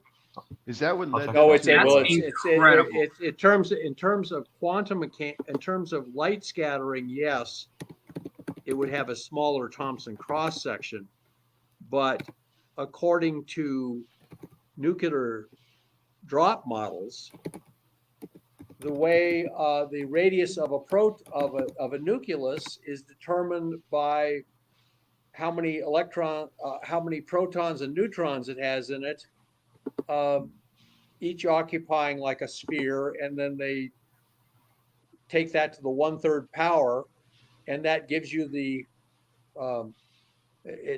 let's see. Yeah, it gives you, let's see if I'm trying to remember exactly. But anyway, look up electron radius models. I mean, not nuclear radius models or nuclear drop models. It turns out the radius of a nucleon, a proton or a neutron in a stable nucleus, is almost exactly 1.4 femtometers. And that's almost exactly the same radius as you get from an electrostatic model of an electron as a shell of charge. Well, this changes everything then, because now what we're talking about is that it's the Coulomb scalar charge of these particles that might actually be defining their radii. And so now we have a totally different way to look at this. This is remarkable. Oh, it is. Tim, is Brian Kelly in the back room? I would love to have him in here because he's got a really brilliant theory. And if we can get him sort of in an impromptu presentation, that would be fantastic. Sorry, who's this guy? Brian Kelly. Do you suppose that by determining that all the electrons are the same shape? Well, if Brian is here to determine, maybe post that link again. That the electrons are really just the same electron because they're all the same shape. That's what led them to believe. Well, you can go down to hardware. You can go down to hardware store. I mean, the same size and dimension. If they're not, if they're different, if they're two separate electrons, you would find something different, but you're not. So that leads you to believe or theorize that it has to be the same electron, right? Is that what led them down that path when they made those observations of the size and dimensions of the electron at the? Well, Mike, but Mike, nature at macroscopic scale presents a whole bunch of stuff that comes in standard sizes, like an orange. Does that dimension stay the same for the electron in the quantum area? It's quantized because okay, and I'm going to have to remove. Let me see. I have to kick somebody there. Okay. About, so Brian, give it a try now if you want to enter. And Andrew Arigma is spacing time relative to each other. Does anybody want to bail out? Because I got to free up a couple of seats here. There was this idea that if I forget the scientist who came up with it, but there's this idea that if you have a magnetic monopole anywhere in the universe, then all charge must be quantized. Who was that? Yeah. Who did that again? I think it was Dirac. Yeah, Dirac. Yeah. Who is a really smart guy. Yeah. So Dirac came up with that, and I mean, it turns out that we do have magnetic monopoles, at least as charge images in topological insulators. So. Interesting. Yeah. So they do show up in that context because in this topological insulator surface, you necessarily, I mean, so it's just how the electric charge interacts with the the spins have to be oriented along the surface in a special way. So you get this charge distribution that shows up like that. But anyway, yeah, that's the idea. And let me see. I'm going to see if I can get Andrew in here as well. Pardon me for Okay. just a minute, gentlemen, while I step down the hall. Okay. I'll be right I back. still have one while more question sort for out you, everything. but I can't remember right off the top of my head at the moment. So. Good. Remember while I am stepping down the hall. All right. I can have a comment. If Oh, it's the Tami, same electron everywhere, while we're waiting, Sorry, Tami, I'm trying to be free up. moving I'm trying to faster free up than light. space here a little bit. So does anybody want to peel out? I think Andrew is going to come on. Is anybody done? You guys want to peel out for now? Probably want to free up one more seat if I can. Yeah, I do have a few lab updates as well. If anybody was curious about. Yeah, go for it. Go for it, Jeremiah. Tim, I'm waiting I can for. fill out. Okay, Jared. Thanks, Thank you, Jared. sir. I'm not sure what's going on. Excellent. And when John comes back, I think we need to give. Oh, I guess we did give him a hand. We did give him a hand for his presentation. Oh That's yeah, excellent work there. And the other guy who was Mark, I took a quick look at his stuff at double speed before I jumped into John Brandenburg's presentation. I'm gonna have to look at that more thoroughly to formulate any questions for him. But Tami, regarding the breakthrough starshot concept. There was something a couple years ago from the Estes Park conference where they were able to show that a what do you call it? The if you use a large magnetic field over, you're getting an echo, Tami. Do you mind muting yourself for a moment? Okay, thank you. So if you get a large magnetic field distributed over a large area of space, then just like a solar sail, it'll reflect or it'll accelerate some of the solar wind. And in fact, that solar wind effect is about 10x the photon pressure. So if you want to use a solar sail to slingshot around the sun, you might as well use a magnetic sail instead. And on top of that, they were just using the normal solar wind in their calculations, so they get 10x better than they get 10x better than a light sail that way. But on top of that, if you then if you can predict or alter solar weather, then you can make sure that your probe is flying off when coronal mass ejection is going on. So then you can multiply your solar wind pressure by a factor of another factor of 10 to 100, depending on the coronal mass ejection and where you place the thing in the solar wind. So now you're talking about breakthrough starshot with 10 to 100x the acceleration, actually 100 to 1000x. The acceleration of the normal breakthrough starshot. And then on top of that, you could place a hydrogen beam instead of a laser. So you have something accelerating using basically its own, what do you call those things? You could have some array of ion propulsion systems shooting a beam of ions at your magnetic solar sail, and that too will have a lot more propulsive efficiency, or I mean, you'll have a lot more propulsion force than if you just had a gigawatt ground-based laser. Yes. So basically, you can take that breakthrough starshot thing, multiply the acceleration factor by like 1,000 maybe, and probably have a lower power output on the front side. You could put your ion propulsion on a big asteroid so that it doesn't drift much, and then now you've got breakthrough starshot in like 1/10 the time or better. So like a few years to Alpha Centauri instead of like decades. Interesting. So, just something I was thinking of. Yeah. Well, Well, thank let me you see. for So, sharing that. Yeah, that's excellent. so I Andrew had just a popped comment in. I wanted to make Oh, really quick about the gravitons because I kind of missed my chance earlier. There were these Sure. researchers who were doing calculations. They had calculated the minimum possible value of alpha.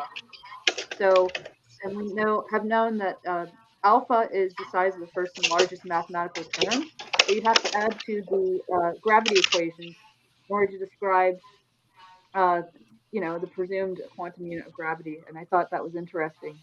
This is a paper that came out last year, so just wanted to share that.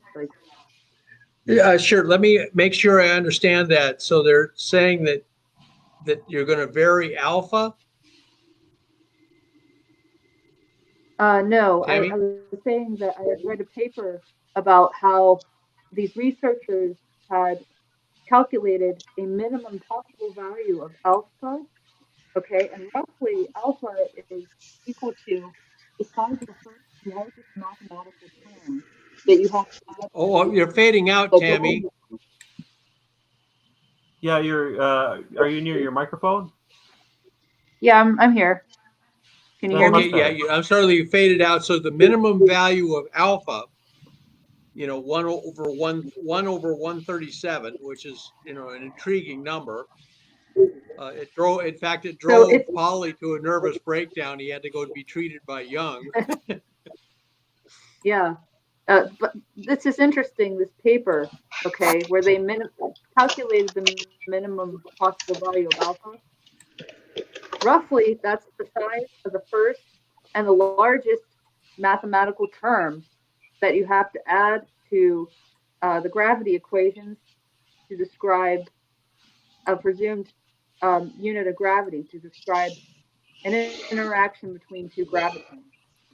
So Interesting. I just thought that was Okay, interesting. that is very interesting. Oh, I'm John, gonna be trying that's to my get other into question that. actually. What does your model say about gravitons? What are gravitons in the gem theory? Well, gravitons in the gem theory are basically a collection of photons. It looks like they're a bound together group of photons, if that's possible. Yes, that is in fact. It's a little abstract. Yes. Yeah, we're looking at that actually in the lab. Are you familiar with squeezed vacuum states? Yes, I am, to some extent. So a squeezed vacuum state is an entangled two-photon state, and you can think of it as a composite particle You could with view spin it 0 as or 2. entangled photons. Yeah, a set of two Graviton entangled photons. is a group of entangled photons, basically. Effectively, yeah. So you have a spin state of 0 or 2, depending on how you do it, and then you have a variable vacuum noise, which corresponds to a variable refractive index, which is equivalent to space-time curvature. So same thing. And then, you carry momentum just like a photon, or more or less. And your wave equation is it comes out of the uncertainty principle, because if you have one quadrature that's squeezed, the other quadrature has to have an amplified Interesting. vacuum noise. Yeah. Very interesting. We'll discuss this more. I'm trying to learn quantum mechanics better You than gotta I did. for this. You gotta. Yeah, you there gotta understand quantum mechanics, and I used the quote of Feynman that there are about 4 people who understand general relativity on the Earth, and nobody understands quantum mechanics. He says that after winning the Nobel Prize for doing quantum mechanics. Well, we're getting closer to it. That's for sure. True. So I mean, anyway, it's a new way of thinking. Right. So for you, if as a plasma physicist, I might recommend looking at J.P. Vigier's work if you're familiar. Vigier? Yeah, maybe.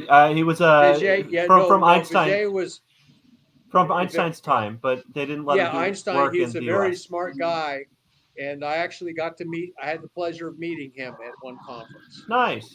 and we had a brief chat. And he thought my theory was kind of interesting that it predicted G. Right. So Einstein, he wanted to work with Vigier or Vigier. I don't know how to whatever you pronounce the last name is, but Yeah, well, he wanted it's to a French work with him pronunciation, Vigier. because I was corrected. So that it's like Vigier. Einstein was convinced at the time that you didn't have spooky action at a distance and stuff, and Vigier's models, his models showed they were a stochastic interpretation of quantum mechanics, and moreover, if I'm not mistaken, there's some way that these stochastic models of quantum mechanics got around Bell's inequality. So you could have a hidden variable as long as the system was chaotic nonlinear system. So the envelope, the probability envelope of that chaotic nonlinear system, a deterministic chaotic nonlinear system, was equivalent to the wave functions in the square of the wave functions in quantum mechanics, the for the observables. So so basically, you can have it be deterministic, but if it's so chaotic that you can't make any better predictions than what the uncertainty principle gives you anyway, then apparently you can use those sorts of deterministic models for quantum mechanics, or that's what they were looking at, and that's why like the Research Institute for Advanced Studies and IAS as well.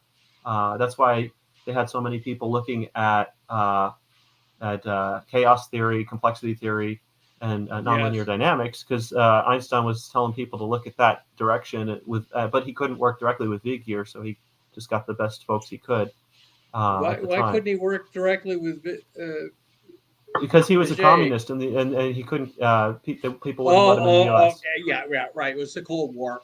Yeah, and so it's really unfortunate. We probably already have like a lot more tech if they had a chance to work together. But anyway, that chaotic nonlinear model will be more familiar to you if you've worked with plasma physics. So it may be a good jumping off point. So good luck to that. And if I'm not mistaken, Drew's model, your gem theory, is very compatible with what Drew's working on. So I'll let him talk now. Yeah. So let's go to Drew now. Let me unmute. Yes, Drew. Unmute Drew. Drew, welcome, sir. Sorry for the delay. Hello. Sunny Florida. Yeah. Yeah. How was Ida or Idalia or whatever her name was? I don't know. I didn't bother to learn the name of that silly storm. Oh, okay. I feel bad for people that were in its path, but it has no effect on us on the East Coast. So. Oh, okay. Great. Okay. I just wanted to just real quick give an update and one, John, your presentation was amazing. I didn't understand any of it, but I'm going to make sure Charlie watches it just to see if there's something in there we could use. I get crazy when I don't see any physical way to create any of the stuff that you're talking about. I'm a builder. So no. Drew, the stuff. I understand that. I tend to be kind of a hands-on character, so we actually suspended some coils underneath a balloon at one point, and we would turn on the power, and the balloon would rise, meaning it had gotten lighter, and then we turn it off, and it would sink. So we did try and do very straightforward experiments like that. That's a hell of a demo. I wish you had posted it publicly. I would love to see that demo. And I'm sure everybody else here would too. We'll figure out how to do it. We'll do it. We'll have a good show. Okay. So Drew, your device has a diverging field, so the effect you're seeing in your propulsion device should be identical to his E cross B drift. Yeah, according to plasma physics, we just filed, I don't know, 120 more pages to our patent. Charlie's got some madness called the divergent something. I don't understand it. He's got a theory. Good. He's got it all explained out. The whole divergent, whatever the heck it is. It's how the whole propulsion system works. If somebody can figure out what it means, let me know, because I don't know. I watch him write these things. So yeah, it's very exciting, very, very interesting. I gotta head out. What is your device? What does your device do, Drew? Well, right now it's doing about 31% Earth Unity propulsion, propellantless propulsion. Wow. So lifting 31% of its own weight. One of your old students, Dr. Charles Bueller. It's Bueller? Yeah. Bueller? Yeah. Yeah, because I taught at the University of Central Florida, UCF, for a while. Yeah. So anyhow, basically we put in energy, get out propulsion. We just call it the Star Trek impulse engine. Excellent. It's working fine. My theory says you ought to be able to build stuff like that. And we did. It just took a while. But what I just wanted to mention real quick before I got to scoot is I was out there playing around on this space travel calculator by 9planets.org, and it's very interesting. It's free. It's a little space thing. You can put in what you want. I put in 0.3 G acceleration because that's what our propulsion system can currently do, is 0.3 G. And mass of the ship, I don't know, 45 tons or so. Sure. Which is about the throw weight of the big, whatever, the big SpaceX toys. The SLS throws 42 tons out to escape velocity. Sure. Yeah, we only need to get to Earth orbit. We can push ourselves out after that. But the cool thing is, when Mars is closest, it's about 4 days to Mars, and that's accelerating the whole way. And decelerating the other way, because we don't ever run out of fuel, we don't ever have a problem. So we're gonna be able to get to Mars in 4 days at a third G, with the ability to flush the toilets the whole way. It's kind of cool. Great. And when Mars is on the other side of the solar system, at whatever it is, and when it's like 155 million miles or so, it's 6.7 days to get to Mars. So we're talking about less than a week to get to Mars from pretty much anywhere it is in the solar system on any day that you want to go. So we're real excited about that. We're real excited. That is very exciting. That is very exciting. And our trip times to Mars will continually drop. I just got a paper accepted where I can get there in 3 months. I mean, but that's using my microwave electrothermal water thing, thruster, using big solar panels. But this sounds 3 days is much better than 3 months. Yeah, that sounds like you're shooting high velocity steam out your butt. That's right. Yeah. Well, yes, basically, it starts out as a plasma, but it comes out when it finally expands. It just turns into steam. Yeah. Well, we're operating at about a 30% quantum efficiency. So basically, we can do about 0.3 Gs. More power to you. Drew, you need a different word for that, because quantum efficiency is used in a different context usually. Oh, yeah. Okay. Yeah, we're whatever you want to call it. We can lift about a third of our own weight right now. A little less than a third. If you're on the moon, you'd be able to float. Yes. If I may, Drew, in terms of your most recent thruster adaptation, I know there's only so much that you can talk about, but from the patents that I've read, I've seen tremendous similarities between what you guys patented and what LaForge patented back in the worldwide patent papers. So he never did patent in the United States, and so you're free to do that. But I'm wondering, was this the carbon nanotubes adaptation of your nanoplate surfaces? No, I don't know what you're talking about there. You did in the patent. You talk about the use perhaps of carbon nanotubes. Oh yeah, that was back when we were messing around with surfaces that had little things sticking out of it and flat plates up against it. We figured if you went all the way down to the nanoscale, you'd be able to have a forest of little antennas and little flat plates. Yeah, that was interesting. We've since evolved past that. We might go back to it, but we're working on a completely different mechanical process, a whole different design. What do you mean by mechanical? Well, just physical. Just we have a whole different Are physical there layout. rotations or physically moving parts here, or is this No, considered it's all solid right? state. No, it's all solid state materials.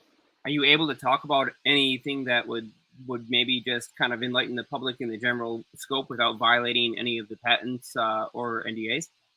No, about 2 weeks I will, though. 2 or 3 weeks. Okay. I'm looking forward to it. Look forward to hearing about it. Stuff published.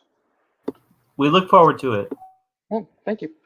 But the last thing is, I don't actually trust this program when it starts talking about choose your universe. But if you switch over to the Einstein universe in this model and you plug in a star, which will just take something close like Barnard's star, and you plug in some numbers, it says that at 1/3 G, I can get to like Alpha Centauri in about 8.5 years. So That's pretty pretty good. exciting. That's nice. It's like, I think the closest I ever get to light speed is about 0.9. So it's not a real, Sure. and that 8 years is Earth based. It's like 6 years ship based, or 4 years ship based, or something Sure. stupid like that. 5 years ship based. That's doable.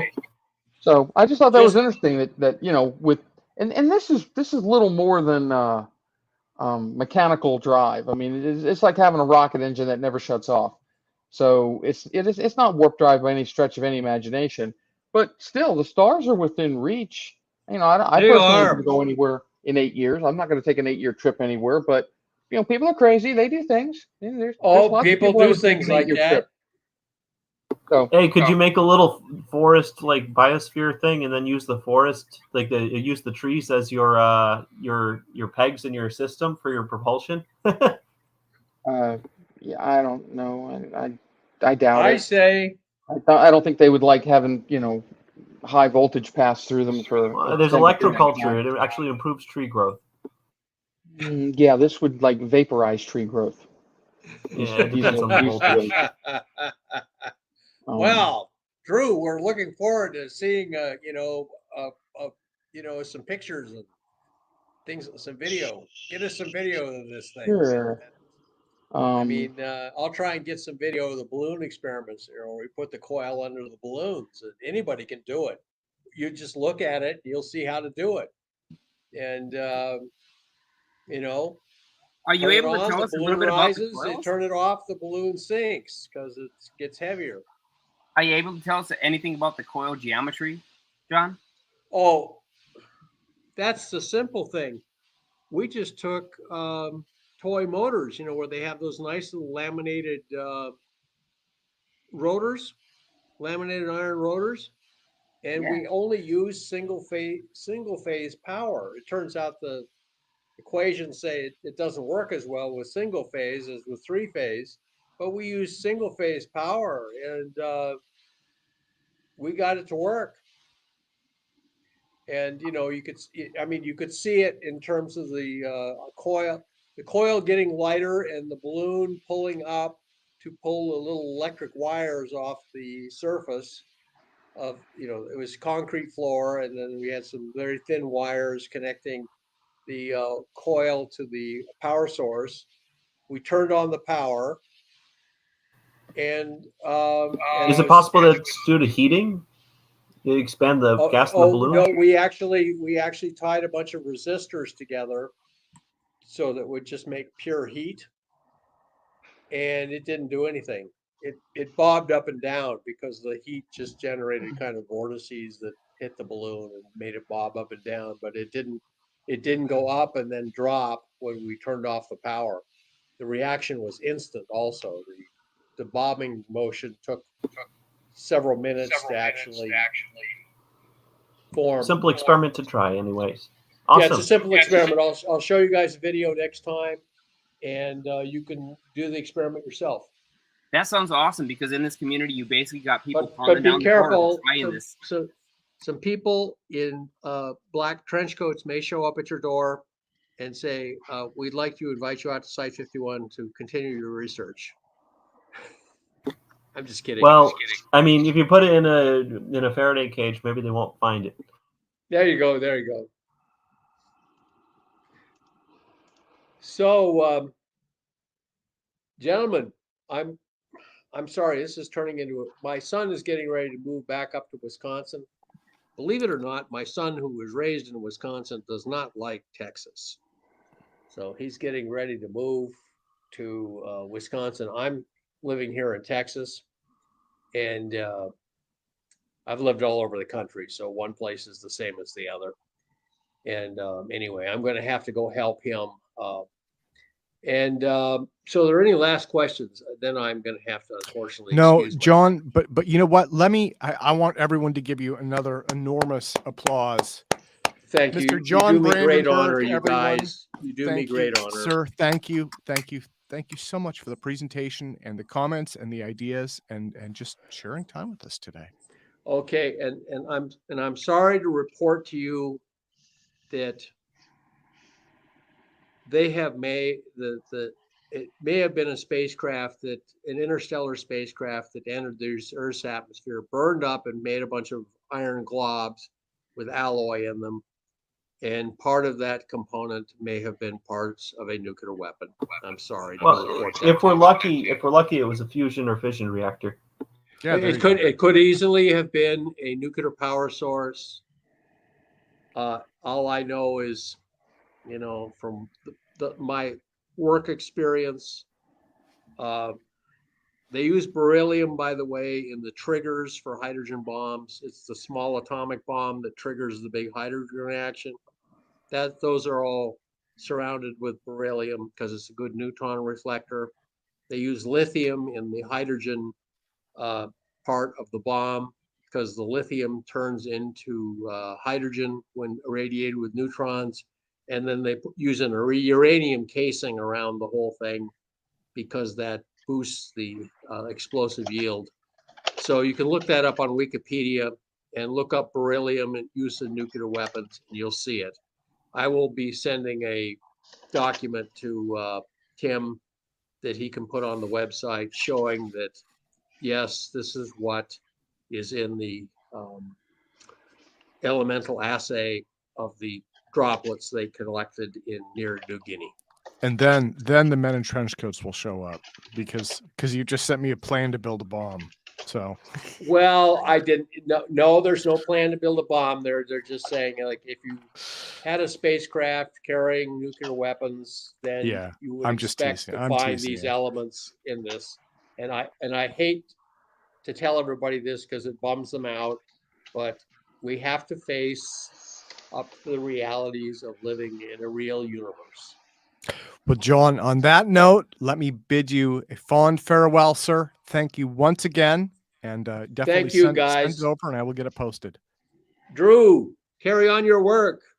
Do this thing. I have every intention of it. Michael, I'm going to give you a good theory for superconductivity, and you're going to be able to go in the lab and make this thing and make it work.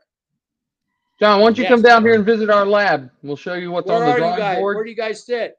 About 30 miles north of the Space Center, 30 miles north of KSC. Oh, okay, great. I'd love to visit. I used to live at KSC, basically. I lived in Cocoa Beach, near I Dream of Jeannie Lane. Yes. Okay. Well, John, I'll take you to the studio now. Blow your socks off. Thank you again, sir, and have a wonderful day. You have one, Tim, and thank you again for having this conference. This is just a wonderful conference you've been able to create. Thank you. Oh, I got to go too. Thanks, Tim. Okay. Yep. Well, thank you as well, Andrew. Sorry about the troubles. No, it's fine. I didn't understand this was invitation only to get into this thing, so I will come earlier next time. No, we've been going for about 4.5 hours. Guys, do you think that we should close things down for today? Yeah, I see a nod there. I see a nod. We were Yeah, able to write sure. Phil's gallium thing. Okay. Well, I just had a basic question to Jeremiah. Yeah. Well, why don't we do that, and Sure, then I'm we'll here. close things down in just a few minutes. Okay. Yeah, sorry, I did not write down the flow meter you were talking about earlier, but how do you call it? Oh, it's not a full flow meter. This is something that I built myself. And Oh, it just measures the displacement against the spring constant. So it's using a fiberglass rod, which is not going to interact or cool down the gallium or anything else that has a very tight transition temperature. But I'd recommend using that as a material in comparison to a heated rod, because then you won't be dealing with the cooling effects or the conductivity of the material. And it just happens to be a very easy solution. yeah, definitely. Can I can I buy you a fiberglass rod or anything? Or? If you're asking for a pre-built meter, then that's something I suppose I should probably put together. Actually, I'll mention this too. Myself and a bunch of the best researchers that I know that I work with, mainly the engineering types, we've been talking about starting a small website to sell specialty meters, things like time differential measurements and or what we call T-field meters, things that will detect direct scalar potentials from isolated sources, and that can measure in a direct way the change in velocity c in a localized environment. So we think that these meters are needed, and there's no place to buy them right now. In fact, there's no instructions even to build them, except for the few outlier pieces of information we can find on the web. So we want to sell these things, and we want to really get them out there for researchers like you and I and the many other people that are working on this in our small community. It would be tremendously beneficial if we could just make easy measurements. Yeah, And that's something we are going to be working on. So yeah, when we get that all figured out, and it might be a bit too long for the time frame of your experiments because you have currently other contracts. So I'll tell you what we are going to do, and you can build it yourself. But otherwise, yeah, if you don't mind waiting, we'll be able to send you one of these things for free, and it would tremendously help. Yeah, definitely. Well, I'll pay for it, obviously, because it's not free on your end either. But so yeah, just let me know. I think you have my email address, so just let me know anytime, and I'll purchase it. Thanks a lot. Yeah, absolutely. The same concern that you have is the same concern that we've dealt with. There's really no good way to measure a lot of these types of effects, and there needs to be a source for this type of specialized equipment. Yeah, I don't really believe in reinventing the wheel. So since you've been through that already, then I'll just Yeah, I'll I'll send just you take one. advantage of it. As soon as we get it all figured out and we get good stable measurements, the only thing we don't have on our team yet is a good programmer. And a lot of these measurements would be much better if they were displayed directly on, say, a Arduino based LCD display instead of the current system which we're using, which is a direct connection by BNC cable to an oscilloscope. So Okay, I'm a good C++ programmer for these embedded devices. I can write GUI using Qt also. I had the Arduino, but I gave it away to my buddy. But yeah, over time I could definitely help you out. Maybe we can do like an exchange of services. oh yeah, absolutely. And then also Michael Perrone mentioned the other day, which I did not know, he was a pretty good programmer. So he's offered his help, and we know that guy's a genius already. So Yeah, I think a lot of these things can be done. It's just not, it's a matter of time. You know, we're really bouncing against the clock here and trying to get these things done. And we have so many projects going on right now. Yeah. Well, Jeremiah, you are no slouch either, my friend. Although you have been hiding out recently. I do hide, but I certainly stay busy. Though I always kick myself in the side because I think that there's always more that I can get done than the amount that I actually do get done. And I guess that's just one of those things that's got to be motivation. So I should be doing more than I'm currently accomplishing, and I run into a lot of shortfalls. Most of them are my fault. Yeah, you're very active on Bernie's channel also.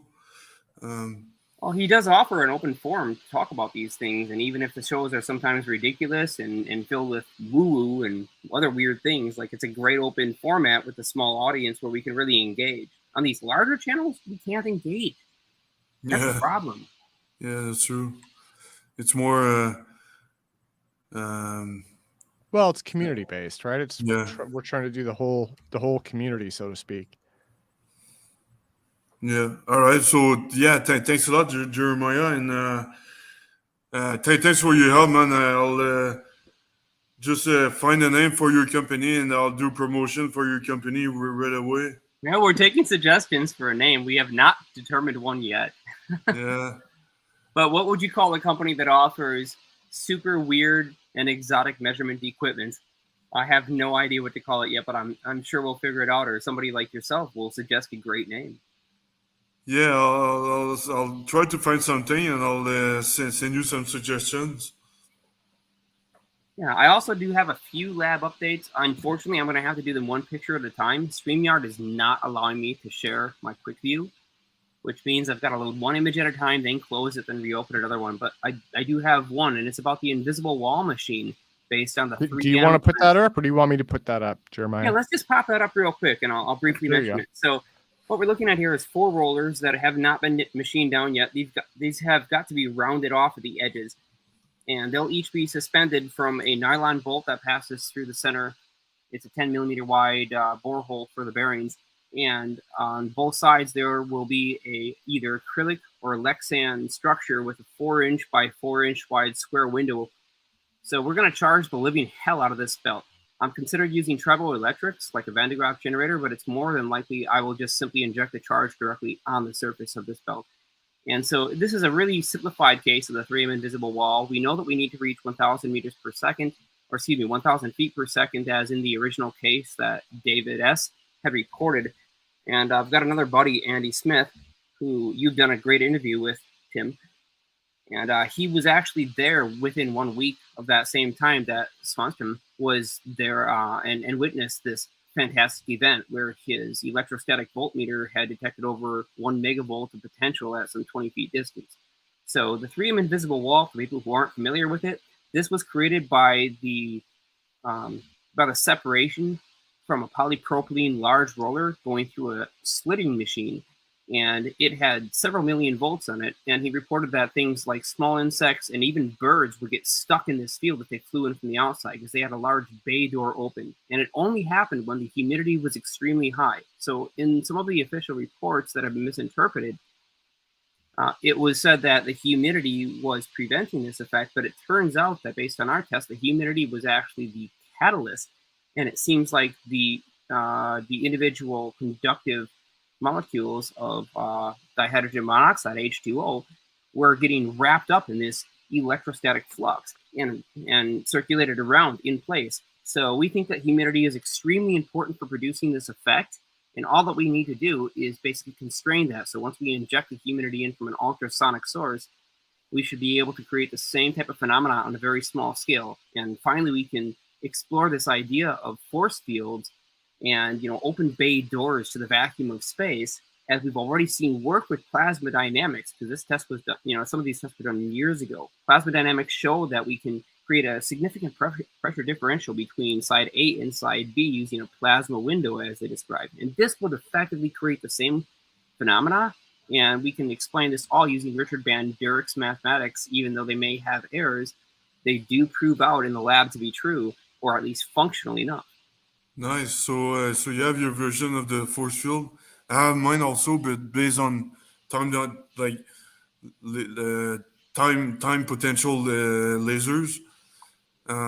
So you just alter the time of a laser. I mean, any weapons. So it's gonna the projectile is gonna stop right away. Nothing can go through. So, by the way, I already have an idea for your name. Maybe Doc Brown. Doc Brown in Back to the Future. Absolutely. Yeah. Probably one of my favorite characters from film, to be honest. Yeah, definitely. Yeah, that would rock. Yeah. And then I've got one more I'll mention too, because I know a lot of the viewers that are looking at this presentation today are also quite familiar with Bob Greenyer's work. So let me go ahead and open this other file up. Man, I wish I could just simply share this whole thing unobstructed, but it doesn't want to comply with me today, and I'll just have to deal with that. So let me go ahead and hit present, share screen, And then we should be able to get, here we go. So this is a very different bagel coil from what we've seen on Bob Greener's channel. And I've presented this as well simultaneously on Jeremy's channel and also on Bernie's channel. And So sorry, I can't see anything. Okay, so we just got to get this loaded up. It's sitting there waiting for anybody to full screen this. That will be on YouTube. I just launched it. And I can see it. There we go. Cool. So this is a 14 by 14 by 14 tor. The largest tor is the full ring that creates this large circle. The second tor is each individual loop of these many winds around that core, and the third tor is the individual windings at the edge of the wire. So we have basically 3 layers of a 14 by 14 by 14 fractal, and inside there are a total of 8 wires creating 16 connections, as we can see in this grassnets here. The reason for why we think this is going to be significant is each one of these layers will stack epsilon on mu in an alternating manner. So each time we have a general single conductor producing an electromagnetic field, we would have epsilon at 90 degrees to mu. And they would be completely photonic, and they would be in compliance with our general net energy equivalence. But in this case, what we're doing is we're actually aligning at 0 degrees epsilon on mu per layer, so down to the 8th layer with these parallel fields. What we're effectively doing is compressing our localized space-time. And we'll be checking for the velocity of the center conductor's ability to transfer charge from one side to the other and the signal path length. We do believe that with this device, we will be able to slow down the local velocity c at that final 8th layer of the center conductor.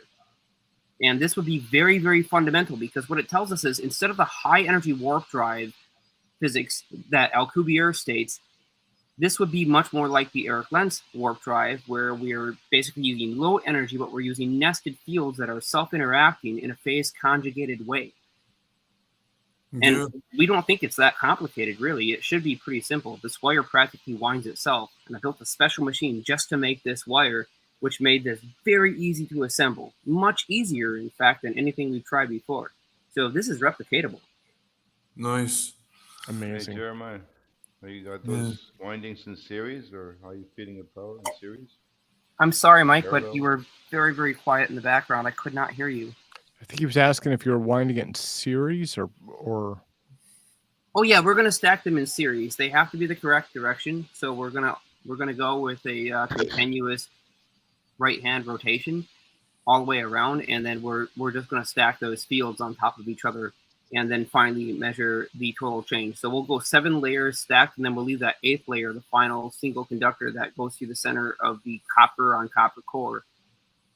And I want to also point out this is a coreless coil in terms of any ferromagnetic elements. So technically it does have a core. It's all made of copper. Everything here is copper. And so, any effects that we get, they're not going to be caused by ferromagnetic phase delay, but this would be an entirely lens-based system. Okay. Well, so we got about 8 minutes left. Jeremiah, you said you had a couple other pictures too, right? You have 2 more? I do. And once again, I'll have to stop this screen share, and then I'll have to pull these up. Yeah, let's run through those, and then we'll close things down. And again, I want to thank you guys for so much for showing up today and participating and showing us all of this remarkable technology. Yeah, thanks, Tim, for all the contacts. Also, I'll pay back as soon as I can get some revenue. Really appreciate it. So there's one more. Oh, here it is. Okay, sorry, I'm spacing out a little bit. All right, so this is just an up close of the wire, in case people were wondering what it actually looks like. It is a single solid copper core of the same gauge as the wire that's wrapped around it, and the winding machine that we constructed will wrap this external conductor around that same. So we have an orthogonal field that's being produced every time we pass current through both wires. I'm going to go ahead and stop that share, and then we'll go on to the next. Wonderful. Yeah, thank you. And then this is another thing here that I'm about to pull. It's an experimental coil, and we don't know what the results are going to be yet because there was a break in the wire. And actually, you can kind of see that in the picture on the left side. But this coil is wrapped around a ferrite core, which is technically two magnets with the north poles superglued together.